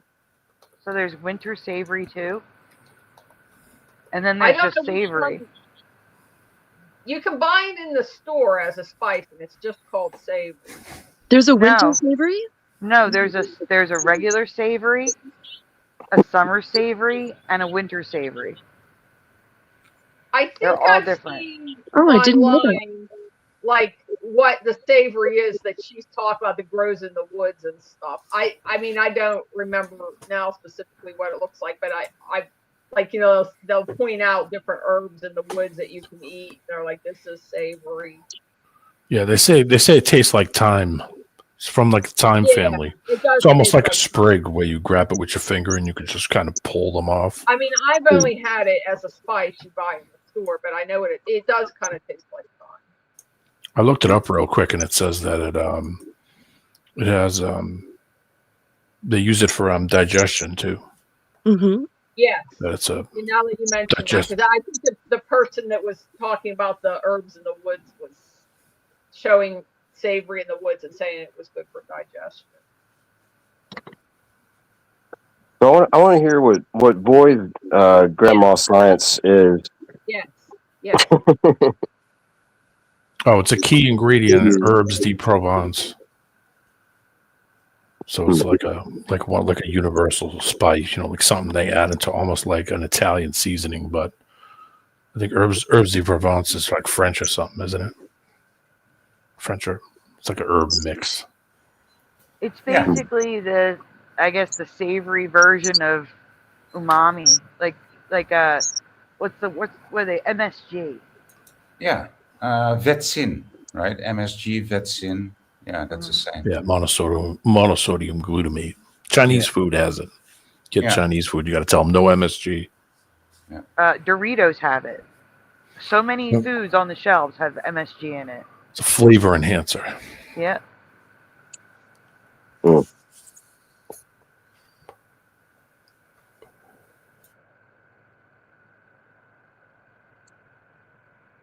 I hate when you want to see a specific picture that you found in Google, and it just takes you to Instagram. You gotta go find it. But they had a picture but it's too blurry. I can't find it. But it was savory, summer savory, and winter savory in a jar. Yeah, it's coming from Bomber, that noise. Is it me? Yeah, it's just a tiny bit, though. But yeah, it's almost like a skinny herb nobody knows. It's kind of funny. It must be just a regional thing, probably where it's grown. Oh, and you can buy a jar of winter and summer savory mixed together. Oh, wow. For the seasonal effective. Look out. Oh, man. Oh, man. What is it, summer, winter? I don't know. Oh, my God. Feels like there's a storm in my stomach. It's like thyme. You know, it's like that kind of stuff, like a thyme sprig. You know, it's probably the same family. Hey, Roger. Hey, Roger. Parsley, sage, rosemary, and thyme. Hey, guys, there's a lot of people in the chat, so I'm going to do a reminder. Make sure you've hit like on the stream. Subscribe if you haven't already. Ring the bell so you're notified when we go live. We are raising donuts for the apps. All the apps are expiring that time of month again. They're very much appreciated, but they're never, ever required. If you would like the donut, links are in the description. Here is a ducky eating a donut for everyone. Happy duck. So, boy, what did you believe when you were a kid that wasn't true? Yes. Let's hear it, boy. It's an anti-inflammatory also. Boy, you there? He's muted right now. He may have walked away. He doesn't want to answer. He might not know he's muted. Sometimes I forget. That's okay. Josh can answer. Yeah. What are they? What are you guys calling them? Grandma-isms? Well, it's just anything you believed as a kid. Yeah. It might I be know. something you thought up yourself. It could be something somebody told you, but you believe something. Oh, I understand what you're asking. I just never heard it, the name for it. But I got a couple I've told before. Grandma I Science. think we just made up the name tonight. Yeah, right. Well, that's why I was asking what it was. What was it? I've always called these Grandma Science. Like anything that comes up like this that's weird that our grandparents told us, I just call it Grandma and Grandpa Science. Oh, okay. Yeah. See, I got this from my dad, but he was always, he was the grandpa for the last 30 years of my life, so he was always known as the grandpa. But when I was a kid, he told me two things. One, he had some stickers on the back of his car, little police badge stickers, because he donated to the Fraternal Order of Police every year, and so they'd give him a little sticker. And so I asked him one day what those were, and he told me he was a part-time cop. And I just believed him, even though that I see him go to work, his own job that he owned, all day long. I never seen him in a cop uniform. I believed him. But the funniest one, I guess, is that he told me that French kissing is when you stick your tongue in a girl's ear. and I believed that until I was in I don't know, fourth or fifth grade. And I said that to one of my friends, and he looked at me and was like, "What are you talking about? That's not true." He was trying to keep you out of trouble. Yeah, he saved me, because I wouldn't believe that until I was 25. Oh my God! He hadn't told me. Billy Powermax says YouTube unsubscribed me. I had to resubscribe. Bad YouTube. Well, thank you for resubscribing. Sometimes it doesn't tell. You don't get the notification when you're doing something. And you have to unsubscribe and resubscribe and then reset the bell, and then all of a sudden it just works. Yep. That's true.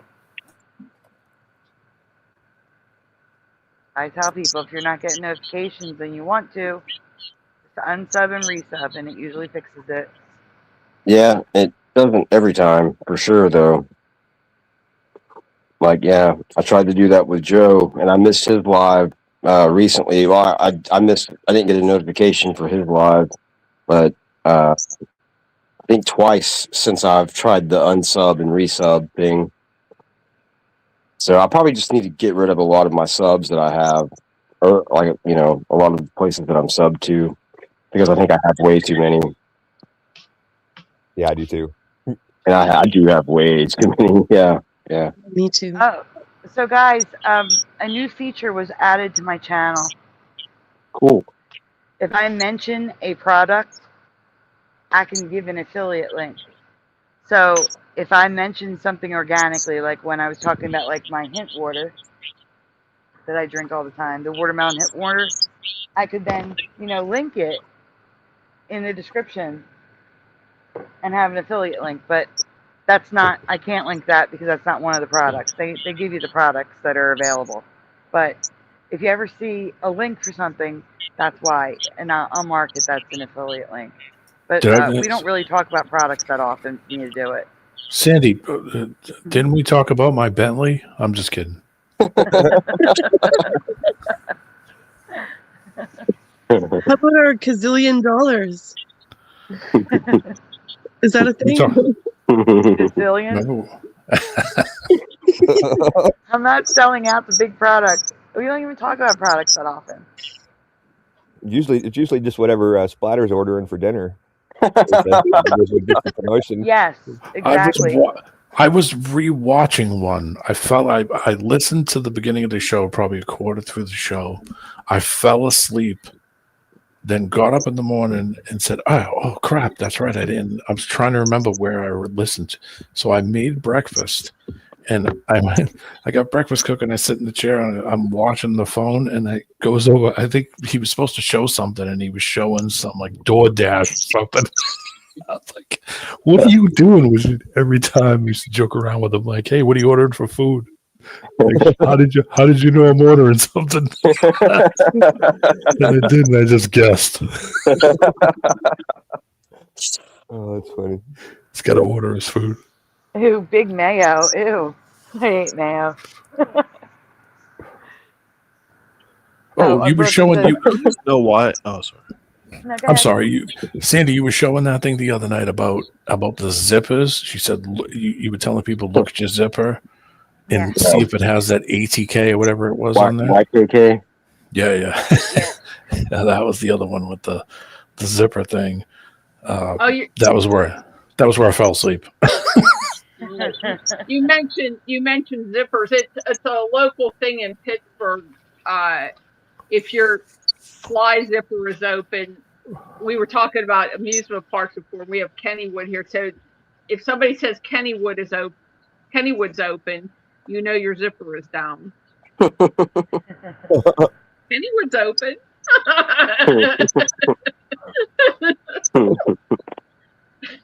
Only in Pittsburgh, yeah. General Sorrow says, "Don't be dishing mayo." Okay, I'll go. Mayo. Oh, I put a comment in there also, I think right before it, and said, yeah, we got to stop Big Zipper. Yeah, Big Because, Zipper. because they, you know, if you look at, that was the whole point. She said, if you look at the zipper, it's going to have those letters on it. I went right on there and laughed. I was like, oh, yeah. Okay, General Sorrow says Kennywood's open. I thought I was just being stupid, like I didn't know what you were talking about, LJ. Is Kennywood a store? No, it's an amusement park. Oh, see, I never heard we were talking about amusement parks earlier. It's the amusement park in Pittsburgh. It's in West Mifflin. It's called Kennywood. There's Kenny. Kenny is a it's kangaroo. Shoe store. Kangaroo. Yeah. Yeah, he's the mascot, and then well, when I was really little, there was these old-fashioned comic strip characters. There was Henry was the taller one. I forget what the shorter one was, and it was you had to be as tall as those characters to get on the ride. And then when I got older, it was Charlie Brown and Snoopy. Snoopy was the shorter one. So like for some of the rides you had to be as tall as Snoopy, and for some of the rides you had to be as tall as Charlie Brown. But Kenny the kangaroo was the mascot. It was a person in a kangaroo costume. But yeah, so like if your zipper is down in Pittsburgh, somebody will say to you, Kennywood's open.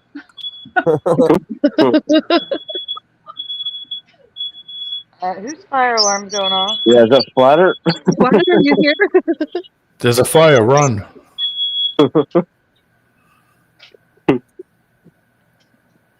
Freak my cat out. That was me. I'm cooking uncured bacon, the kind of bacon with no chemicals. It's not preserved. Oh yeah, it's very smoky. Yeah.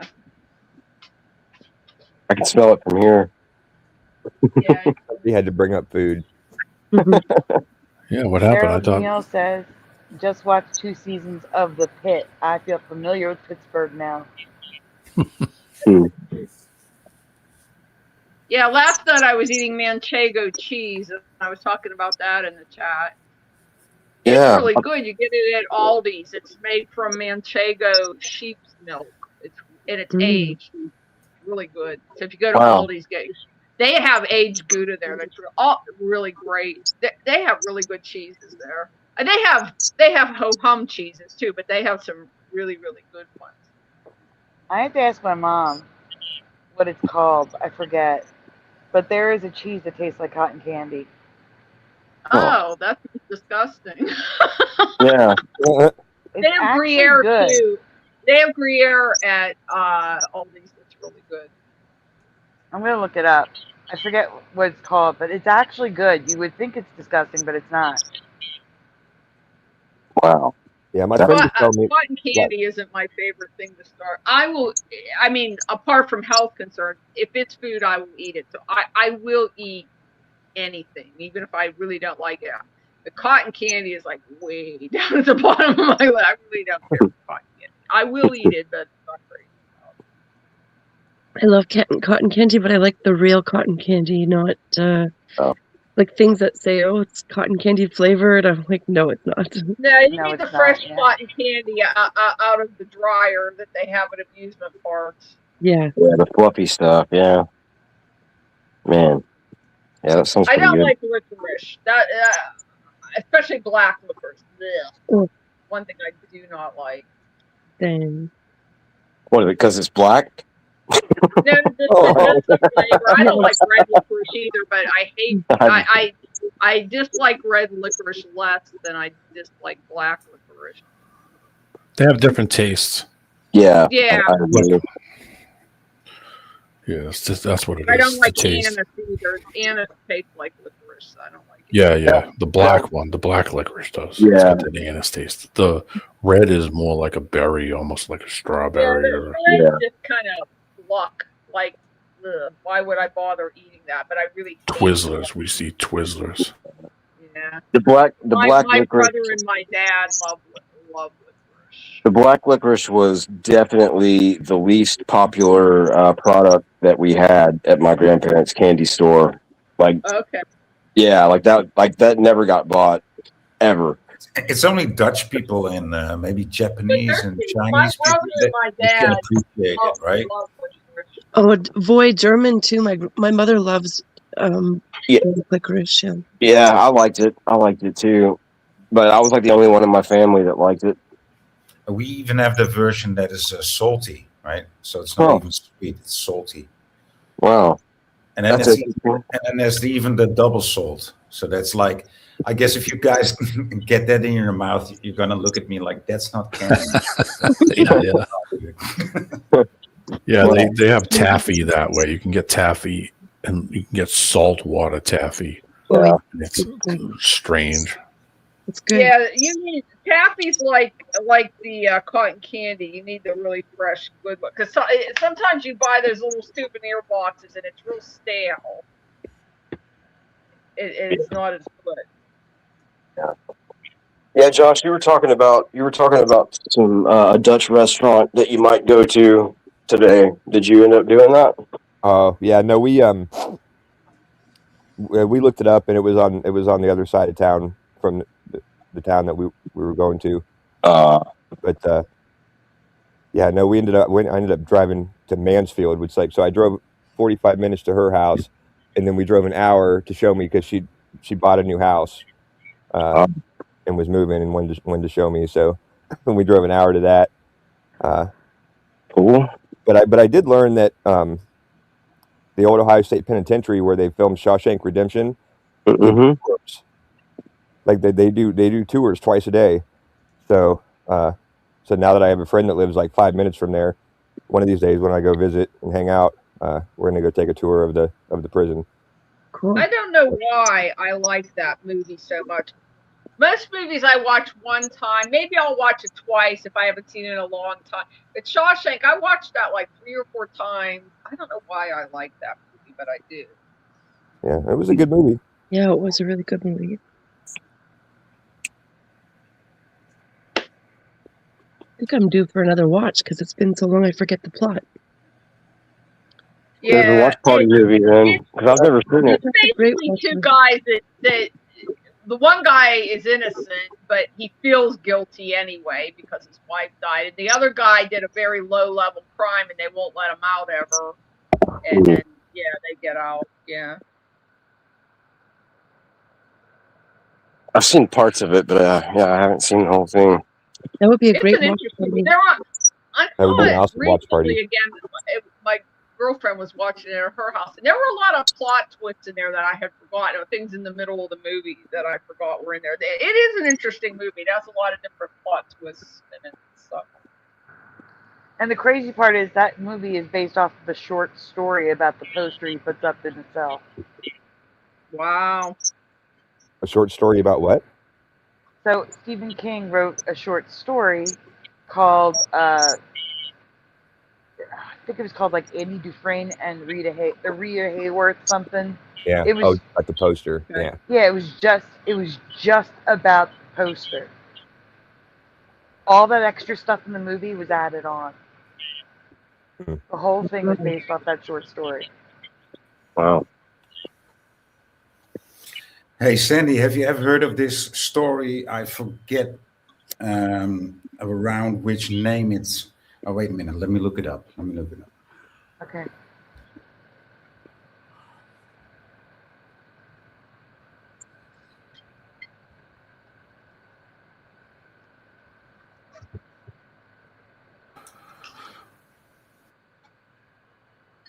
Ew.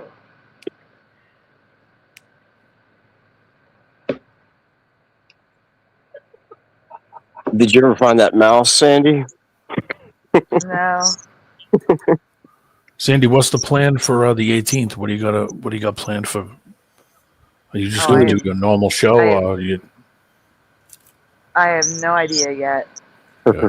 I gotta look at the date first. April 18th is It's like a month a away. Monday. We may not even have a show that day. It's a Monday. No, it's a Sunday. That's May. That's May. Oh, Sunday we may not have a show because it's if he has a Shifty Sunday, and it goes too late, we usually bump the show to the next Oh, day. it's actually Saturday. Excuse me, Saturday show. You're right. Saturday's show will go into the 18th. I don't know yet. I don't usually know which show I'm doing until the night or two before. Or the hour or two before. Yeah, I'm like 5 minutes for me.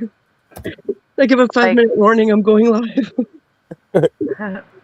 Well, yeah, that. But I'm saying, like, I don't know if it's going to be new Mandelas, rewinds, reaction, open panel, spotlight. I usually look at what I have, what's going on, and, you know, like, tonight was the best night for Astral to do the spotlight, so I decided to do it tonight. Because of his work schedule. So, sometimes it's all last minute, which type of show I'm doing. Yeah, so Sandy, have you heard about this story of Richard Parker? Richard Parker. Yeah. So there was this writer, and I cannot find who the author is, and I cannot find the legend or the myth, but somebody wrote a story about somebody, the ship cracks mid-sea, and there's only 3 survivors, and only Richard Parker, and the protagonist of that story is Richard Parker, just a name that he came up with, the author. Never really happened. And then the story actually happens, and it's in the paper, and Richard Parker, and the story exactly happens like the man wrote it in the book, right? It was a total fantasy, or well, not fantasy, but a fiction. And so that story happens, and then something else, I don't know, it even evolves after that. Then Richard Parker starts writing his story down, slightly different, and with another name, and then that happens again. It's a very crazy story. That is crazy. Holy, I'm looking. Yeah, I'm trying to find it too. But it's a crazy story. It's like way deeper than that. It's like it happens like 3 or 4 times after the first time. It's really crazy. I can't find it. I can't seem to find it. I wanted to hop on something, Sandy, too. You were talking about earlier with the things your grandparents told you that were lies. Mm-hmm. One of them is swallowing gum stays in your stomach for 7 years. Yep, we brought that up. Yep. Okay. Eating bread crust makes your hair curly. Watermelons will grow in your stomach if you swallow the seeds. Yep, covered that. Sitting too close will ruin your eyes. That's kind of true. Oh, that one. Yeah, the TV. Yeah, because of the glass screens. Close to the TV. You'll go blind. I was always told eating potato skins would kill you. Really? That's what somebody told me when I was little. That's crazy. Because when you were little, there was a potato chip called potato skins, and it had the skins on them. Yeah, those were awesome. Yeah, I got suspicious when I saw that myself. So, well, I don't think they had potato skins on them. They were just shaped like potato skins. Like they were like. I think they were actually potato skins. I just want to say I found it, boy. It's in 1838, Edgar Allan Poe published a narrative of Arthur Gordon Pym of Nantucket, featuring a cabin boy named Richard Parker, who was eaten by shipwrecked crewmates after drawing lots. Eerily, 46 years later, in 1884, the yacht Mignonette. Oh yeah, I've like heard filet that. mignon, but sank, Oh, and survivors killed a cabin boy named Richard Parker. Yeah. Yeah. Wow. I've heard that. That is crazy. you want a few more? I remember a different story. I remember Richard Parker being the only survivor, because there's more to that myth. I remember a different story, but yeah, I'm gonna look it up. But yeah. Here's another one, Sandy. Making faces will cause them to stick that way. Stick that way, yeah. Yeah. Yeah, see, I always heard that if you made a face and somebody smacked you on the back. Smacked you on the back, Yeah, I've heard that too. or if you have your eyes crossed and somebody smacks you in the back of the head. The other one is don't touch that toad. It'll cause, if you touch it, it'll cause warts. Yeah. Warts, yeah. Toads cause warts. That's a good one. And when your pets would die, they would say your pets are going to live on a farm. Yeah. That was the other one. Or in Astral's case, the turtle ran away. Yeah. There you go. I don't think I heard that. He's crossing the country right now. Out there. Yeah, he was a fast one. Yeah, it was actually funny. Like when my uncle bought his parents' place, it was a chicken farm, but yeah, like he like ran into some people that he hadn't seen in a while, and he's like, and they were like, "Man, I heard that you died," and they were like, "Yeah, so and so said you bought the farm." Yeah. He actually bought the farm. Yeah. There's another one. Cracking your knuckles causes arthritis. Oh yeah, I heard that all the time. That's not true. I cracked my I actually knuckles my believe whole life. that one up until kind of like maybe like a decade or so ago. Like that was probably one of the more recent ones that I like actually believed into adulthood. Yeah, I'm still not really even sure if that's not true. And a Yeah, I heard, like, Mandela. crack your All right, knuckles. Creek Like, Mary is here. The panel is now full. Awesome. Hey, Hey, Creek Creek. Mary. Yeah. Hey, Creek Mary. Hey, Hey, Good How to are see you you. today? I'm okay. Do you have a thing that was told to you when you were a kid that was completely yeah. not true? You turned something on. Or it could be something you just thought yourself, you know. 'Cause You know, like if you were going to do something. Like if you were going to do something and somebody would go up to you and correct you and say, "Hey, don't do that because this will happen or that'll happen," but it was a complete lie. Yeah, what they used to tell me or us when we were little is mostly like food. Like if you eat the rear end of the chicken, like all the pieces of the chicken, it'll make you pretty. If you eat, Really? yeah, yeah. So everybody That's fucked a the new rear one end of for the chicken. me. yeah, I've never heard that one. Wow. maybe Yeah. that's You because of eat the the- collagen, maybe. Well, I think it's just so that you eat all the chicken. Yeah. Yeah. Probably. And Lou. like Yeah. There might be Yeah, truth to eating that it. actually, though, because of the collagen. It would make your skin look better, and your nails would grow nice. Your Yeah, hair I would. that's think what I it was was thinking. Yeah, I just to used to have know a somebody- girl that used to eat like she used to purposely eat like what was it, like chicken tendons because it had so much collagen in it, which I thought was disgusting. I couldn't Oh, I eat. always eat the collagen or the tendons. You And do? if you eat the heel of the bread, that will make you pretty too. If you turn your hem up whenever the moon is full, if you like, sometimes on your clothing the hem will be turned up, like the hem of your skirt or the hem of your shirt. You look down, sometimes it's flipped up.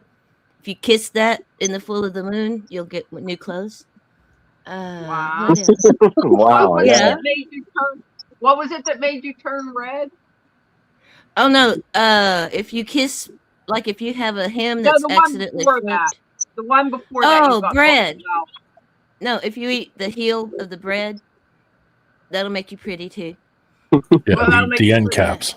Oh, I was told Mom never to yeah. eat the ends. Bomber was Oh, told yeah. to grow hair on her chest, so she quit eating the crust. My grandmother said that to us cousins. We were sitting around the table, and somebody asked her to cut the crust off, and she said, "No, you eat the crust. It puts hair on your chest." And she would always say to my cousins, "Eat your crust. It puts hair on your chest." Well, I stopped eating crust right away, and she was right. No, she wasn't right, because I've been eating crust my whole life, and I don't have a single hair on my chest. Oh, Grandma Science fails. Well, eat potatoes, because I was also heard that those grow hair on your chest. Unless they're poison and kill you.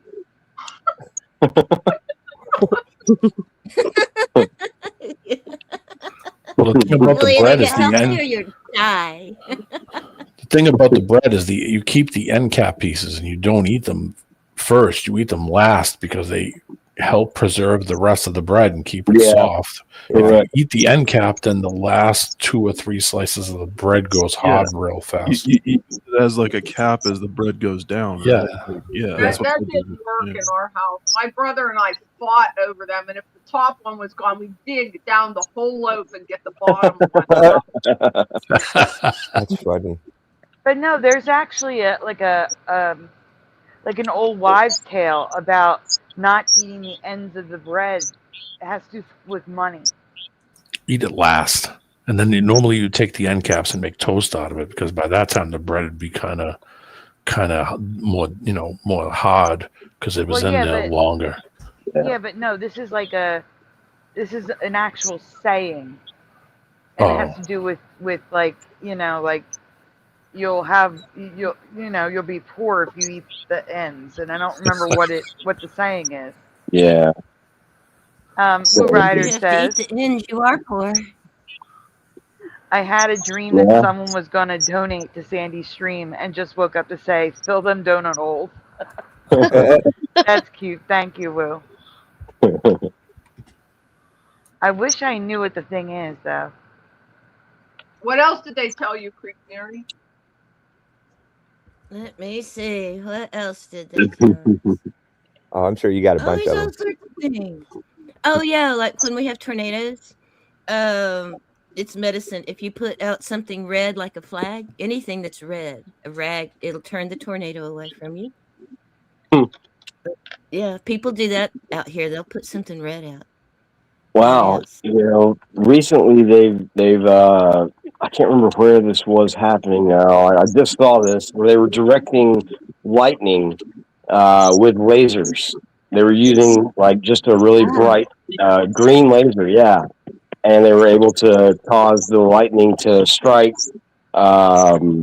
It was a lightning pole, but they were able to direct it to like make it strike like 4 times in 6 hours or 6 times in 4 hours, something like that. Wow, I'll have to try that. Yeah.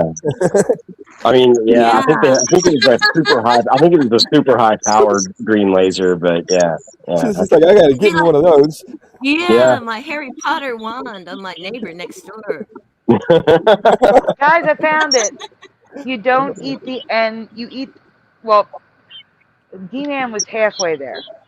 You eat the ends of the bread last, so that you will be able to make ends meet. Oh, nice. That is the saying that I forgot about. Yeah, that's a good one. Now, where do we find these green lasers? Those are red, aren't they? Amazon. Yeah, there's a better place than Amazon because they have junk there too, and it's kind of any place is better than Amazon. But I'm just saying, correct. Yeah. Right. Oh, have I told y'all about the green laser theory, where they see through the laser light to the other side and see code and see things looking back at you? Oh yeah, if you're on DMT. Yeah, we've reacted to a few videos about it. So I wonder what that has to do with the lightning. If it's a green laser that will direct lightning. I think they were using red lasers too, though. So it's something about lasers. Yeah. Chase Hughes talks about that. Yeah. Oh, I like Chase Hughes. Yeah. Well, that's where I saw it. Was somebody interviewed Chase Hughes about it, and then he referred to the guy that he saw. So I saw the guy that he saw, And The guy that he saw got the into video it. we reacted to. The original dude that made Yeah. the laser thing. Yeah. Other dimensions. But I thought that was a red laser. I swear it was a red laser in that Yeah. video, not green. Yeah, I agree. I don't Chase know. mentioned green. Yeah, I thought it was green. Wow. I thought it was a green one too. Weird. And they were seeing like matrix code, right? Yeah. Yeah, that's weird because like I think it was the last time that I took mushrooms, I was seeing red matrix Red. code on the walls. Wow. I have never tried mushrooms. They grow all over the yard, but I've never tried them. Yeah, I've done it like twice, or like 2.5 times, kind of, but 2 times where I took enough to where I was like seeing that or seeing something. Yeah, and that was pretty memorable. But I'm just letting you know. I'm sending pictures to After Dark. It's actually red now. So if you remember green, it's red. I remember red. Really?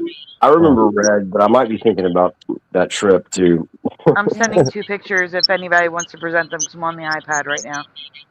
Yeah. Did you say that you have magic mushrooms growing all over your yard, Mary? Yeah, right. Oh my God. How did we pass over that? I Really? want to. Well, I had horses out in the yard, and I had the wood trimmers when they came. I had them just dump all their chips out in the yard, so I have a whole solid yard of wood chips plus horse manure. And I've got all kinds of colors of mushrooms out there. I have red ones, I have black ones, I have white ones, I have brown ones. Well, if you ever want like a free yard cleanup, I'll make a road trip. I'll clean up your yard for you for free. Wait, though, before you do that, LJ and I need to go and check these out. Oh, that's cool. Yeah. I'll send you guys all detailed pictures, and you can search them for me. Yeah. It's for science. Yeah, For well, science, I'm yeah. only hunting for mushrooms Exactly. I can eat that I don't get high on. Those are the mushrooms. Oh man. Oh, it throws everybody backstage. I was curious about that. All right, It so must be here's from that video. warmer where Creek Mary is because Oh. all those mushrooms aren't out here yet. Just the very earliest mushrooms are out. Well, the morels might be out. Those people I love those morels. keep looking every year. I look for morels. I even research signs of morels, like what kind of trees to look for, what kind of landscape, what kind of other plants they got every year. I haven't even found false morels either. One. They go crazy Same. for them out here. Same here. I mean, we LJ, have I have not found them yet either. Yeah, we got to kick people off because they come over here and trespass and do all kind of crazy. But yeah, they're all over the place out here. Whenever I come across them, Yeah, people. I know my people will neighbors like steal them. your morels. Oh, they better be careful because we have guns. But All right. But All yeah, right, there's it's one more. more picture, Astral. What's up? Can you go to the other picture, please? yeah, the one I saw was green. I was sure it was green, yeah. Yeah, revealing the matrix code. Everything is red. Everything when Oh it my comes to the goodness. experiments. You know why, though? I think maybe because when Chase Hughes was doing his video, he's gotten into the AI, and I think that he was maybe using an AI video that just, I don't know, maybe, I don't know, maybe he was just Does putting anybody? What? Are there any construction people that use the DeWalt laser level and know what color it is? I personally DeWalt myself laser do. I think level, it's I would call red. it. I'm Yeah, pretty that's sure what it's they were red. using. Yeah, I'm pretty sure DeWalt is red. Yeah. Well, because whenever they were showing the video about the Vietnam veterans where they had to change their the lights that they were looking at when they I can't remember if it was red or green. When they saw one color, they were seeing things, and so they had to change the spectrum. Both. DeWalt comes in red and green laser. Well, that doesn't count.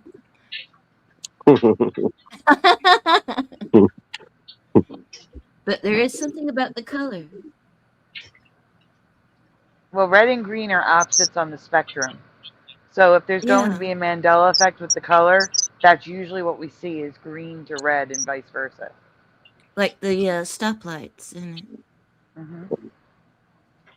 Blue Riders is asking, all of us, thoughts on the government opening alien.gov website. Well, I just checked it, and it's not open right now. It's the first I'm hearing of it, so I really have no thoughts on it. It's the first I'm hearing of it. Yeah, the government just bought that domain, like just bought it. I think it's all a distraction. Yeah. They don't want people looking in the files. They don't want people talking about it. They want us talking about anything else but that. Yep. Yeah, they want control over the story.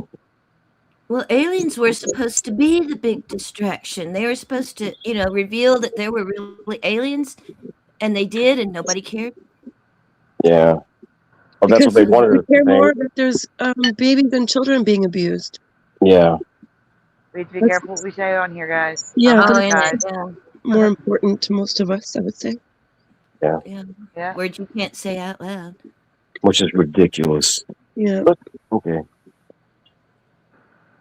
Well, erase the word, erase the concept. Yeah.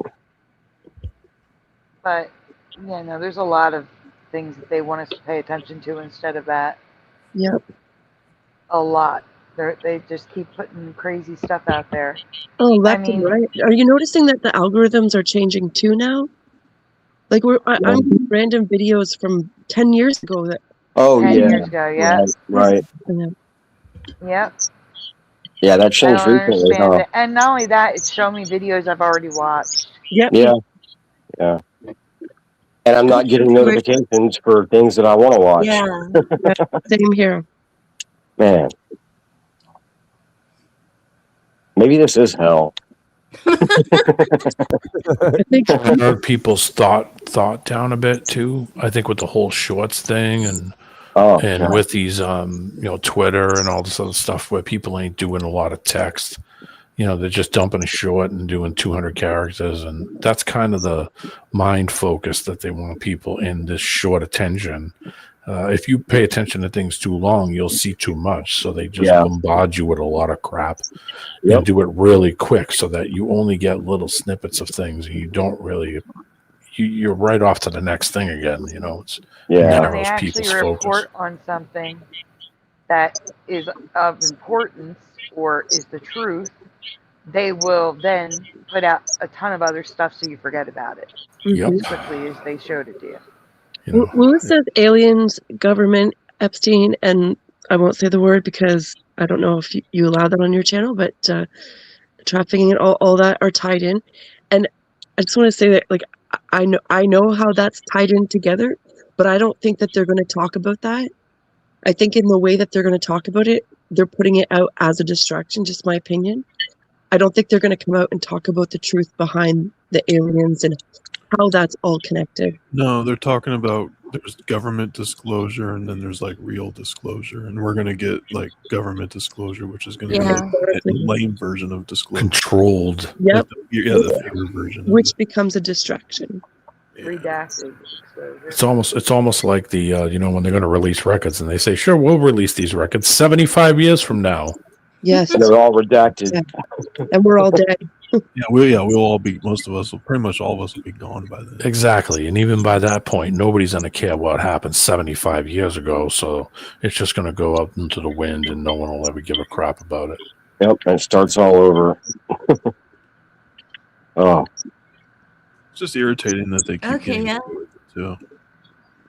Parody Mike writes about the early night vision, the goggles that they had to change for the veterans, during the war. Early red spectrum night vision goggles treated, I can't see, with a dye called dicyanin, enabled soldiers to see, unseen creatures specifically in the trees or flying alongside helicopters. Yeah, that was the one. Yeah, Hello, supposedly. Patty, Mike, and Melvin, you. The movie They Live, it's theorized that the movie They Live, when he puts the glasses on, is like same kind of thing, like a Dionysia. I forget what that's called, but it's like I was lens. just mentioning that the other night when I was thinking the same thing, that maybe those glasses from that movie were based on the same type of whatever that dye is. Yeah. You can buy them. You can still buy them, but the cheap ones I heard are not really good. You'd have to get a real pair, and that's going to be insane amounts of money. It's not like some thing that you're going to go on eBay and go like, yeah, let me buy some glasses. Timu. Be like, yeah, I can see things. My Timu Diet Ice glasses. Yeah, there's actually something that I was talking to Josh about this the other night. From the Dr. Courtney Brown from the Farsight Institute. He was talking about, like, they do a lot of stuff at the Farsight Institute about like remote viewing and astral projection. They do a lot of things like that. It's like basically like the Monroe Institute, if you guys know about that. But like they they have a bunch of alien division or whatever, and he's talked about on Rob's show. I know he's been interviewed there a few times, and I've seen him in other places saying the same stuff. That they have a place that modifies their P900s or P1000s. That basically it makes them infrared. Like they take a part out and they add a lens or something, and like that's the best way to do it. But you can, like he says, you can just point that straight up and like for like 10 minutes and get all these different things that you'll see flying in the air, like anywhere. Like you'll see it. Like it's like there's like thousands, probably millions, maybe. But he said a cheap way to do that, like if you don't have a P900 or a P1000, he says that you can do it with like pretty much any cell phone these days. But you take like the old 3D glasses, the blue and red ones, the paper ones, you fold them over each other and put that over your lens and record at like I think he said like as slow as you can record. Like if you can record like half speed or lower. Record at that in like 5 or 10 minutes, and it does the same thing. But I've tried it, and I don't think I saw anything. I may have seen something, but it was probably a bird. But yeah, he seems to really believe that. So I tend to believe what he says. Because he is like the director over there at the Farsight Institute, but. So yeah, you guys might want to try that if you have the means. Push, and I threw a link on the private chat for you in the back that shows you the P900 conversions. The guy from who does the FE videos up in the plains all the time. He's got a converted 900. Yeah, Affiliation. No, I can't remember the guy's name. Been a while since I watched him, but he does a lot of 40, 50,000 mile up stuff with converted cameras. He's got the IR and does all the lenses and. Oh, cool. Okay, I appreciate that, man. Yeah, pretty cool stuff. You can do UV, IR, and visible light all at once. Wow. Pretty wild. Yeah. I think what I've heard about the company that, like, I've seen people doing that modification to their P900, but I'm not the type of person. I'm not like Mr. Super or a lot of these guys that can take something apart and put it back together with all the pieces. Yeah. I remember the guy's name, Jay Tolan from YouTube. If you go to his page, he's got I think he's got a video in there showing how his is set up, but he does those observations from like 50,000 feet from a private jet. They're pretty interesting. Yeah, that's super interesting. That's cool. It takes all the fog out and all the so he can see insane distances. If you watch some of those videos he's got, you realize real quick that there's no curve there. Yeah, it just keeps on going. Yeah, man, that's awesome. I would like to know if Splatter got his laptop magnet. I don't think Splatter got anything in the mail, but he's in the chat right now if you'd like to answer. Oh, great, cool. What's up, Splatter? What's up, Splatter? Yeah, I want to know how that whole laptop situation went down. It'd be cool if he actually got one. It would be. Yeah, I hope that he called the fraud department and warn them that cancel that stuff? I don't even want to ask what I'm. Not What are you yet, he talking about? says. Oh, He did. he ordered Not yet. a laptop Yeah. online for $9. I hate to say it, but it's going to be not ever. I'm sorry. Off Temu. No, it wasn't Temu. He said it was Costco, Yeah. Yeah. but we're thinking it was a spoofed. No, Costco remember I site. said I went to that Costco site and then immediately my antivirus immediately popped up. And Oh, right. Oh no! It was like, and it wasn't even. It was like something. What was it like? Something freeforever.com. I don't know. It was some weird ass website that said it was a high level danger. Shoot. Yeah. Oh, yeah, I forgot about that. Yeah. You should probably. Yeah. I guess. Like, I don't know if you're still there, Bladder. You might want to check your credit card balance or credit card account. Billing statement. Your statements, yeah. Yeah, man. I hope he gets a laptop.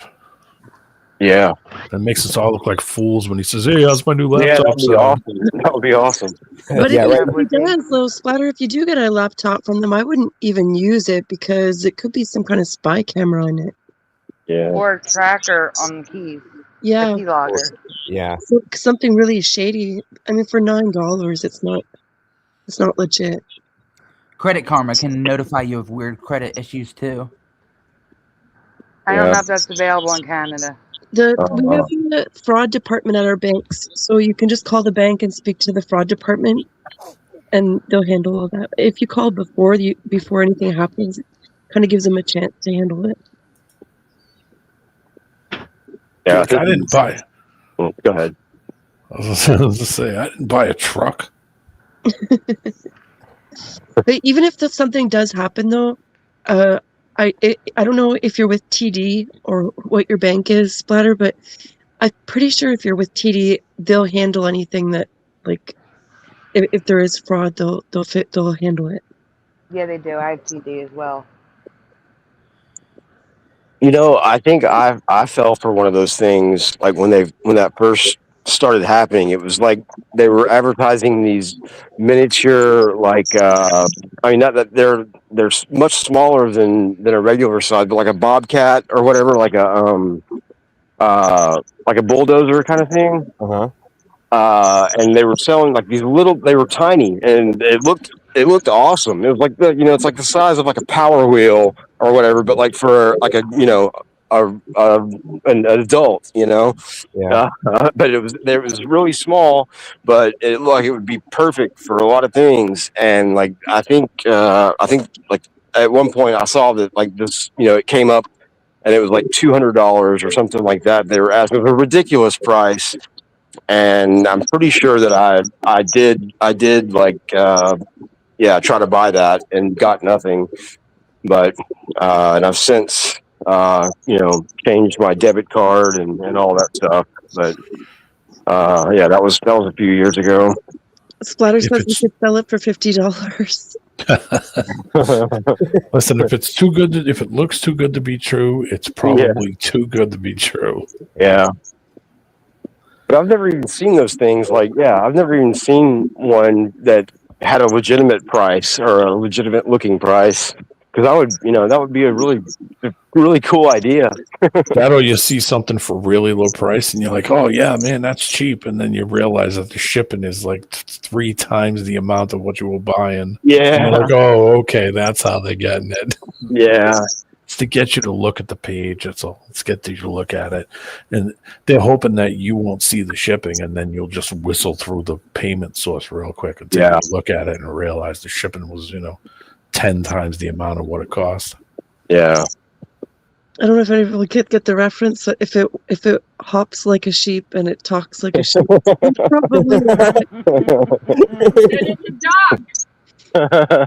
That's right. Rabbit. Oh man, probably a duck. No, it's a rabbit. Remember, it was right. The sheep thing. But I was listening. The sheep. You kept talking about the sheep the whole rest of that show. It made me laugh so much. Yeah, you know what, Bomber? I'm not getting your notifications either now. Oh no. Yeah. I mean, yeah. Like I'm not getting yours or Joe's or Sandy's. Like I haven't gotten y'all's in a while now. I've never got one from Sandy ever. Wow. Amazing. That's weird. Every night I check to see if she's going live, and that's it. And I just happened to check last night. I fell asleep, and when I woke up, I thought, oh, I remember Sandy, you saying that you were going to go live, and I went to check, and I thought, I'll put that on to fall asleep, but then I saw it was going to be Astral's interview, so I'm like, oh, okay, I'm going to stay awake. Aw. That's sweet that you stayed up for it. Thank you. I didn't want to miss Astral's interview. Oh yeah. By the way, Astral, you did good. I didn't get to say that, but yeah, I did. I woke up about 30 minutes because I came home and crashed, but I woke up like 30 minutes into it. But yeah, you did a good job. Thank you. But come on, Josh. Huh? I said, Splatter, you're next. come on, Josh. Come on. Yeah, He did great. He did great, but not as good as me. Yeah, there you go. Yeah, Josh did the best one. Yeah.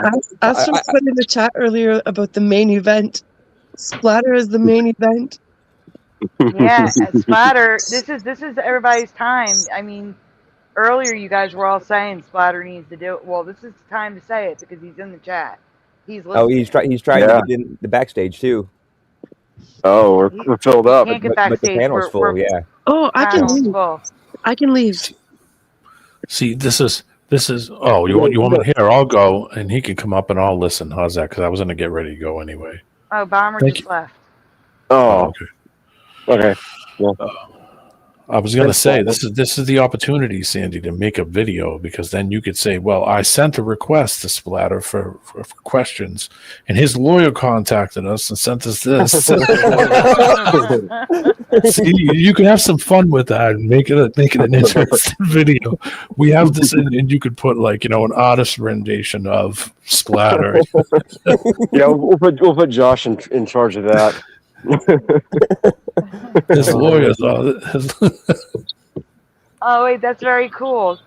Parody Mike had a guy react to his parody. That's pretty awesome. Oh, nice. Cool. Rueful Darkness. Splatter, if you want to join, this would be the time. There's room now. Yeah, Bomber left to make room for you. Not now. Going to bed soon. Oh. Well, Splatter, just remember that all the questions are just about the Mandela effect. And you've probably already answered all of them in different shows already, because Sandy asks those questions from time to time. It's nothing about your personal life. What's your favorite color? How tall are you? What's your favorite thing to eat? What's your social security number? Do you like turtles?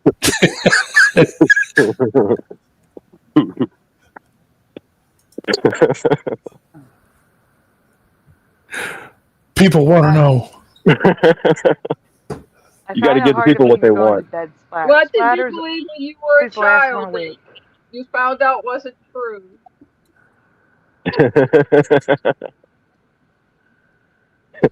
Oh, wait a minute. Roger. Yeah, cool. Roger is here. Hey, yeah, we can ask Roger Hey, about. Roger. Yeah, what's up, man? Not much. I know what the question is, right? Yeah. Yeah. I think you covered about everything in the world. Like a bingo.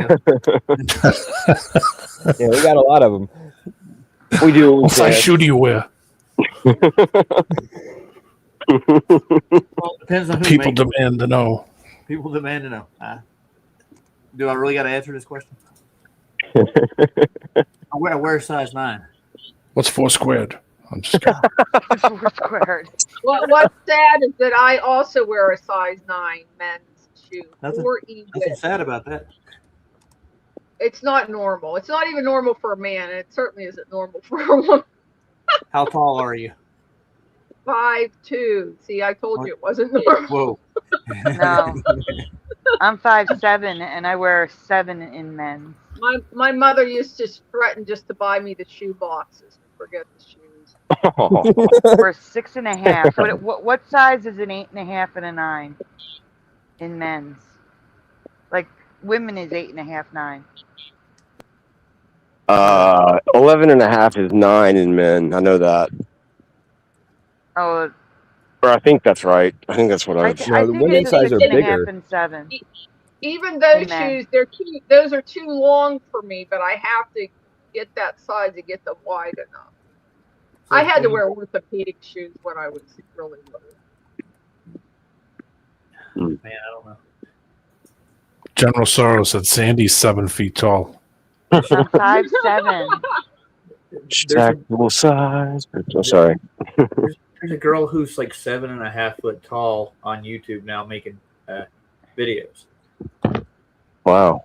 Yeah, but she's saying that the book of Guinness doesn't record the actual tallest people in the world. There are people taller than that, and she goes through them. She finds them. Wow. There's got to be a record of the tallest woman ever. Yeah. Oh, there I've is. never seen that though. I've only seen stuff about guys, like always. No. There was there's a museum with the tallest man, and they had the tallest woman, like a cardboard cutout next to him. Yeah, 7 feet 7 inches. Wow.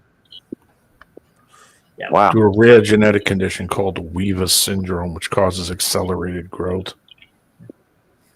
Wow. Yeah, well, I never heard of Weaver syndrome. I knew about Marfans. They grow too much, but I never heard of Weavers. Well, I don't think they go too far back in antiquity because there's supposed giants in museums in Peru and Chile that are like 16 feet tall. They have the skeletons of them still, not all the whole skeleton, but parts. Says she also holds the title for the longest back, the largest hands, and the widest hand span on a living female. Jeez. Oh. Oh wow. Big girl. And she doesn't play basketball? No, she's got some kind of What's her name? disabilities too. Gotcha. What's her name? Oh wow, this is gonna be a doozy. Hold on, let me mangle some other country's language. Rumesa Geligi, Gelgi.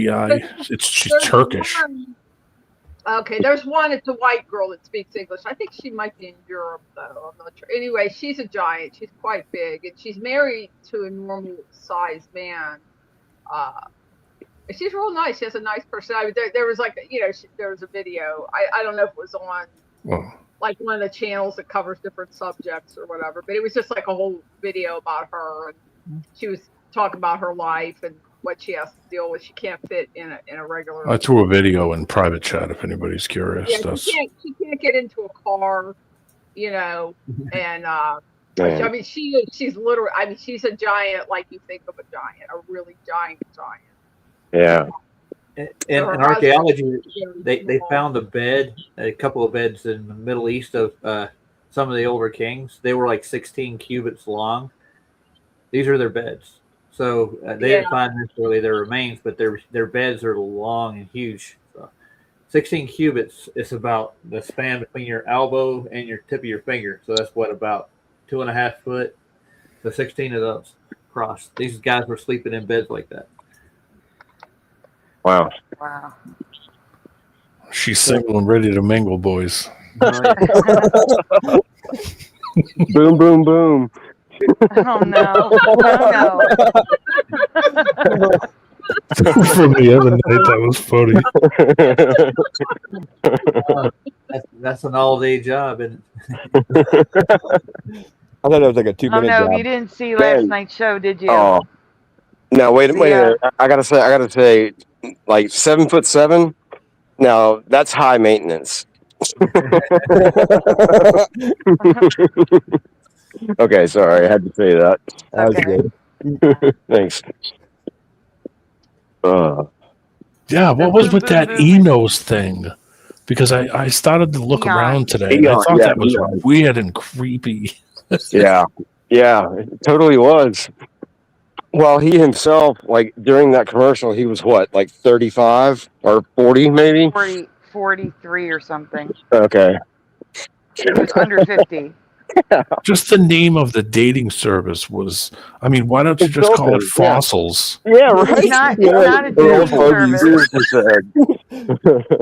It was the equivalent to Facebook and Reddit mixed together. Holy That's Christ. what it was. Oh my God. So it's the first ever Mandela effect of a social media platform. So it's that called just Freddy? didn't exist, huh? It's called FRED Reddit. Hey, Sea Lightning. Hey, Sea Lightning. Oh. I thought just the name was kind of insulting, you know. Yeah, 100%. And I was like, that's a weird name to call something. You don't think someone's sitting there saying eons, really? Yeah, I So was it- bringing that up too. That's good. And then they had something else called what was that, like cranky.com or something? Yeah, that was- cranky. Yeah. Was Get off my Eon lawn. Search. What are these names that they're like? You know what it Yeah, I'd really be seemed insulted like too. was like a parody joke thing. Yeah, right. It did. That's what it Sea really seemed like. Sea Lightning says, my father told me the story that in the 1930s, his grandfather told him that giants once lived here. That was in Ontario, Canada. As a kid, he wished he questioned his grandfather more. Yeah. Wow. Well, I An mean, when you ancient think about grave the that tall, I'm sorry, Natasha H. says, an ancient grave, a Tartarian person I saw on YouTube, is 50 feet long. And I found a 300-foot tall person, what appears to be a person, 300 feet tall. In Greenland. In Greenland. Yeah. yeah, I mean, they you- found big people bones from people who are. Sandy was saying she never heard of Tartary. I had heard the term Tartary throughout my life. I mean, I never really focused on it or looked into it, but I just remember hearing of Tartary, like that was some country, but it wasn't anything I ever focused on. But it wasn't in Mandela for me that existed. Is Tartary and Tartaria different, or are they the same thing? I think they're the same thing. Same thing. They used to be called Tartary, and then they started calling it Tartaria. It's southern Russia and Ukraine. The only tartar I heard growing up was tartar sauce. That's it. Yeah, that's the only one I knew or cared of. Yeah, no, I agree with LJ. Like same thing with me. Like I remember hearing it, I don't remember where, but hearing it here and there. I don't remember where. And I would hear of the tartar because some people would pronounce it tar, like the word tar. They would pronounce it. They wouldn't say tartar. They would say tartar. The tartars. Yeah. I definitely heard of the tartars and Tartary, but I never knew what it was. I think John Wayne played it. I think Marco Polo actually supposedly visited there, and that's where half of his adventures were at. That might have been where I heard of it, because I've heard Marco Polo talked about or referred to, so that could be how I heard of it. Oh, and I just want to say, there have been suggestions in the chat by people to reach out to about my fish. Yeah, that's what I was about to say too. Cool. Go ahead. Sorry. No, not cool. And my giant, and to date, not a single entity that could go investigate has responded to me. That means they already know about it. They knew about it before you found it, and they're acting. They're just ignoring you on purpose. They know it's there. They knew it was there before you found it, but it's one of those things they're trying to cover up.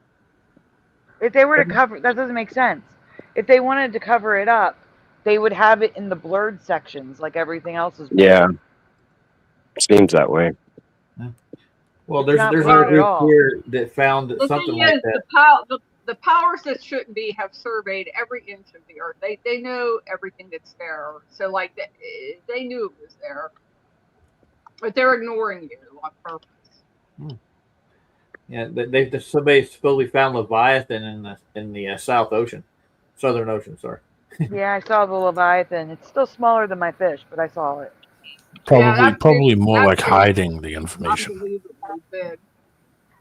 Yeah, well, Sandy, like what I was going to suggest is like you taking the short that you made about it, or like clipping the part that you made about your fish and your giant, and like sending those to like the big compilation channels that get like tens of thousands of views at least, or maybe hundreds of thousands of views. That's a good idea. Yeah. Like Mr. MBB and yes, Sandy found a fish in Greenland. Or even like sending it to like like Mod Tricka or Dre OG, people like that. Well, they usually only react to TikToks. TikTok yeah, took you're my right. fish down. Yeah, you're right. No, they took my giant down. He shows everything people send in. Mr. MBB does. Yeah, he Cool. mainly focuses on weather, but he would show that. Yeah, I can see that. He shows UFOs, whatever people send him. A lot of it is weird, unexplained weather things or UFOs in the sky. But he would show that.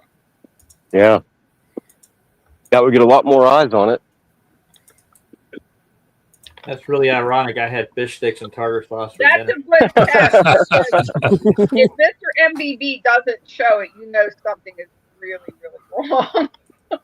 I threw a map in the back of Tataria. I don't know when that map was made, but it's old. Yeah. I think it had something to do with the Mongolians too, for some reason. It's in Italian also. Yeah, I remember some association with the Mongolians.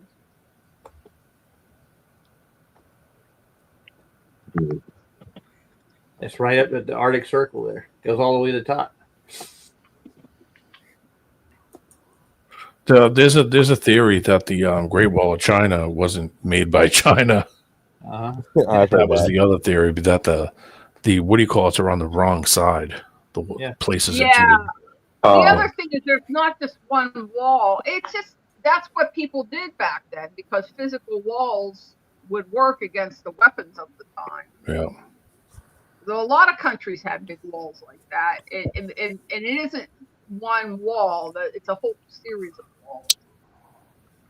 Yeah, they think the other side built them.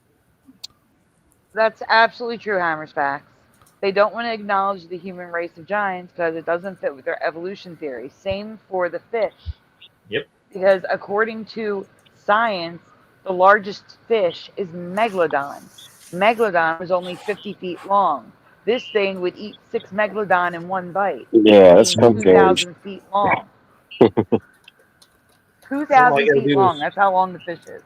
All you got to do is take a look at the How many evolutionary. football fields was that? Or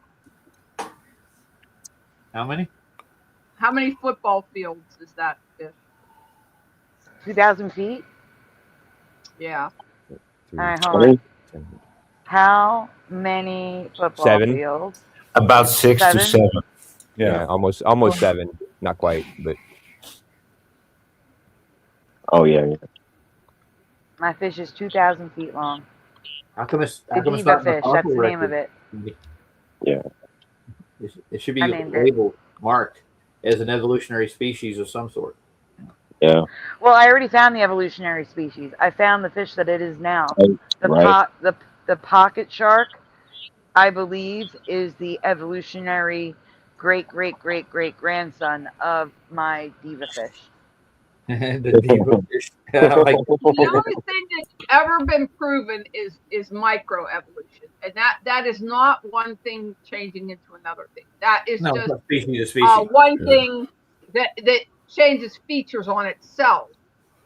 Like a little cephalopod in the ocean grows a foot so it can dig better. So the earlier generations didn't have a foot, the later generations do. That it didn't turn. It did. She went gone. A better example would be the finch, the island finch. It depends on what side of the island it is. Down in Galapagos, the beak actually is extended on it, but it's the same species of finch, even the same colorization and everything. It is The longest fish is 62 feet. It's a whale shark. Oh yeah, I've seen that. Basic shark. Let me look up Megalodon again. Megalodon's bigger then. Yeah, it's got to be huge. How But I mean, big was Megalodon? Yeah, but have Just they the ever found fish a itself Megalodon? is an oarfish is 36 feet. A basking shark is 40 feet, and a whale shark is 62. 80 feet. Megalodon was 65 to 80 feet long. Yeah, Regardless, They got a 2,000 skeleton feet. of it? Come on, That's nothing, nothing compares. Yeah. They don't have a But skeleton of it. the pocket shark looks almost identical to my fish, except the pocket shark is like 6 inches long. Oh. It's identical looking, but it's 6 inches long. Wow. That's crazy. You know, they got Sandy, did you see that story about the guy who says he was kidnapped by dolphins? Yeah. No. Oh, wow. Yeah. That's crazy. Yeah. He's got a master's degree. When he build like cities for dolphins. Doesn't he have like an architectural master's degree, or dealing like something like that? He was in the military too, I think. Can someone please in the private chat present this pocket shark presentation so I can show you guys the difference? LJ's back. I want to see like a picture of those plans that he was, writing in the sand when they picked him up. I want to see it that way. What's all about that? Oh, the comment section was pure gold with that one. Oh, it was pure gold. I spent more time peeling through the comment section, cracking up, than I did paying attention to the story. The comment section was brutal. I was trying to read the comments, but it wouldn't. It never would translate from dolphin. Like I couldn't. Hey Josh, can you please put that link that you put in the chat in our group chat? Yes. Yeah, that was a playlist that Hart started and asked me to join in. And so like the only two Titan, big thing videos that I could think of was your two shorts. So I threw them in there. But yeah. Thank you. Yep. Oh my gosh, that's Residue Eero Wolf. I'm taking a screenshot. He says, never leave home without your pocket shark. And that's what I remember for American Express. Never leave home without it. Except it's always been, don't leave home without it. It was never in my past.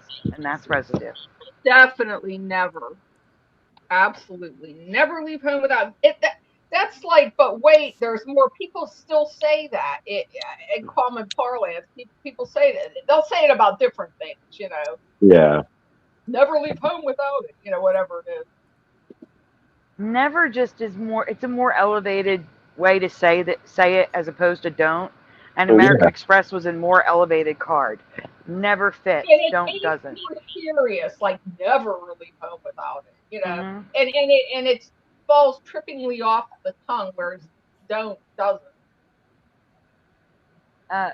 Josh or Astral, can you please present that link in the private chat? Yeah, I'm trying. It's making me sign into Flickr. Oh and no! So I Hold gotta on. go to the whole. Let me get you a different link. Hold on. I got it. Like I just for some reason Flickr signed me out. I just they had to send me the verification code and all that stuff. But I'm almost logged in. But if Astral can get Mary, you should just be able to go into your audio, hit settings, go into audio, and then it should be a drop down menu to switch to your speaker. Oh, hey, General Sorrow. Yeah, my ex roommate was 6'9", and I had a Prelude back then, and he would ride around with me, which Prelude's just a 2-seater, and mine was though, but that's because I had it. I took out the back seats and stuff, but it's a really tiny car, and his car was like an '89 Camry. And it was hilarious to see him either like riding beside me or just him getting into his car. That was really a funny thing to see. But I can't imagine somebody that's 7'7". Oh man, that would be really difficult. Natasha H remembers both don't and never. It's never been never. It's always been don't in this reality. In my past, it was always never. Yeah, I remember both myself too.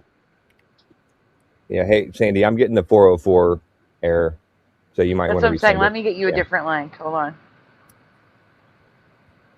Give this one a shot. It may look the same, but it's not. It is different. It doesn't look the same, actually. It looks different.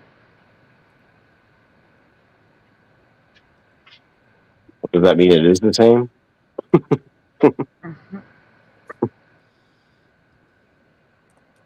All right, that one worked. Yeah.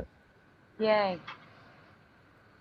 This is the update to my fish, where I show you I found my fish. Like, there's no way you're going to tell me these fish are not related. I didn't know there was an update. Yeah, we showed this. Oh yeah, and you're right on. I believe. So here you can. There's like no question. Yeah. So here you can see my fish. It's 1,858.56 feet long.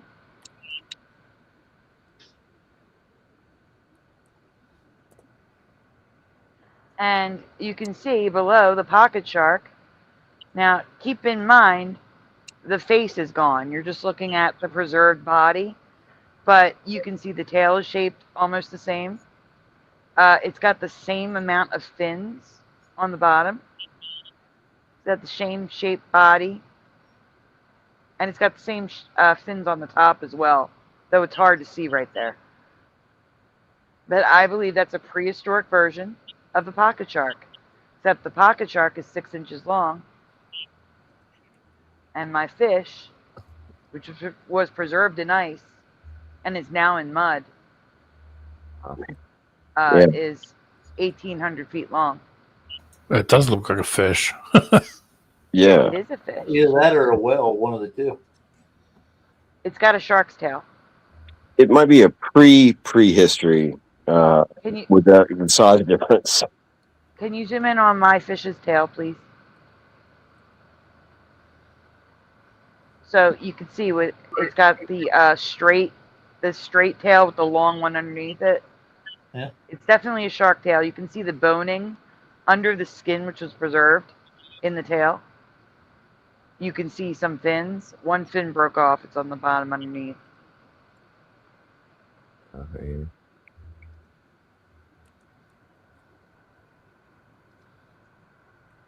That's so wild. Looks like a fish to me. Yeah. A 1,800 foot fish. Megalodon was 80 feet. That would totally mean they'd have to rewrite the entire history of science. Yeah. Based off this fish. And I think that's why they're ignoring me. Yeah. Yep. I wouldn't be surprised. Yeah. Well, there's giant octopus, right? Giant squid, but there are smaller versions of it. Even today, even jellyfish, there's huge giant jellyfish, and there's the micro jellyfish, the same species, but. Don't you think, though, something that big, of let's say people killed something that big, they wouldn't be eating it? It wouldn't be just sitting out in the desert or wherever it is. Well, maybe somebody was being by them, and they sunk it. Oh, I couldn't imagine what that would smell like if that thing just died there and you were just like, what the hell is that smell? Well, here's the thing. It Jiraiya was says probably an ocean at the time, and then later became a desert. right, and Jiraiya says, what would it eat? Now, here's the thing. If that fish was that big, there were other fish that big and even bigger.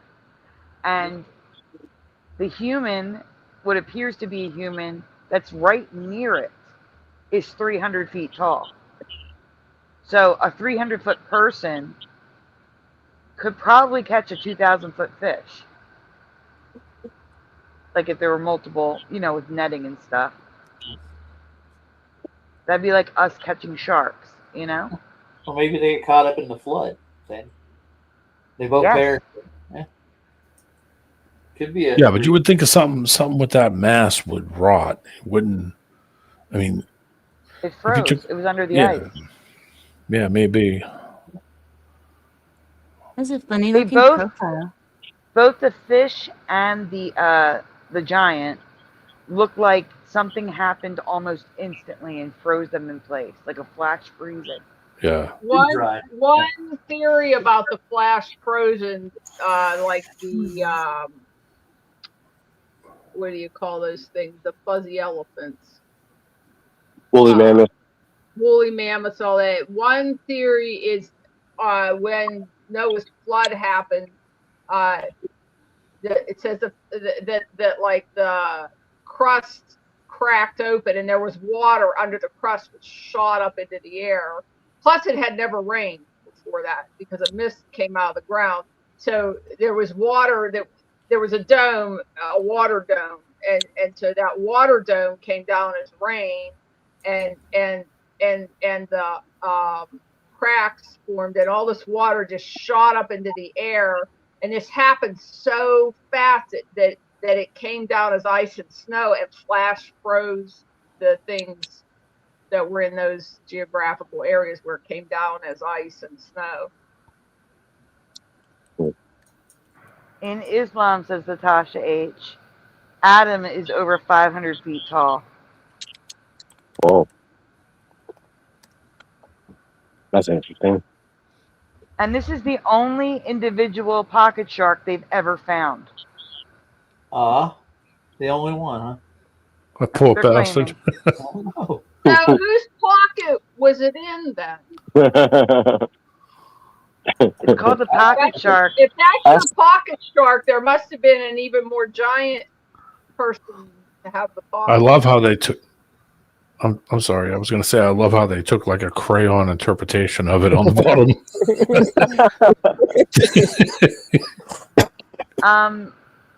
The pocket shark, I thought was called the pocket shark because it was so small, but it's because it has pockets that releases bioluminescence behind its fins.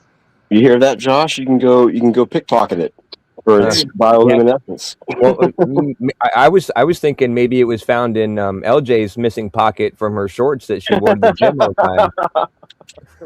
It must have ate my pockets. That Or damn thing ate something. my pocket. That's where they went. The shark came and ate my pocket. Yeah, that shark is now living on a farm. at least he didn't buy the farm. Like, Yeah, they're going to start cloning them.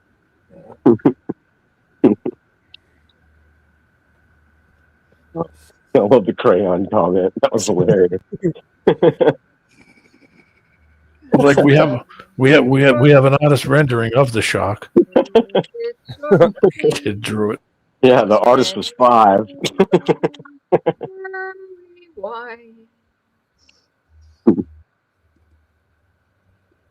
That someone singing? I don't know. Sounds like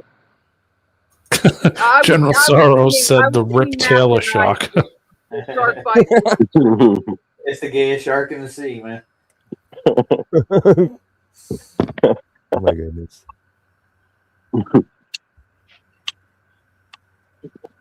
Sorry, what were you saying, LJ? You were about to say something?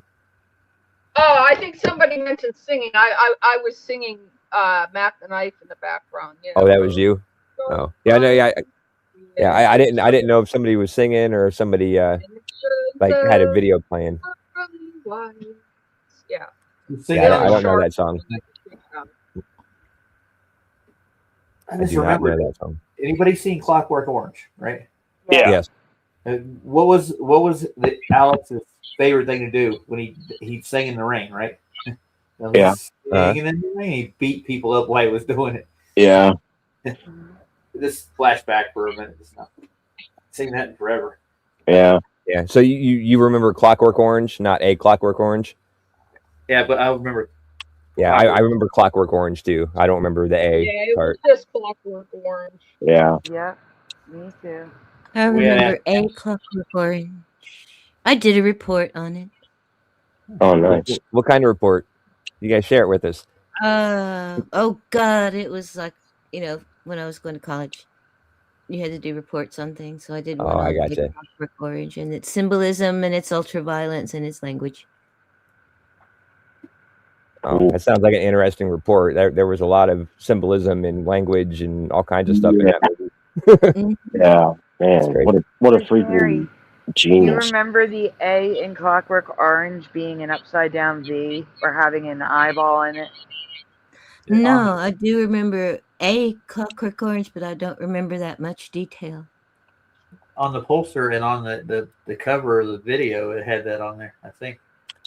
It does. Yeah, I don't remember the upside down V for an A, or the one with the eyeball in the A.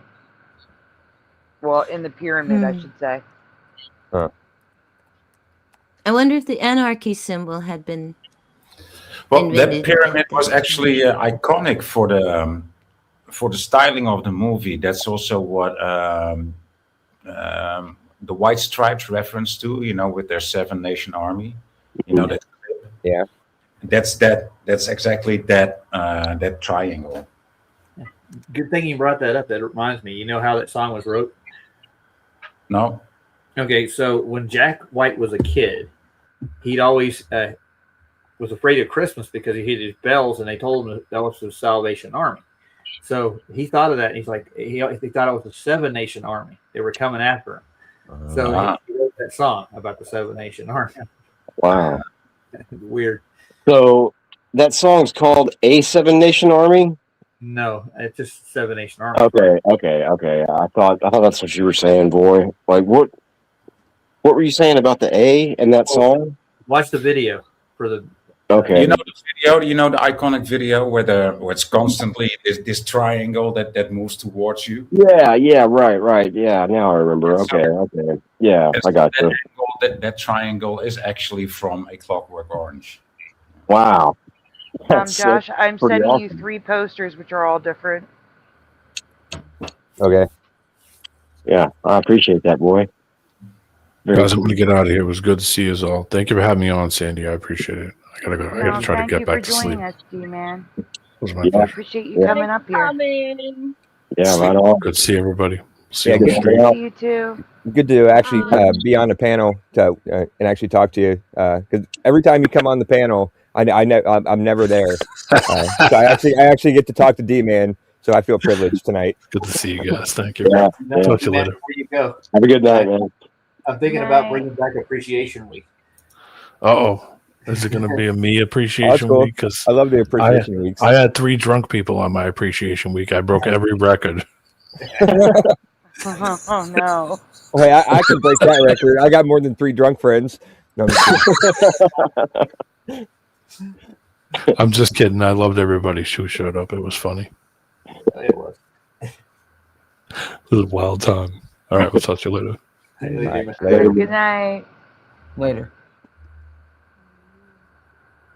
Yeah, now Splatter can come up. Good call, Bomber. Well, Bomber can come back up. I need to get out there too. I gotta work tomorrow around noon. It's a shame. Right on. Oh yeah, I was wanting to ask you some like more specific questions about your your server. All that. I haven't heard anything back yet. I'm waiting on the guy who's got the server. As soon as he gets it set up, I will let you guys know right away. Cool. All right, sounds good. We'll await your word. Absolutely. I'm not in charge of it. I'm just a between guy right now.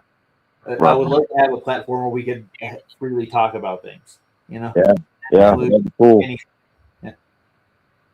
I mean, yeah. Sorry, I know you're talking to Sandy. I'm just. We're thinking about freedom of speech. I mean, we honestly, if we investigate a topic, we should be able to really talk about it and discuss it amongst ourselves without having censorship, right? Yeah. Yep. I agree. Yeah, 100%. All right, I'm gonna hop off too. I'll see you on the next stream.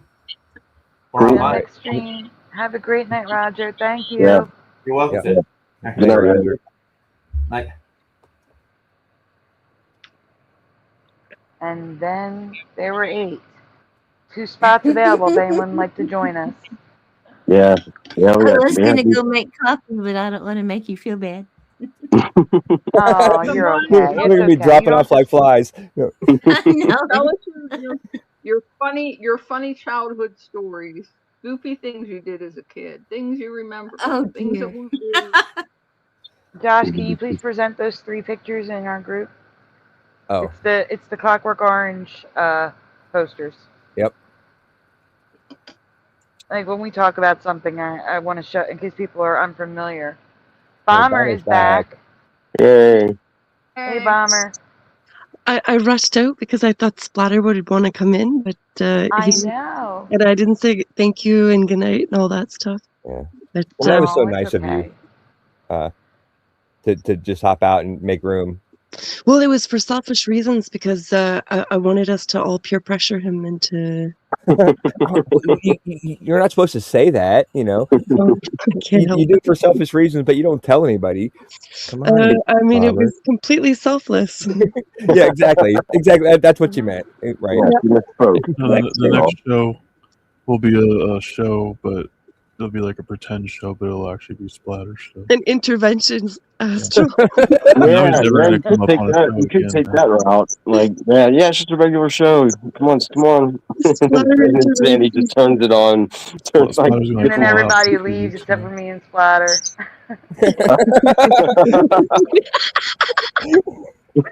Oh, I guess we don't have a choice. I'm just gonna start asking you questions. Might as well interview. So really quickly here, A Clockwork Orange is off center because the A was not there for me. It's an upside down B. I don't remember it looking like that either. I think they're supposed to be orange and orange. Yeah. Wasn't there orange color? Clockwork Well, there black. is. They do have posters that are orange, I think. Yeah, this is not the original. I'm just showing this one because the A makes it off center. All right, we go to the next one. Yeah, I would think the A would be at the top. That's weird. Right, wrong way. There we go. So this one, the A is underneath. He is. Yeah, I remember inside the that. A. I remember that. But Yeah, I wouldn't call that A Clockwork Orange, you know? Right, because the A is underneath. Yeah, it's just part of it, yeah. Also, the orange is off. It's like peach. I don't remember that. Yeah, I remember it being more orangey. It was, yeah, it was brighter. And the O is overlapping the R. I don't remember it looking like that either. But let's go to the original poster, which is next. Why does it do that every time? There's the orange I remember. The O is overlapping the C. But there's the A on top, so it's A Clockwork Orange. So it's a double A because we just saw that the top A was the A in the other poster. In I this remember the A, words, A. but I don't remember anything about what the picture was. Do you remember it even being a pyramid or a triangle in the picture? No, that's what I said.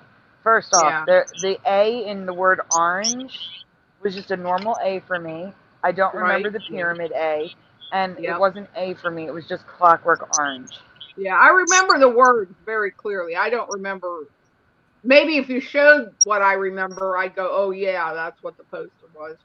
But I don't remember that poster at all. But I agree with you completely on the words. Yeah, I see what Earwolf says. Says maybe that's focusing on his name being Alex.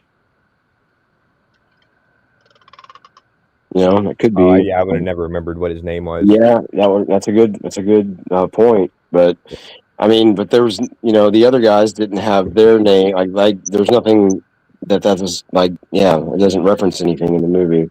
Yeah, see, I remember this like when it came out in the theaters. Like I never wanted to see it. Like I wasn't interested. I wasn't going to movies or whatever. And I just remember it being a Clockwork Orange. But people talking about Clockwork Orange. When did and that then come out in theaters? Like 77. Oh, was it that late? I thought it was. Maybe not. Maybe not. 77? 78. I thought it was the 60s. Oh no, was it later than that? Maybe it was the I don't 60s. Maybe it was 68. If I actually I'm looking it saw up. the movie, 71. I do remember. Oh, wow. I remember okay, I yes. just remember the words. I don't even know if I saw the movie or not. You're saying this movie came out in the 70s? 71. Yeah, I thought it was the 60s. I thought it was like the late 60s.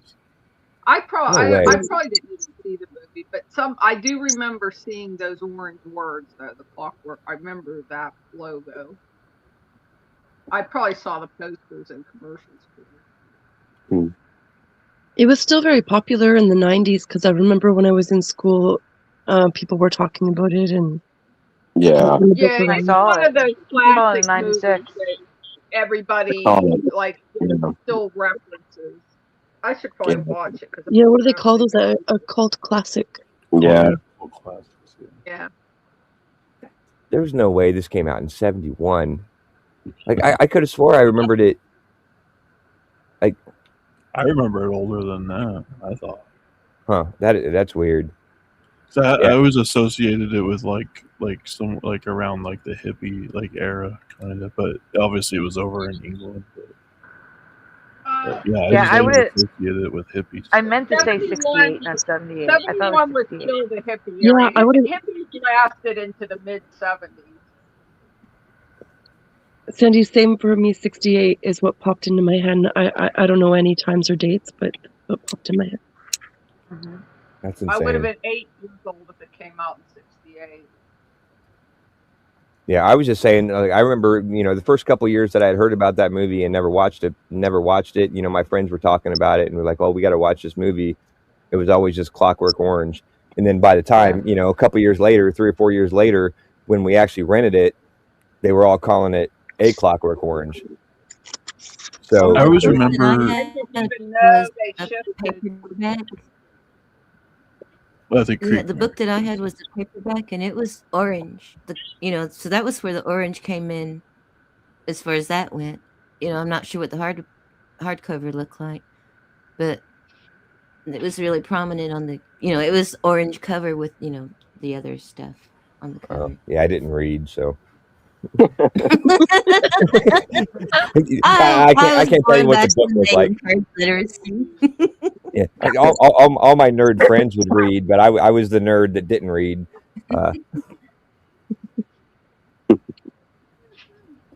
Hey, Spider Bite. Oh, hey, Spider Bite. And I don't know if I said hi to Earwolf, but hello, Earwolf. And since we have a pause, guys, please take a moment. Make sure you hit like on the stream. Subscribe if you haven't already, and ring the bell so you're notified when we go live. Also, donuts are very much appreciated. They're very much needed. All the apps are expiring or expired, but they are never ever required. Links are in the description if you would like to send donuts. Here's a penguin telling you, life is short, eat donuts.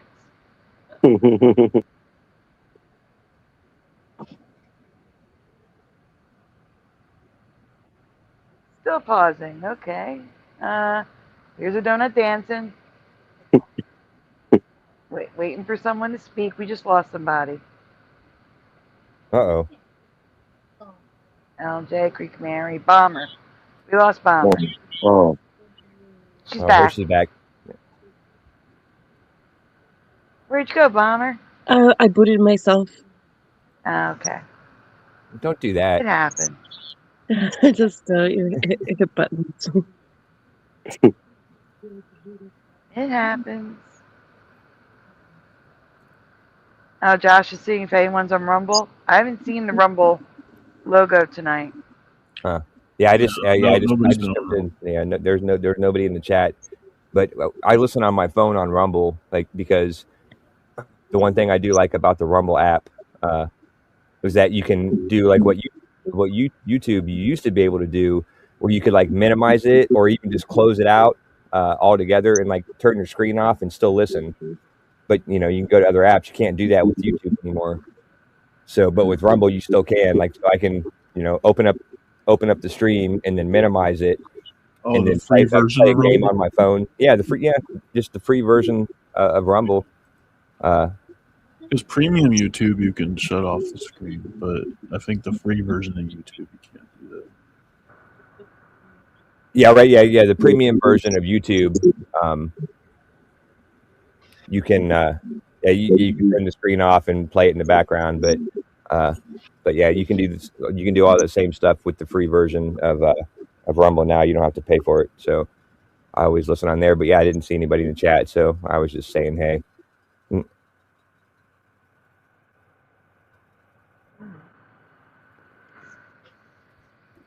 Little Cam's on Rumble now. Oh yeah, well there was one other person that I seen. So I figured it was Little Cam or Kitty Cattywhack or Earwolf, because they're the ones that I see on Rumble the most. So I was just asking who was here because I seen somebody else was there.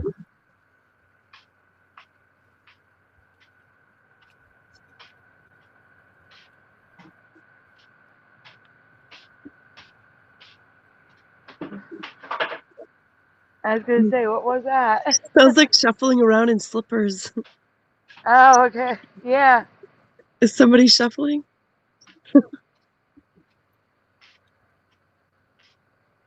Sleepwalking, maybe. I'm not.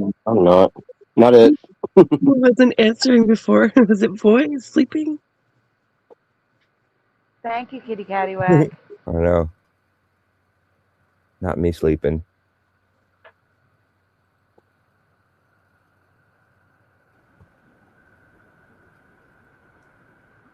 Well, those of you that are on Rumble and X, I should tell them to do it too. If you're on Rumble, please give it a like. But if I can't zoom out, I'm zoomed in. There we go. But if you are on X, please hit that heart on the post. Let me know you're actually there. Because supposedly you're there, but I see no evidence of it. Please hit like on the post. If you do that, leave a comment on the post, not in the live chat, but on the post. And follow me. I will follow you back. There we go. Can you Oh, be on Rumble and YouTube at the same time? Will the universe explode? I think No, so. but That sounds right.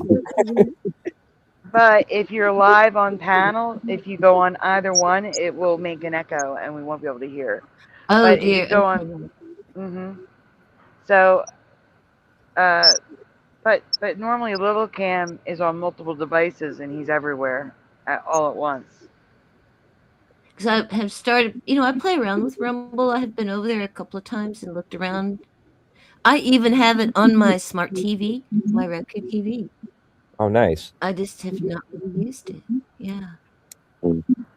Yeah, Rumble's not as bad as it's getting better every day. Like it was bad like 5 years ago or 4 years ago, but it's gotten way better now. So It was bad less than a year ago on tablets and, well, at least on a tablet, and they fixed it.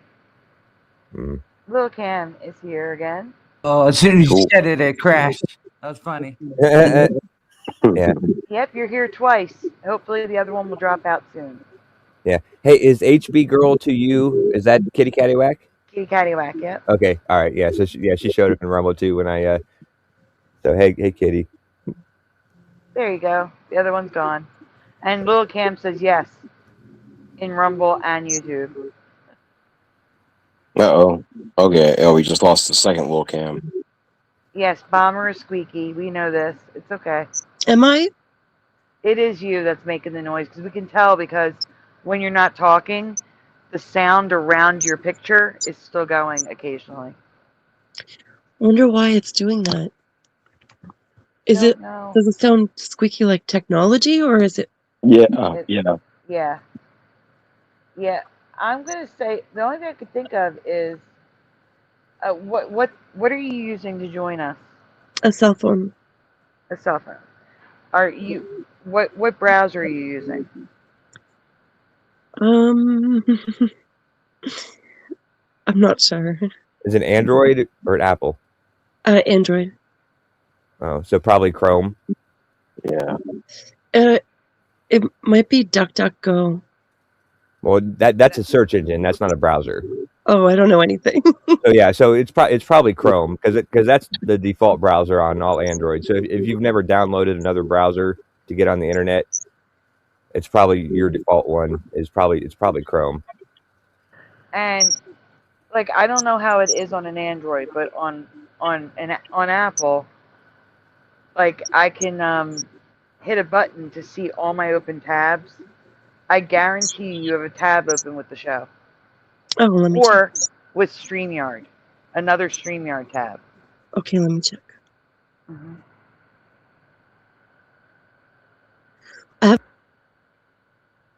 Uh-oh.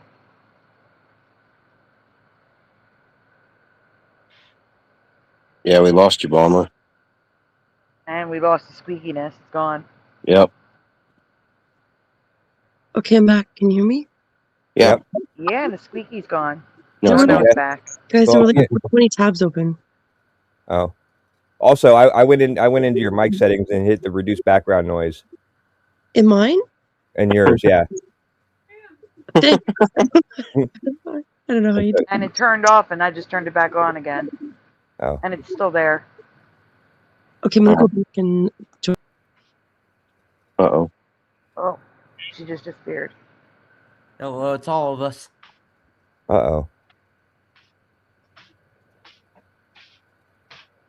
There's that weird There's sound again. the tapping sound. I'm going to say LJ. A tapping sound?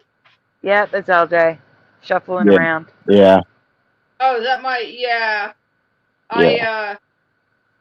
I have some kind of a nerve condition that we have to get diagnosed. But anyway, I have to wear something on my feet, and I have deer foams, and I have some with soft soles and some with hard soles. These are the hard soles. They make a lot of noise.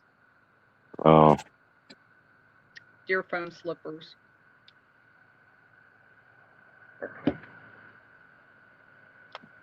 Wait.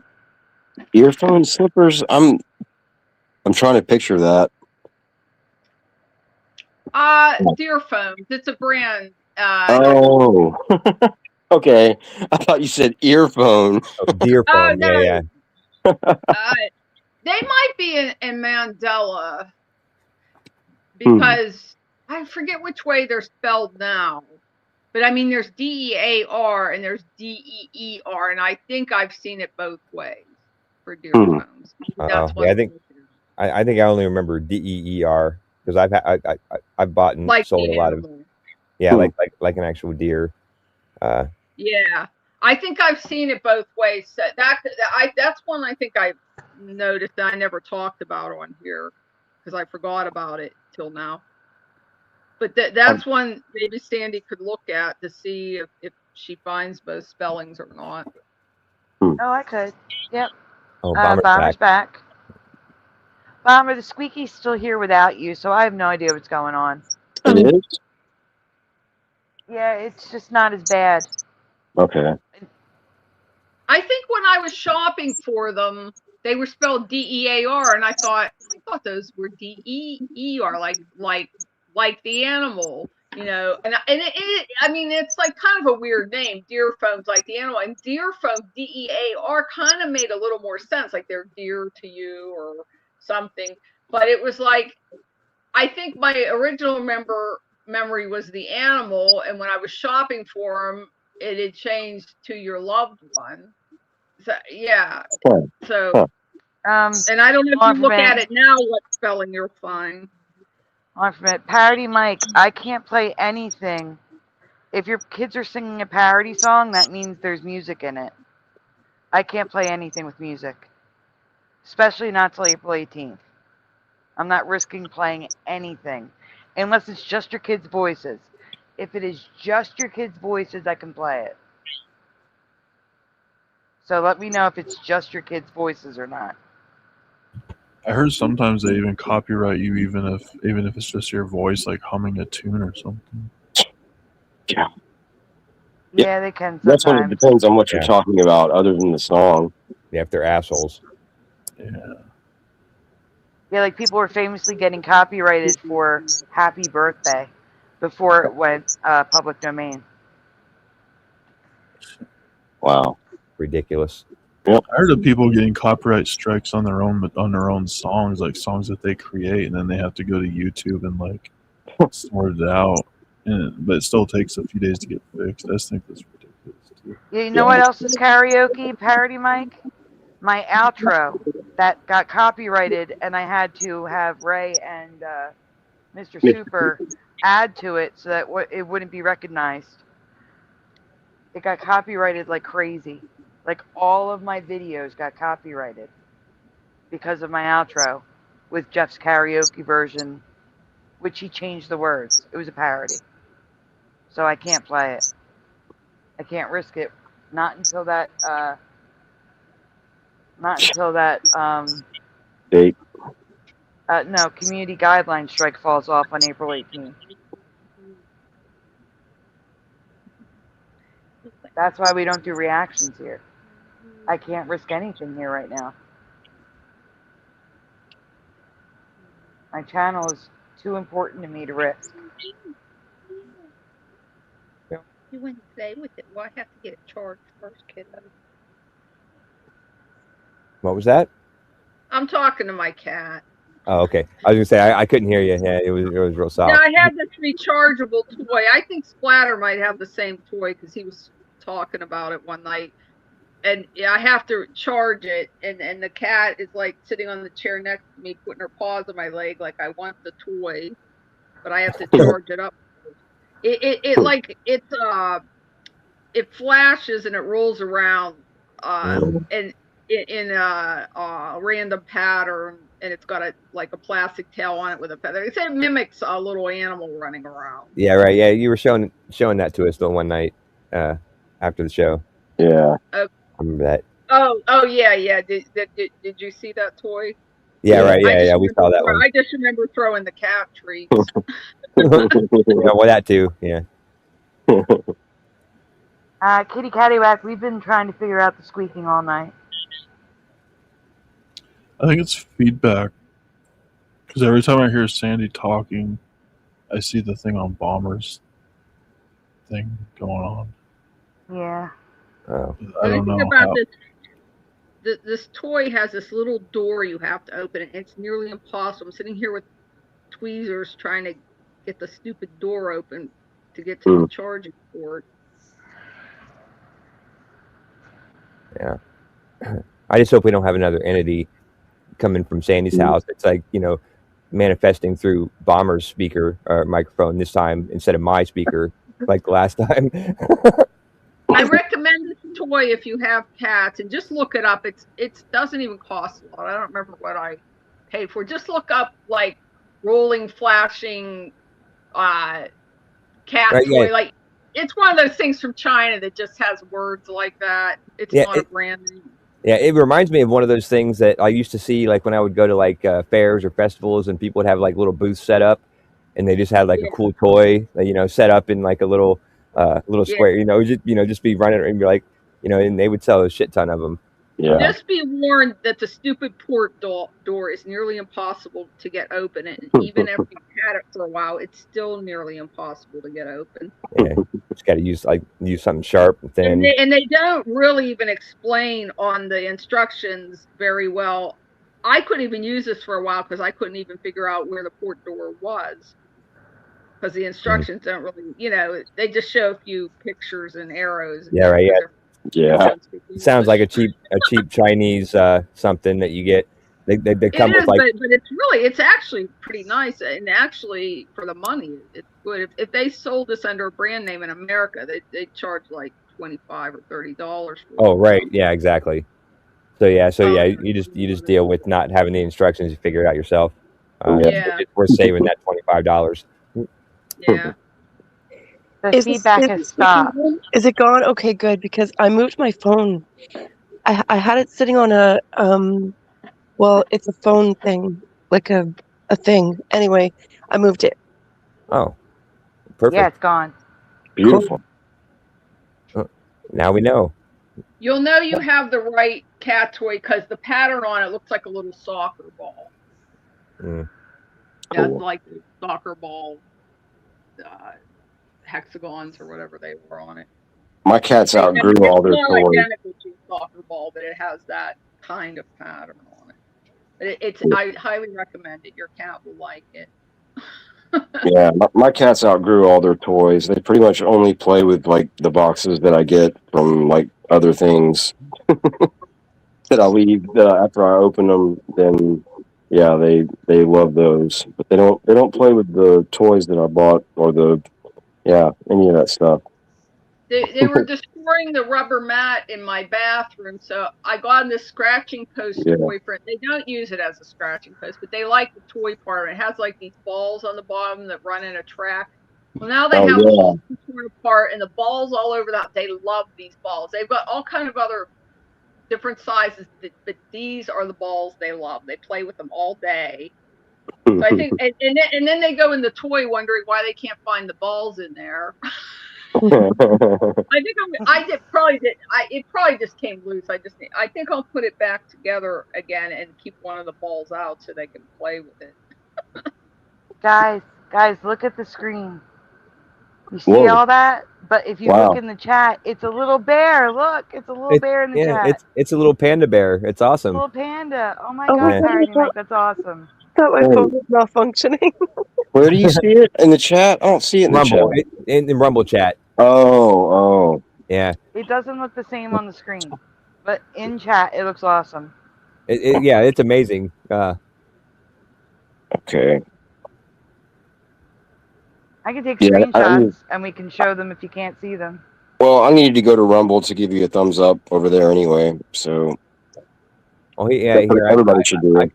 Take the screenshot, and then Yeah, that way you don't have to screenshots screen and show it that way. That way they can see what it looks like if they can't see it over on Rumble.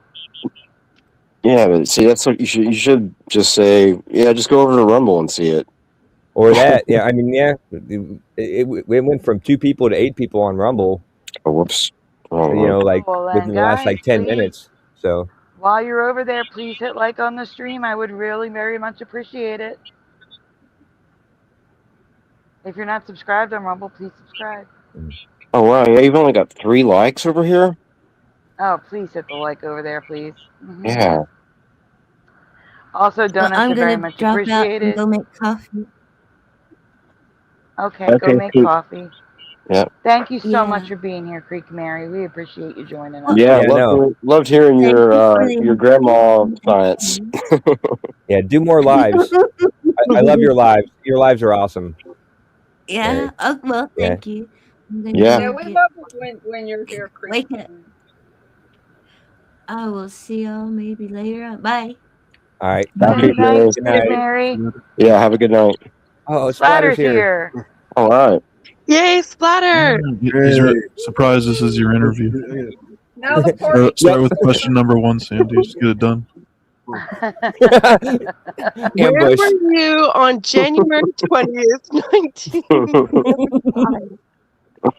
In January 6th, you mean? We'll do it 1 question every show if we have to. We'll do 26 shows if we have to. I think I got the volume problem.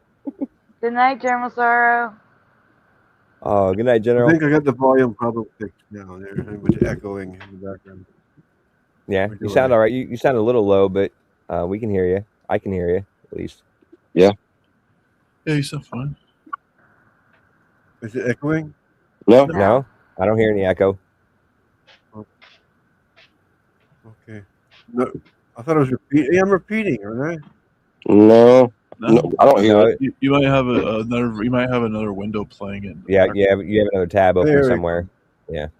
That happened to me one day, and I was hearing doubles of everybody was going on. Yeah, that happened to me earlier tonight. Nah, just ignore me. Keep going. Oh, I was gonna say. Were you gonna say something? I was gonna say something, but you guys keep talking for a minute because you know it's gonna take me like 20 minutes anyway. Yeah. I got the parody mic. Oh, look how cute! Oh, he's so cute. Yeah, isn't that awesome? Like he did that all with text and dots. That's crazy. Yeah, you guys are freaking amazing that can do that kind of stuff. That's cool.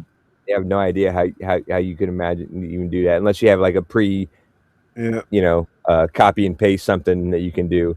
But going through and doing that manually every time, that would take like 20 minutes. Yeah, I mean that's a special mind that can do that without just doing it, like seeing it in a different way. Yeah, it's awesome. Yeah, he's got he put another one in there. I haven't. Oh, all right. Yeah, here. Let me get this one. Yeah, Angels Don't Fall. He used to do stuff like that. Oh, did he? Yeah, but not to that degree. Like that was awesome.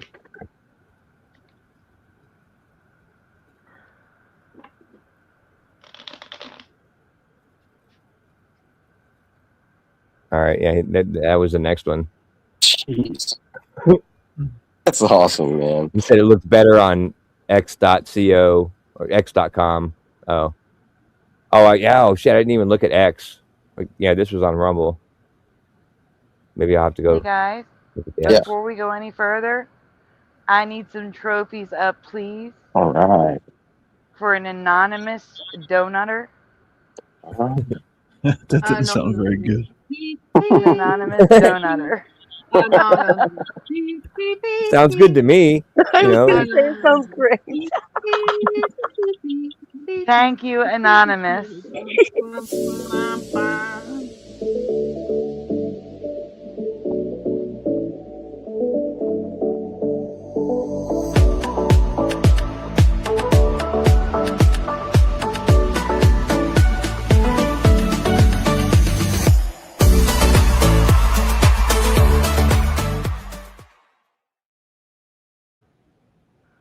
Thank you, anonymous donutter, and Splatter. You're going to have to stay there for a moment. No, I was just joking. I'm putting my It sounds trophies in the fine. chat.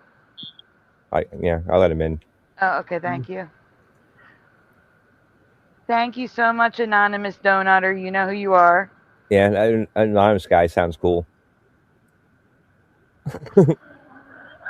Always. Yeah. Oh, I'm not even there. Now you're here. You're here. We hear you. Oh, okay. Yeah. This guy's a man of mystery. Maybe one day he'll reveal himself. Maybe. Yeah, I doubt it. Oh, now we're hearing you twice. What? We are? Oh, maybe. Sorry, not just me. Sorry. No, I got everything turned off. Yeah. Sorry, that was me. Like, I went to X to go see in the chat if that thing that Perry and Mike put in there looked better on X, then and so then I heard I heard me talking twice. So yeah, it's all. It's your fault. It's my fault. It was my fault. I wasn't blaming you. I was just saying. Somebody... Yeah. You stick your toe in your mouth. Thank you again to our anonymous donator. And thank you for putting the trophies in the chat, everyone. Toe nutter. The trophies look great. Look at, there's so many in a row. And none of them are cut off. Yeah. I can't add any myself, but I'll just say trophy. Jariah says Josh is to blame. What do you mean, Josh? I'm to blame for everything. I'm used to it. So yeah, you can always blame me. When in doubt, blame Josh. Even if I've never met you or been in your state or whatever, be like something goes wrong, just be like, oh yeah, that's Josh's fault. Yeah, I broke a plate the other day, and I knew it was you. Oh well, I had a dream about you breaking a plate, so that probably was my fault. Really? No, I'm just kidding. No, I'm just kidding. Well, you could have really freaked her out there. So cool. Yeah. As the plate breaks, just go, oh God, Josh. We had somebody that we worked with at McDonald's when we were teenagers, and everybody blamed everything on Troy. He worked there for a few years, and even if he wasn't at work, if something happened, it was Troy's fault. And even our boss, like the owner of the restaurant, she would even blame things on Troy. And then he left. He wasn't working there for a while, and we kept blaming things on Troy. I would have left too. He took it well. It's my day off. How could I have done that? Yeah. No, he had a good sense of humor. It was all laughs, anyways. Yeah. You got to love when they have a sense of humor. Yeah, he was laughing in front of you, but then when he went home, he was probably cried himself to sleep. Yeah, that's right. Thanks, Astral. We're trying to make her feel better, and you just make her feel worse. I never felt bad because he was one of my friends. Like, we were all friends. I know. I'm just. Am I back? You're back. Yeah. You're back. You're bad. StreamYard kicked me out about 5 times tonight. I love you too, StreamYard. I don't think StreamYard likes you. I did report that StreamYard kicks people out from tablets and phones a lot. Oh, they're not the popular people. Mm-hmm. Yeah. So Josh, have you heard of Jeremy Hales of What the Hales? Oh yeah, I've been watching him for 6 or 7 So years. Like you know the Blame Jeremy song. the Blame Jeremy. Yeah, I absolutely Yeah. know that. Yeah. Yeah, if you don't have any ketchup, blame Jeremy. Yeah. Yeah. He's mostly a guy that buys storage units, and he does other things too. And he's gotten into all these lawsuits because all these ridiculous Florida men have done all kind of illegal, crazy stuff to him. So he's in all these lawsuits, and everybody blames him for everything. And so he's on lawsuits now. All these lawyers are covering him, and and he's funny. He and his wife are really funny. So, and these lawyers are funny, have a sense of humor. So one of the lawyers wrote this Blame Jeremy song, like, if you have a hangnail, blame Jeremy. And like the whole song is all these like blame Jeremy, because that's what these people do. Yeah. They do stuff and then they act like he did it to them, and then they blame him for what they're doing. Yeah, we should do we should do a show about the whole Jeremy Hale saga, because I've been watching him since before he ever even moved to Florida. You know what I mean? You can't even. You could spend days talking about it and not even tell all the parts of it. That's how convoluted and that's how I don't even know what the word is.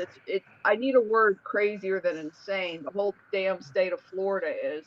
Including their whole law system, because it just his whole legal battles has been going on for 3 years at least. Okay, so first it was just stalkers. Okay, so he's a YouTuber. He got insane stalkers, and they came from another state. They didn't even come from Florida. Okay, well that's its own thing. Okay, that was just the start. Well, she came from Florida. She just came from a different part of Florida. The original did she come? stalker. Yeah, and then where she he came moved from in this little backwater town, the whole town is insane. I'm not. That's not an exaggeration. The entire town is insane. They're actually intermarried. So your brother and your cousin are the same person, and so the little town started doing all kind of illegal things to him. The people he bought his property from did illegal things. His neighbors were encroaching on his property and dumping their trash on us. So then it was the little town and the stalkers. So he called the police. Guess what? The police are corrupt. So then the police got into the saga, and they're all a mess. So he goes to the social worker from the law system, and her son comes and assaults him in a restaurant and dumps a drink on a Coca-Cola or something on him. So they're corrupt. So he goes to this judge. Oh my God! And the judge takes away 5 of his 7 civil rights, and doesn't even let him. The judge was corrupt too. And he doesn't even let him put on his case. He listens to the batshit crazy stalker lady who has no leg to stand on, but he listens to her and sympathizes. Does not even let Jeremy present his case. Yeah. Well, I mean, he talked to her like twice. And he took away his right to bear arms, his right to freely assemble, his right to right to drive down his own street to get to his house. Right to drive down. So this is the corrupt judge now. And then he goes to Tallahassee. He kicks it up to there, and they're giving him problems. The only place he's getting justice is because he happens to be a dual citizen of the state of Ohio. And Ohio is the only thing that's protecting him. He was able to get restraining orders against these batshit crazy people from Ohio, and Florida won't enforce them. And Ohio is not. They're suing everybody. He's suing the whole state of Florida, basically. He should be. It sounds like that movie, Nothing But Trouble, with Dan Aykroyd. And I mean, really, they're afraid and they're freaked out by it. But they always make humor. They make humor out of everything. Yeah. And these lawyers make humor out of it. So there's this Blame Jeremy song. Is it a what? True story. Is it a true story? Oh yeah, no, this is a true story. This is a true story about a YouTuber. This is so batshit crazy. You couldn't make it up. The whole state of Florida's lost its damn mind. Yeah, he spent I know over there's corruption everywhere, but it goes to whole new levels in Florida. Yeah, last I heard, I haven't followed the Jeremy Hale saga for probably the last 6 months or so, but I still follow the law tubers that he's friends with, like the Megan Fox and Umbrella Guy, Yeah, they're funny too. or whatever. Megan And Fox is funny, but he spent over, the last I heard, $150,000 in attorney fees, defending this case, yeah, and these people, they mess whatever. with the It's probably wrong damn 200,000 person now. when they mess with him. They mess with the wrong person. Is what They do. definitely mess with the wrong person, because he's not backing down. He's not No. only, he's going after them because they got other YouTubers involved that are just like totally stupid. They've gotten all these law tubers in trouble, and their own lawyers in trouble. Wow. Anybody that Oh yeah, deals right. with Yeah, them, Bruce they and turn on each other too. They throw each other under. What's happening I don't follow every day on it, or I check in on it every once in a while. Overall, what's happening now is they're finally starting to get justice. They're finally in real courts with real judges that are Thank ruling God. like human beings. And so Yeah. these people are finally starting to be found guilty for stuff, which it's taken years to get to this point. It's been years since the law battle has Yeah, been. the batshit crazy judge that took away his civil rights was calling the law tubers and getting himself into deeper trouble,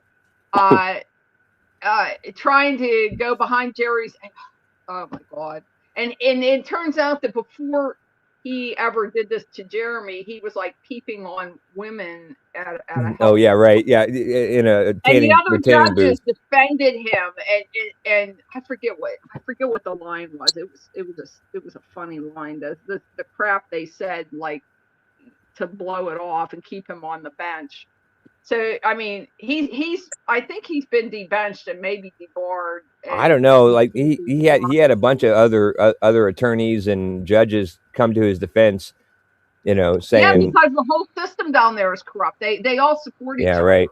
Yeah, and it they was were messed up. supporting all the batshit crazy people. They were supporting the neighbors that were waving guns at them and threatening to kill them all the time. Yeah. Horrible. Don't move to Florida. Don't move to Otter Creek, at least. No, I think it's the whole damn state, because I've heard so many stories about Florida, not just Otter Creek. Yeah, but Otter Creek is the epicenter, I think. I remember calling Florida like back way back when I was like probably 16, like working for a call center. And Florida was one of the states that we called, and you would get the absolute worst people or the sweetest old people. Like it was one or the other, but it was the absolute of either side of that. And well, that's why Jeremy fights hard, because actually in Otter Creek there are some of those sweetest people. Yeah. And like, so to him, he's not just doing this for himself. He feels like he's defending the innocent people. But we could be here all night telling Otter Creek stories. It's so convoluted, and I haven't even told all the things that happened to him. There was this woman that crashed into his gate in her underwear one night. Totally Oh yeah, that was pretty funny. Yeah, and she was a realtor. She was the realtor of the town. Realtor. Yeah, she was the realtor of the town. Yeah, she crashed into his gate. So Florida man, there's also Florida woman. Yeah, Florida woman. Exactly. Yes. Yes. And then, like, the mayor was holding the water. First of all, the water was rancid, filthy water, but he would hold it hostage and make people give him sexual favors if they wanted their filthy water turned on, that they would have to boil to drink anyway. And he was the one keeping it from getting fixed. The government offered free money to come in and fix it. And he said, no, we don't want your free money. We want our filthy water so I can hold it hostage and get sexual favors for it. What? Wow. And then Jeremy instantly moved to this place, not knowing any of this shit. And wait. Can you go back a second? Yeah. I missed the part. You said he doesn't want the water fixed because he's gonna hold it back for sexual favors. The mayor, yeah. He's not the mayor anymore, and he's under all kind of lawsuits. That's what the mayor was doing. he's interrelated to people. I mean, they married cousins, and it's that kind of a play. One of the guys on the town board is named Stewart. Stewart. Yeah. Stewart. Yeah. Oh my He God. was the guy who read the water meters. And so Jeremy didn't even need the water. He has water on his property, but he kind of did it to sort of help the town. So he got this 2-inch line put in, and they started charging him double of everyone else. And they kept making up excuses of why they were just wanted him out of there because A, he's from the north, B, he has sort of a common law wife of sorts, and she's actually Egyptian, but she sort of looks Asian or Mexican or anyway. So to him, that's a mixed race marriage, and he's a northerner. So they wanted him out of there.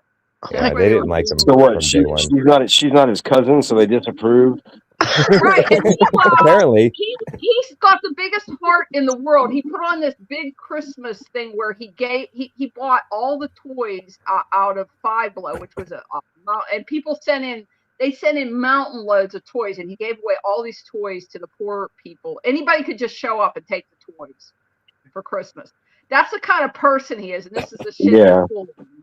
Wow. Yeah, and the sheriff's department didn't like that because like, this tiny little town of 100 people, he's having thousands of people coming in, and so they had to direct traffic, and they were pissed about that event, even though he was helping thousands of children kids were getting toys for Christmas because they had to whole direct area traffic. it lives on welfare, and they're all poor, and they can't afford toys for their kids. Wow. But yeah, people drove all the way from all across the country because I mean he's got like I think it was around his like 500,000 subscriber podcast. He had a party for that too. 500 his 500,000 subscriber, and invited a bunch of people to the town, and did this thing, and anybody could so the come. town hates him. He had a lot of security. Yeah. He said, "I have armed security." Like he. Oh yeah, right. Oh yeah. He's not shy about his arms. I think I've seen that channel before. Like, does he buy like storage lockers? Yeah, he buys storage units. Yeah. Okay. That's what his channel was originally about. That's what I found out. I saw that a long time ago. They're not married, but I'll call her his wife. And there's a big mystery as to why they're not married. Nobody knows why, and you're not allowed to talk about it. It's kind of the elephant in the room. That's the only thing I don't like about him is he won't ever explain that, and he won't let anybody talk about it. So I don't know what the story is. Yeah, well, it's nobody's business but his, his and George. It's their business. But it doesn't matter. I like them anyway. I don't know why I lost my train of thought there, but whatever. Yeah. Anyway, that's a great channel. I put the links to his channel. Thank you, Josh. She had her thyroid taken out from thyroid cancer. Never happened behind so that's why they wanted to have a second home in Florida, so they could go there in the winter, because they've got a beautiful place in the woods in Ohio where it's peaceful and there's no strange mayor, no drama, nothing. They get along great with their neighbors.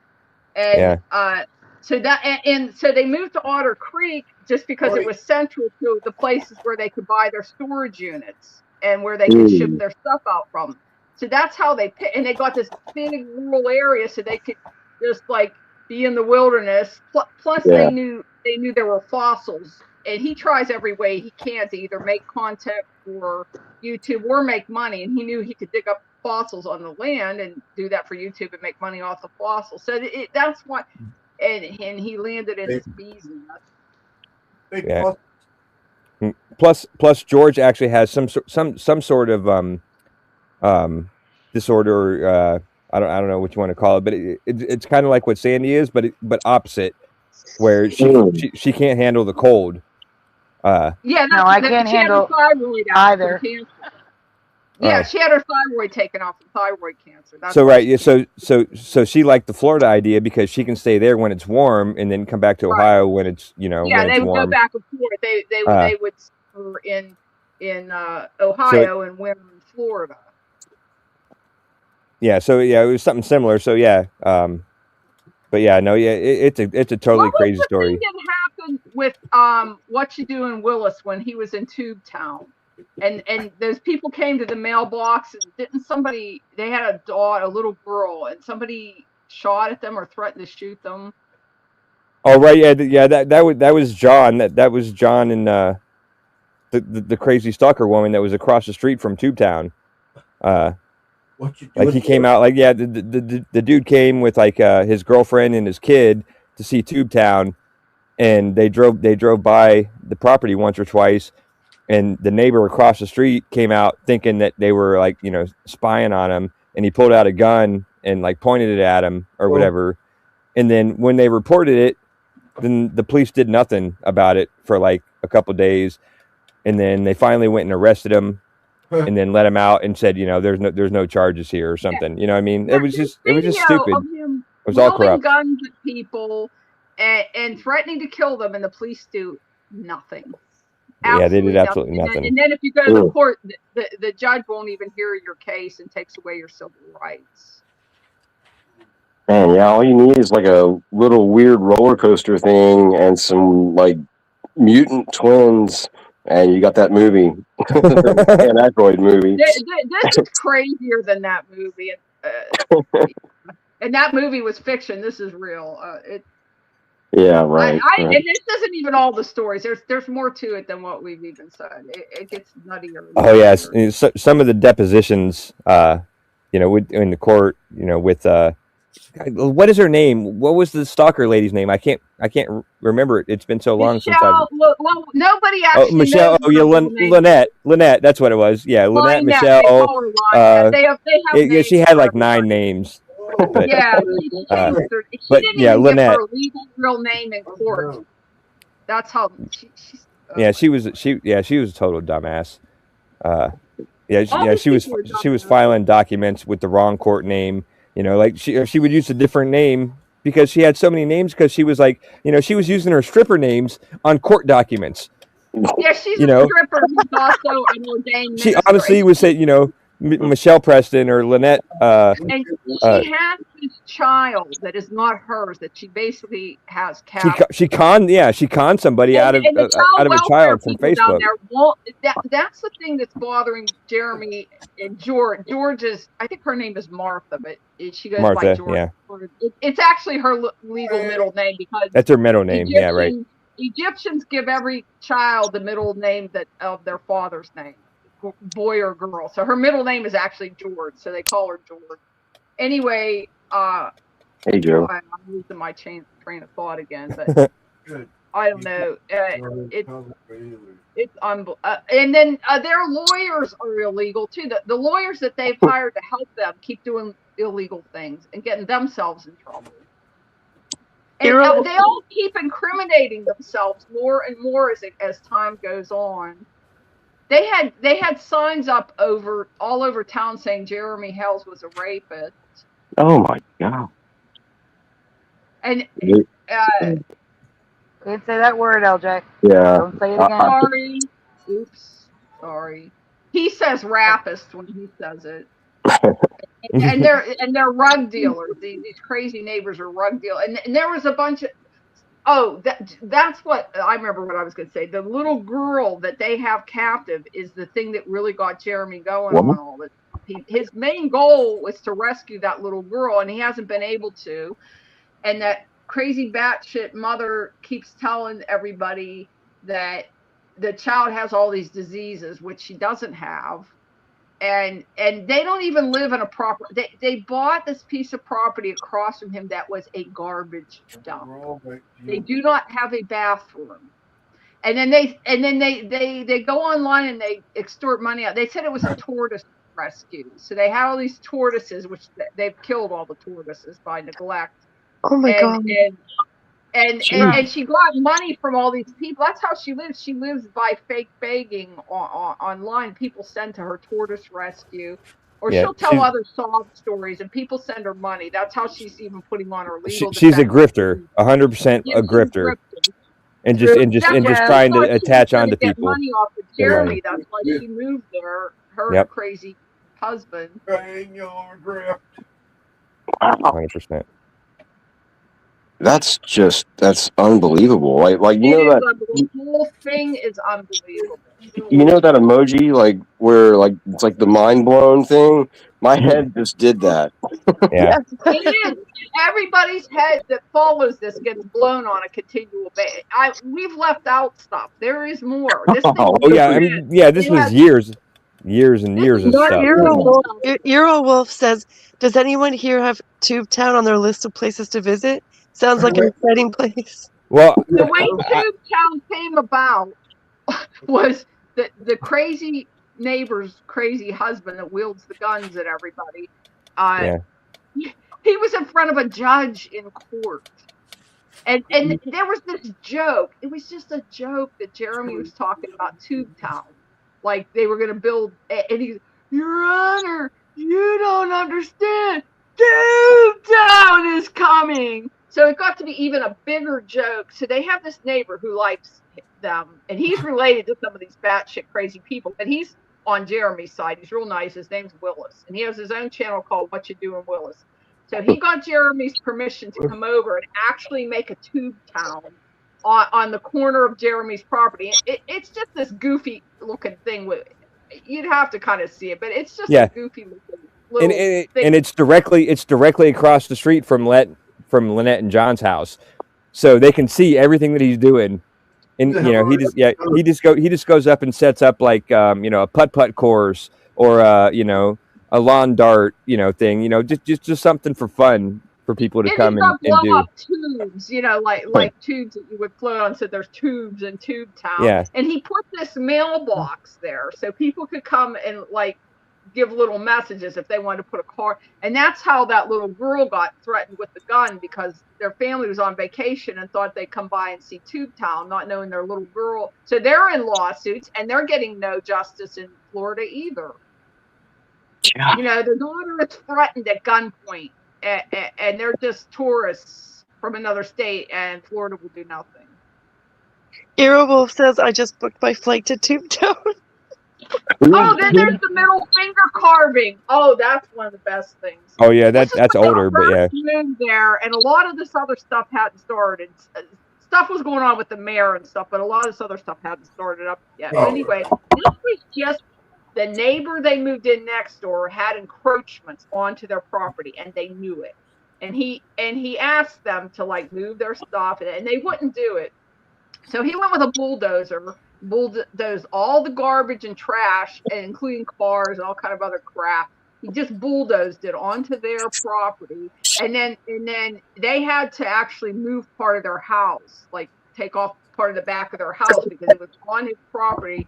So they came over, and he had this big tree stubber. They carved it into a finger, a hand with a finger. You're a bitch. So, I've heard something about that. Like, yeah. So Jeremy went out and carved it to make it even more realistic. Calm down. And he faced it toward them. Yeah. So once it was faced toward them, they built a fence so they couldn't see it anymore. But the people come. Their friends of theirs come and get their picture taken next to the middle finger. wow. Yeah, I think I'm actually thinking about something else. It was a comedian that was. And their Maybe- neighbors have also set fires, not to Jeremy's property, but to other properties, because they're meth heads. They've got meth head neighbors that do all this. Oh my God. And there's even more. These are not even. There are even more stories. These aren't even all the stories. Eero Wolf says, "I just booked my flight to Tubetown, but the hotels are all booked up with no vacancies. I'll take pictures and let everyone know how You it can get goes." a room at the historic schoolhouse. You might be able to get a room. You'll have to watch to find out what that is, but yeah.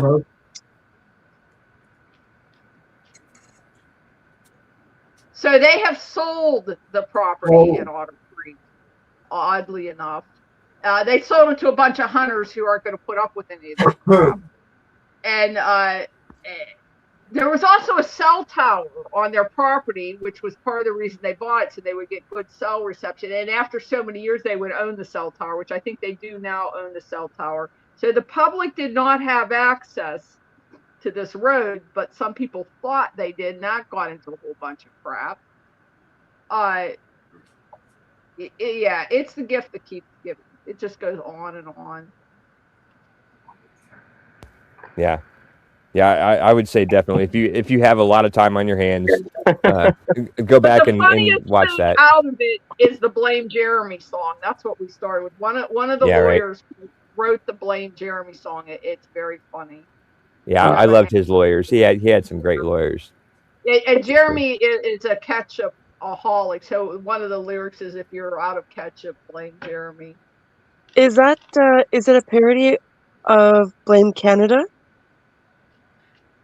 No, I don't think it has anything to do with that. It's just all these people blame Jeremy for everything. They blame him for what they did themselves. The song, I mean. Yeah, it probably came a little bit from that reference. Like, I guess I don't think the actual tune of the song or whatever was like that, but that's probably where the idea came from. Was blame Jeremy. So yeah, blame Josh, blame Jeremy. yeah. Blame Josh. Like, feel free to blame Josh. I have no problem. Instead of saying, like, I know a lot of people don't like to take the Lord's name in vain. Instead of saying "God damn it," say "Josh damn it." Yeah, that's fine with me. Like, I won't be offended. That worked. Yeah. Oh man. Guys, I'm going to tell you, it's 7 a.m. here, and the birds are starting to chirp right outside my air. There's a nest underneath my air conditioner. Damn it, Josh. Yeah, that's what I was going to say. Blame Josh. That's good. That's funny. Yeah, it's my fault. It's 7 o'clock. Yeah, Josh broke the sun. Yeah, I secretly control time. Whenever Josh wakes up, the sun goes out and goes dark for a few minutes. Yeah, right. Yeah, you lose your background. It's also Josh's fault that the birds build a nest under Sandy's window. Yeah, it's his fault. Oh, those are those birds that I trained a couple months ago to fly to Philadelphia and, nest under the window. Like Game of Thrones, or are you like training ravens to... Oh yeah, Josh, thanks a lot for Chuck Norris. Oh, right, yeah. Yeah, sorry. I went and had dinner with him last week. And, that must have been his downfall. And thanks for telling Splatter that he doesn't have to do a community spotlight. I didn't tell him that. What? No, that's not. I did not tell him that. I told him that he did. I was advocating for the spotlight the other night when we were talking. I was definitely for the spotlight. So that's not your fault? Okay, all right. Well, yeah. Sorry, I forgot. I thought you were serious. I forgot we were, going off with the joke. Sandy's got a wicked curveball. Yeah. You got me. I struck out on that one. But I do think we do need to get going, because like I said, it is after 7 here, and I don't want to wake up the little one that's here tonight. Oh. All right. Well, I'm glad I got to join. Like, I can't believe I woke up and then fell back asleep. This was a packed panel. Yeah, this was a great panel. Really. Thanks for having us. Yeah. Thanks for being here. Thanks for joining us. Yeah. Like, honestly, like I said, I stopped having the open panels because people weren't joining. So the fact that you guys came up here, I really do appreciate it. Really. Yeah, I think LJ has a lot to do with that, because her question was awesome. And it fueled the whole show. Yeah, LJ pretty much set the theme for this panel. Yeah. I had a question for So tonight, trophies up for LJ. What was I your didn't question? ask it because, I didn't ask it because I didn't want to take the panel off track, and I asked enough questions tonight with Astral, so I figured I'll move tonight's panel question to the next panel. Okay. Oh, a teaser. You're not going to tell us the question? So now we're on a cliffhanger. Cliffhanger, yeah. Oh no. I'll tell it to you, but you got to save your answer for the next time we have the panel. We can think. Well, I can't promise, but You have time to think about it, Yep. all right, let's hear it. Don't do it, Sandy. Keep it to yourself. Don't tell us. No, Don't tell you? quiet, No. quiet, I bomber. want to know the question. Quiet you. Spoiler! Spoiler alert! Well, I want to hear the arguments for and against. Why should I not tell them, and why should I tell them? Because this is gonna make us. Okay, this is gonna make everybody really want to know what it is. So it'll make everybody. No. It'll make everybody come back. You should tell us, because then we'll have time to think about it, and and then we'll have more to say. We won't be stumbling on the show, not knowing what to say. That's a good point too, though. Yeah, I was going to say, yeah, it's the same point, except the fact that if you tell us the question, then it's going to make us want to come back, be able to answer the question and talk about it. Be able to answer the question, yeah. But either way, they're both good points, honestly. Well, I think you guys have better points, I think, than mine. All right. Hey, Carrie. I wanna know what you guys think about deniers and people who are not deniers, who just can't see the Mandela effect. I call it Mandela blindness. Do you think it's a choice that they're choosing not to see it? Or do you think it's an affliction where they absolutely, truly cannot see it? Now, don't answer it. Don't answer. The third one. That's a good question. I'll have a good answer for you. Or are they full of shit? That's what I'm saying. Are they full of shit and they're just denying it, or can they truly, absolutely not see it? Because Right. I'm going to save what I want to share too, so I won't even answer that. Look up deer foams and see if it had two spellings. That's what I was going to ask you. Deer phone? Foam. Oh, you're not familiar with them? FOAM. They're really nice flippers. They have fuzzy insides and they have memory foam in the bottom of them. Yeah, that's all. And they have shiny, I don't know, polyester or something outside. You can get them with rubber soles in the bottom, or with I don't know what it is on the other one, soft soles on, and they're real comfy and warm. It is deer foam, DEAR. Yeah, it's changed to that, and I remember it no as way. the animal. I remember it as the animal because It was totally once I deer. saw DEAR, and I remember DEER, I thought deer AR made a little more sense, but it still was a change. I thought, I don't know why it was the animal, and I don't know why it changed. How do you spell deer? Do you spell it DEAR or is it DEER? Like Deer John is DEAR. A deer in the woods is DEER. It was a deer in the woods, and then it changed to Deer John. What if the deer is named John? Maybe it's made of leather, and then when they changed to cheap material, they made it DEAR. They were never leather. They've never been leather. And then what's attractive is DE. They're synthetic. They're like knitted or cotton. There's tons of residue of DEER. Tons of residue. While you're looking this up, look up deer poop. It's not on trees anymore. Sorry, deer scat. It's not on trees anymore. That's Josh's fault too. That's Josh's fault. Thanks, Josh. For what? We said it was your fault. Thanks. Oh, yeah. Well, yeah, I'm looking at pictures of deer. Oh, yeah, because you weren't here for that, I don't think. Oh, deer scat? Oh, yeah, because my grandfather, I said that my grandparents, when they told me stuff, I believed it. Yeah, right. And so when my grandmother said about the toe, or about the crust, bread crust, putting hair on your chest, and she also said, if you swallow your gum, your poop will stick to your bum. Mm-hmm. And my grandfather said that, you know cattails that grow in the water? Yeah. Okay, do you know that fungus that grows on trees? It's like black. It looks black. Uh-huh. Well, my grandfather would point that out, and he would say that's deer shit. And I believed in, so I was. It was for a long time. Like I was an adult in the woods, and I knew what deer scat really looked like, and I saw some, and I remember having a moment and thinking, "Wait a minute, that's deer poop. I know that's deer poop." So, what the heck was Grampy talking about? And I believed this all these years.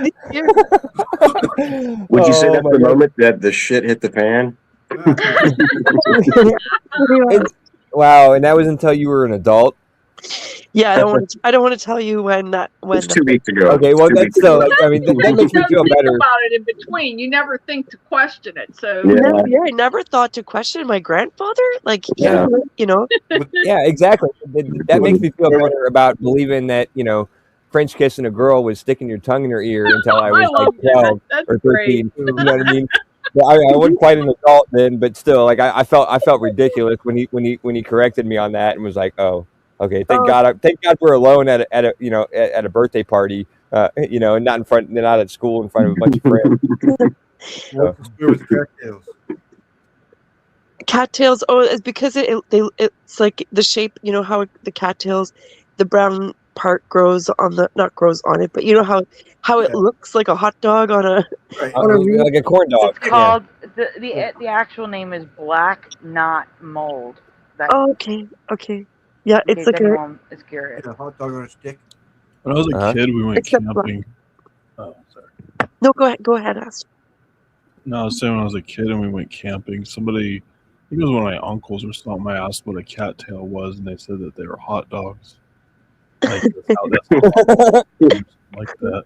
And then I remember I always saw those things for the longest time afterwards, and I always wanted to, like, I actually wanted to eat them because I actually thought, like, they were hot dogs. It looks like hot dogs. Man, yeah, that's like eating a pine cone. They are actually edible. They're very edible, and you can also take them apart and use the inside fluff. Like if you've got a thin spring jacket, like with a double layer, like I don't know how to explain it, but you can poke a hole on the top, cut a hole, and stuff them full of the fluff from the cattails, and it's like survival technique. Like down. It'd be like a down jacket. Yeah.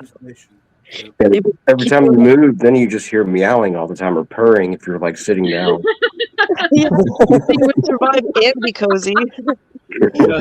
Some video where some guy ate a cattail, like he just took a bite out of it like a hot dog, and then like all this like, fluff like puffed up in his mouth. He was like, "Poof," he, like yeah, that's what I was gonna say. I seen a similar video where they gave somebody told her it was a corn dog, and she bit into it. And they're in the car, and the wind's blowing. As soon as she bit into it, like all the fluff and everything came out, and yeah, it was hilarious.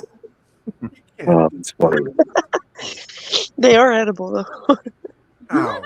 Yeah, I gotta say, LJ, since you've been talking about the deer phones, like not since you've been, but like halfway, like half the time you were talking about it, I was like picturing like novelty earphones that have antlers. Yeah, these are foam slippers. Yeah, I got you now. I got you now. I remember a deer logo, like with a stag deer with horns. Yeah. I don't remember a little deer logo. Yeah, I can see that. And it's a weird name, deer phone. Why would you, DEER? Like, I don't know, you put your hoofs in them? I'm not sure. And so when I saw DEAR, I knew it was a change, but it like kind of made more sense. DEAR made more sense than animal deer. I don't know. It's weird. Yeah. Yeah, I don't know. Yeah, that's weird. I'll have to look. Sorry. Yeah, I have a couple. I think I still have a couple pair of deer foam slippers that I bought at the thrift store because I mean they're super comfortable. Like I mean it's nothing but memory foam. It's slippers with memory foam in the bottom, and they're super comfortable. You walk around them, it feels like you're walking on air. You know what I mean? Like they're awesome. And so I bought them.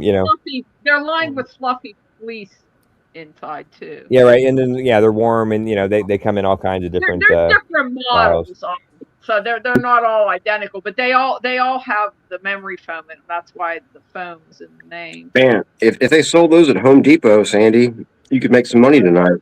Oh, they probably sell them at Walmart. They do sell them at Walmart. Yeah, nowadays. So that's why I quit buying them, because if they're a Walmart thing, they're not a good resale item. Talk to Splatter because he could probably find it for you for like 5 cents.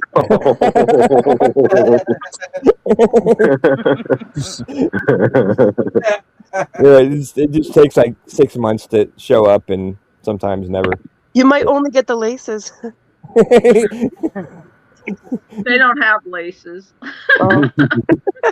You'll get 2 left ones. You'll get a magnet, a picture of it, a picture of them that you can put on a magnet on your refrigerator. Man. Sorry, Splatter. That was a good one. We're just teasing Splatter. Yeah, no offense at all. We're making light of it so we don't worry about you. Exactly. Yeah, Because we're yeah, worried. we love you. Yeah. Yep. Yeah, we're actually nervous.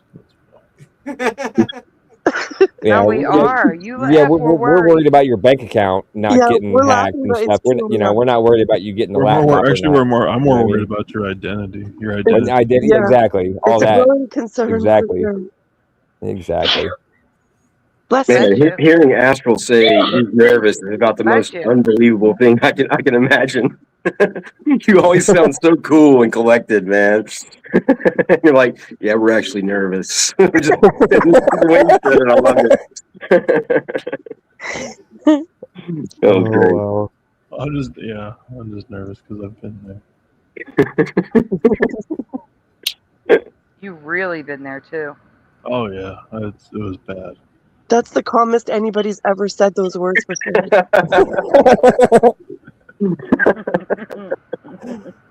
That's funny. Oh. Awesome. All right, Sandy. Now you can end the show. Yeah, great show. Now I'm allowed to end the show. Is that what you said? Permission. Yeah, you have our permission now. End your own show. Josh's fault we were on this. 7.5 hours. Josh's what? It was Josh's fault we were on this. Oh right, yeah, It exactly. was. It totally was my It fault. actually and truly was. It's because I came on so late. Well, in this case, I'll blame Paula, because Paula is the one that kept me up. Like I got no sleep. I got like 2 hours sleep last night because I had to be up at 9 o'clock. No, it was your fault for staying up so late. The night before. Well, no, because that would have been your fault for keeping me up so late. I didn't keep you up. Last night. I didn't Because keep you up. yeah, you wanted to talk in StreamYard and have you joined StreamYard. You stayed out with James and you joined StreamYard. All right. I did stay out with James. But I was home and I was ready to go to bed as soon as I got home, and then Sandy went and got medication though.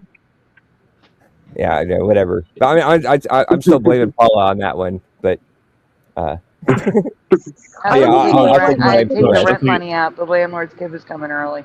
I don't know what happened, but I'm blaming Josh. No, I accepted the blame. It's all good. We can blame Josh. Like, I'm good with that one. No offense taken at all. So I'm doing a scan of who I can see in the chat. I almost missed Ken Raz. Hey, Ken Raz. Hey, Ken. How about Louis? Blame Louis. Sorry. Don't blame Louis. Louis? Yeah, well, Louis is innocent in all of this.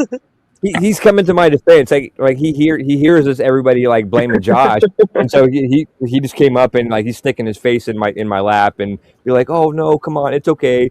Like he's trying to comfort me because he knows I'm getting a bunch of shit. No, he's blaming you for not taking him out or something. Oh, that's probably. Oh, he's probably blaming me for not feeding him yet.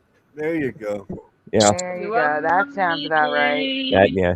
Whatever.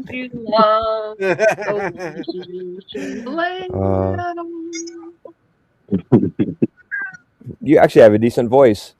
But yeah, Oh my gosh! pretty good voice. The way you said that. I didn't mean it. I didn't mean it bad, but sounds very good. My voice is mediocre at best, and I usually make it worse when I'm on this show. Oh, well, decent, mediocre, they're about the same. Yeah. Yeah. I have some Josh. inspires, but only when you don't have to audition. I can harmonize. That's my one point. Is I am good It's at hard to harmony. sing quiet. You have to sing out loud and Yeah, better than I have. You So. can't Joe whisper says things. the Mandela effect is on you, buddy. The You know whole what I mean? If you're Mandela really effect's your gonna fault. sing, you have to really sing. All right. Which one? The whole phenomena. Oh, Whole the whole, Mandela yeah. effect. So that's cool. Yeah, I'll take the blame for the Mandela effect. That'd be awesome. Maybe I can get more famous than Fiona Broom. All right. First in the chat tonight, we had pushing button 62, Daniel Ripple in second, and David A.K. Logan Freeman in third. Then we had Kitty Cattywax, Little Cam 51, Bomber, Astral Fugitive, Jessica S, Noise Guru, Jeff Zanzibar, Douglas Edwards, Fortune the Flesh, Wow. Splatter 420, Unbroken, Vinny Pots and Pans, William Easton, Joe Monk, Arctic Timberwolf, Dr. Bob's Nightmare, Quantum Effects, Shari Ives, In the Studio, Morgan, Jariah Lama, Noel, Mandanimal, Wolfie, LJ, David Knight, Heart of the Earth, Mustard Seed of Faith, Tyler Betts, Gerald Neal, Ryan S, Super Mario Bros. 3, I Want Tea, D-Man 216, Artsy 909, Joe Bloor, Jennifer, General Sorrow, Roger Ledwell, Billy Powermax, Creek Mary, Blue Riders DG, Hero Wolf, Parody Mike, Melvin U, Sea Lightning, Natasha H, Hammersback, Spiderbite, Joe King, and Kenraz. Did I miss anyone? Did you get LJ? LJ I got. Can't miss that. I think I got them all. That is it. Yeah, who's LJ? All right, guys. That is going to be it for us tonight. I don't know if there's Hero or not. He said last week we were having a show this week, but you know. Wait, did you get Voy? I got Boy. Okay. Boy was on my list. 3,000 names. Come on. I just didn't remember hearing it. Boy's a bot. I also want to thank. Great interview, Astral. Yeah. Thank you. I also Thanks want for to doing it, thank. Sandy. No problem. I also want to thank Bomber, Lil Cam, LJ, D-Man, Roger. Who else joined us tonight? Boy. Who else? Creek Mary. Hey, Little Cam. Creek Mary. Lil Cam's still here. I can't believe Voice left without saying goodnight. I'm so upset. Hero Boy. Hero He didn't say goodnight. Sounds like a bot. I'm just kidding.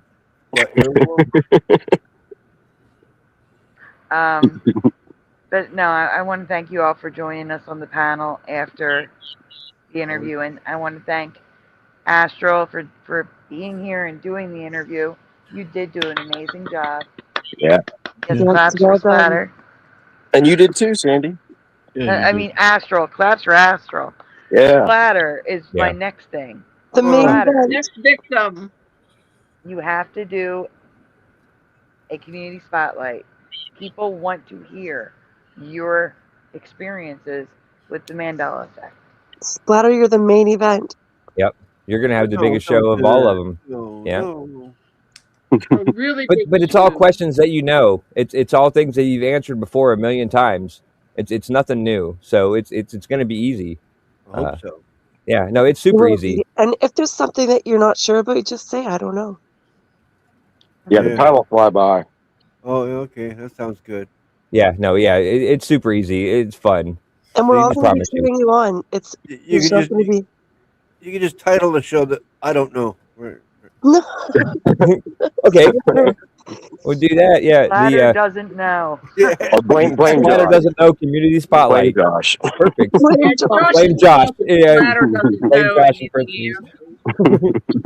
parentheses. Sounds good to me. But as soon as I know if we're having a show in Hebrew or not, I will let you know about our show.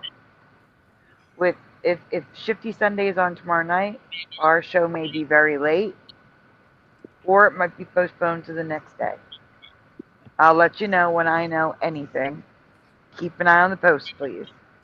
Yep. I should have an update by 9:30 p.m. Earlier if there is going to be a show. So, yeah. Again, I want to thank you all for being here. Once again, before you leave, double check. Please make sure you hit like on the stream. It really does help because this is the main channel. We need some likes here. Yeah. Subscribe if you haven't already. Ring the bell so you're notified when we go live. Excuse me. If you are on Rumble, please also hit like there. Subscribe there if you haven't. If you are on X, please make sure to click the heart button on the post. And if you leave a comment on the post and follow, I will follow you back. Yeah. Also, donuts are very much appreciated. They're very, very much needed because all the apps are expiring. How do I get bought? If you would like to donut like our anonymous donutter tonight, links are in the description. I will thank you on the next show instead of this one. Here is a doggy hugging a donut. I always heard my grandmother always told me that, you know, if you eat a donut, the next thing that you eat is going to be much better than what, you know, than it would normally be. So, It makes your food taste better for the rest of the day. yeah. Sounds like that's science right there. Yep. That is science. Grandma science. Yeah. I don't know if you guys are going to be up, but if you are, we could do an after party show at my place. All right. I am not. I have not been asleep, but Josh has been asleep all night. Maybe he can go. Yeah, I'll stop by for a couple minutes, but I do have to go to sleep on. What's the name of the channel? I'll probably be up for a little bit. Oh, it's bedtime. Or you should quickly put something up while we're doing the outro, so you could drop the link in the chat. Okay, I'm going to scoot out then. Oh, actually, I don't think I can do that quick. What's the name of the channel? No. Yeah. Oh, here I can put her channel in the Bomber 411 is the tag. Yeah. Thanks, Bomber 411. Okay, because I can't even see the chat. Yeah, you type YouTube search. You just type @Bomber411, and Bomber's channel will come up. She throws the best after parties. Do I have your email? You can LJ, I can Kool-Aid. send it to you. I can send you the link. Like I don't know if I have your email or not. Can we drink the Kool-Aid? Sandy has my email. I can send her an email. Okay. I can send her an email. Yeah, it has my secret name that I gave away earlier in the show. Well, I thought you had two different emails. One that showed your real name and one that shows myself. a different name. It was going to happen. You actually cut out at that moment when you said that, like, really? you said something. Yeah, there was No, I heard it. I didn't hear. Yeah. It was going to happen sooner or later. It's like losing my phone. It was inevitable. The only surprise is it happened before now. I think Alright, I did. Maybe I didn't, but I think I did. So just your phone's still that missing Actually, wait. I could just do this. https:// www. I just put a link to Bomber's channel. Oh, okay, I was typing it out. Okay, yeah, I just put a link to the Bomber's channel, and then when she gets something set up. Well, Well, I'm going to Or at least replace be the pinned there. comment because the stream is closed. What? All right. I replaced the pinned comment. That's what I'm about to replace the pinned comment. Okay. Fancy. So now Bomber's link is the pinned comment. Where is it? It is. Perfect. Well, it's going to be. They know it is now. It'll take me maybe 2 minutes or 2 to 5 minutes maximum to. Man, that's too long. Like that, you know, that's way longer than my attention span allows. Well, that's your fault. Sorry. Your fault. I'm just kidding. I'll come back like 5 minutes later, you know, once my attention span, you know, shifts back, and be like, oh yeah, here we go. I have you know, this tab of, you know, 12 tabs open. Same. Hundreds. Yeah. I don't quite have hundreds yet, but yeah. I probably have like 12 or 15 or 20 maybe tabs open at a time. Most of the time. LJ sees the link. Cool. Yep. Okay, guys. Before Josh makes us stay longer. Have a wonderful night. Thank you all for choosing. Oh wait, I didn't say the best chat in the world. Thanks for I didn't get to that part yet. Okay. Well, I You'll didn't. get to It say sounded like it. you Don't were worry. into it. Okay. Nope, you'll get to say it. I want to thank you all for choosing to spend your time with us, because you could be anywhere else, but you chose to be here. So thank you very much. Thank you all of those that joined the panel. Guys, is there anything you want to say before we say goodnight? I just want to say sorry for being such a slacker in the chat tonight. You know, I was tired when I got here, but it is definitely the best chat in the world. And if you're bored around 7:00 on Tuesday, this coming Tuesday, I'll be doing an interview on Megamaniacs. Robin interviewed me on Megamaniacs, talking about World Harvest and, you know, what time? my high school. 7:00 Eastern. So 7, 6, 5, 4 o'clock your time. You'll probably have to watch it on replay because you'll probably be asleep. What time is that? But it's all good. Watch it on replay. Watch it live. It doesn't matter. What time is that Greenwich? Oh, that means that we're gonna need to do a follow-up after the. Yep. Part two. Yep. Exactly.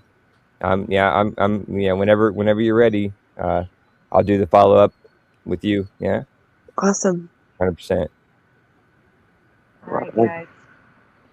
Yeah, thanks And for hanging with out. that, What? I I want said you thanks all for to get hanging some rest because we're gonna have another show tomorrow somewhere. Talking over each other. Enjoy the rest of your night. Enjoy your day. We will see you tonight, guys. You know what time it is. Say goodnight, guys. Good night, guys. You guys rock. Adios. Good night. Have a good night. Good night. Have a Good pleasant night, everyone. Bonne nuit.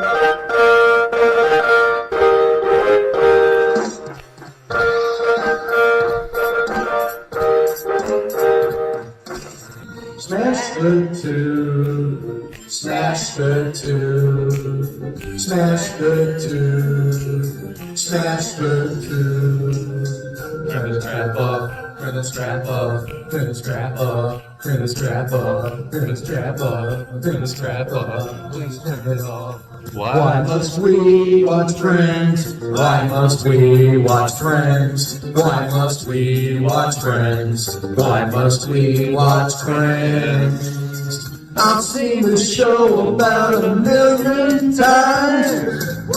Not even funny when I'm drunk or high. Why must we Great watch show. Friends? Thanks for Why joining must us we tonight. watch Friends? Is that freaky? Why must we watch Friends? Wait a minute. Why Reality must is not we going to watch be very Friends? pleasant when all the good people leave. I'm telling you now for the 100th time to change the Isn't even close. How could you say otherwise? The land's everybody, Hebrew 77 here.